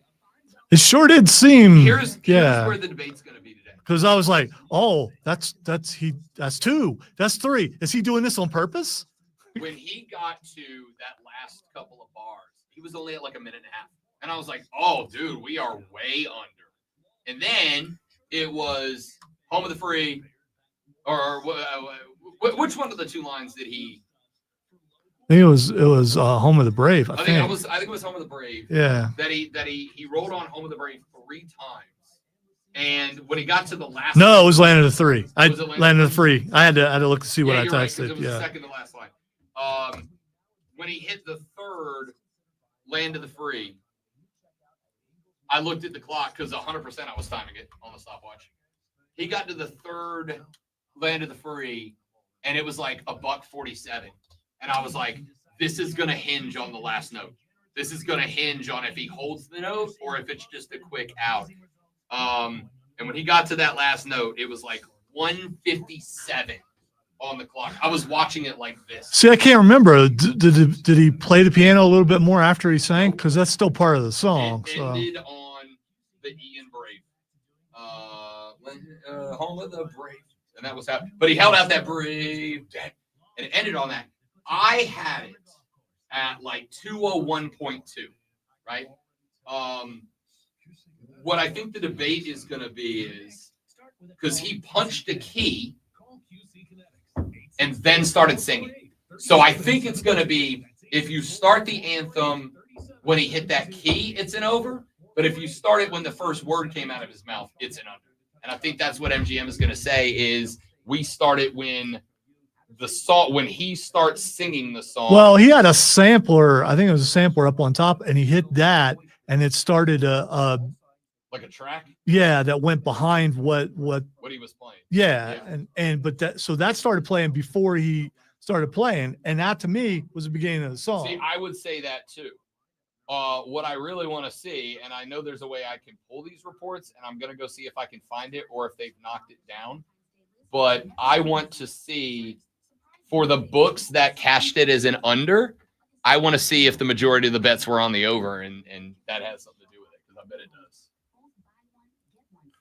But the thing is, for a bet like that, they are supposed to put out exactly their terms of that bet. So it would be from the first note of the song or from the first word of the song.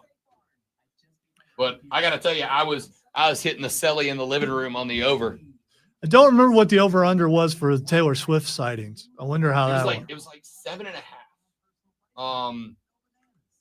Because Double D brought on the Saturday show. This was fun. He brought exotic props, but football props. So right? So one of them was, what number is higher, Taylor Swift showings or Travis Kelce receptions? And I went, it's got to be Tay-Tay showings, because you are catching one Taylor sighting per Travis Kelce catch. And they're going to have 2 or 3 establishing shots of, hey, she's here, Swiftie fans. And I don't know if it's the Chiefs were getting hammered from the opening drive or what, or if the fact that, because the other thing was, she was just in a white bodysuit and jorts, right? She wasn't in Taylor show mode. And so I'm wondering if they were just kind of she's not doing anything to help us here, so we're going to back off, because they only showed her 3 times during the game. Again, he didn't really do a whole lot. Yeah, what do you have? 3 catches for 30 something? Well, he had some drops and a couple of drops. Yeah, it was not Travis's finest moment for sure. So I don't know, man. I'm interested to see how that grades out. Let's see. What did I had a good night last night. I was 17 of 20. I hit, depending on whether my book argues or not, I hit the Anthem over, Saquon's under on yardage, Saquon's over on number of carries. His number of carries was 21.5. I'm like, bro, he's getting the ball 25 times. That's exactly what he got. I hit Devontae's over yardage. I hit AJ's over yardage. I missed Dallas Goedert's over yardage, which I should have seen coming. I had too many over receivers in the game. You should only have 2 at most. I did get, here's a random one I made. Dallas Goedert over 7.5 receiving yards in the first quarter alone, which he had 1 10-yard catch in that cash. I had, the courtesy of the Eagles, the under did not hit or anywhere close to it. That one stung a little bit.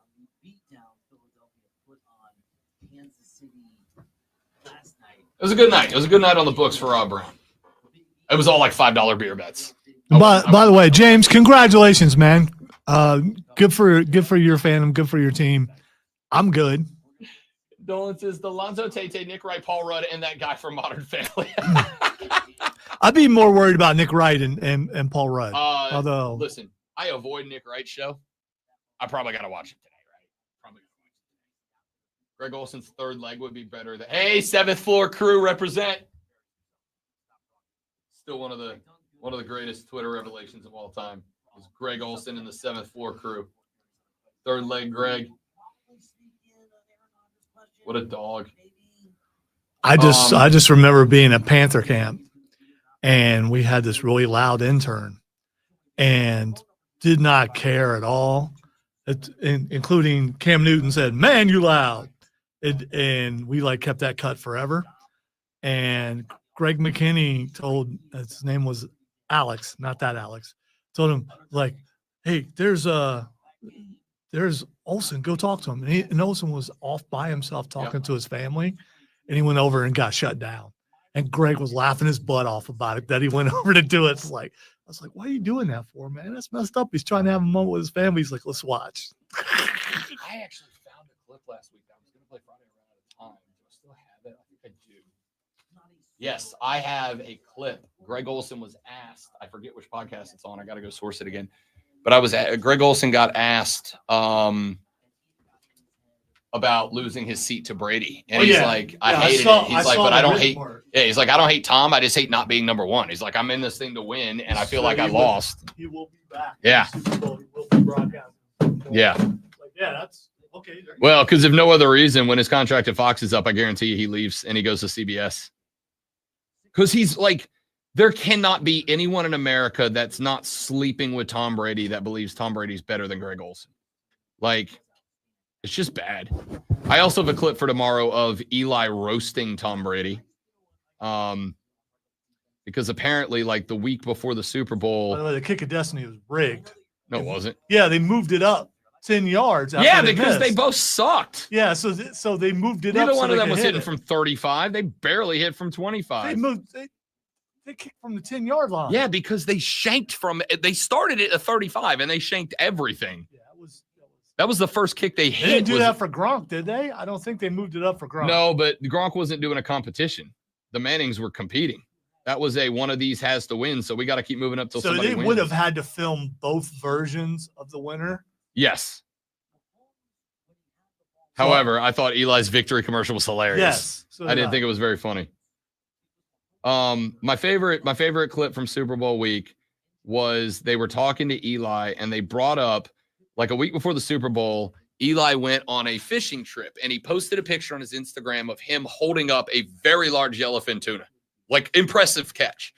And then within like a day, Brady put up a picture of him holding a lane snapper, which is a very small version of it's a snapper, but it's not a red snapper. It's like they're like this big. But Brady was holding this fish. Well, he's holding the fish, and it's like the fish is like down in the bottom, and it's halfway out of the picture. And the rest of the picture is Brady with his shirt off, like flexed while looking at this fish. Very clearly was a thirst trap from Brady just to show off that he's still shredded, which he is. And if I look like him, I'd never wear a shirt again. Well, Eli saw it and goes on and just comments 2 words on Brady's Instagram, nice minnow. That was it. So they go to Eli and they're like, bro, why did you drop that bomb on Brady? And he's like, we cannot allow Tom Brady to just be out here posting shirtless pics. Like, that's okay. Brady, you're in your 40s, buddy. Like, you need to grow up. Oh, it was hilarious. I'll have that clipped. I'll play it tomorrow. But Eli going after Brady and be like, grow up, dude. Still on stream, by the way. Oh, I know. I was telling that story for the people. All right. The people need you got to give the people what they want. Bye, people. Glucose Goblin says, wouldn't the lines on the big screen bother you? No, I can get over it. All right, that is it for us, guys. Thanks for being here. You're amazing people. Tell your friends about us. We're trying to get rich and famous. Have a great rest of your day. Goodbye.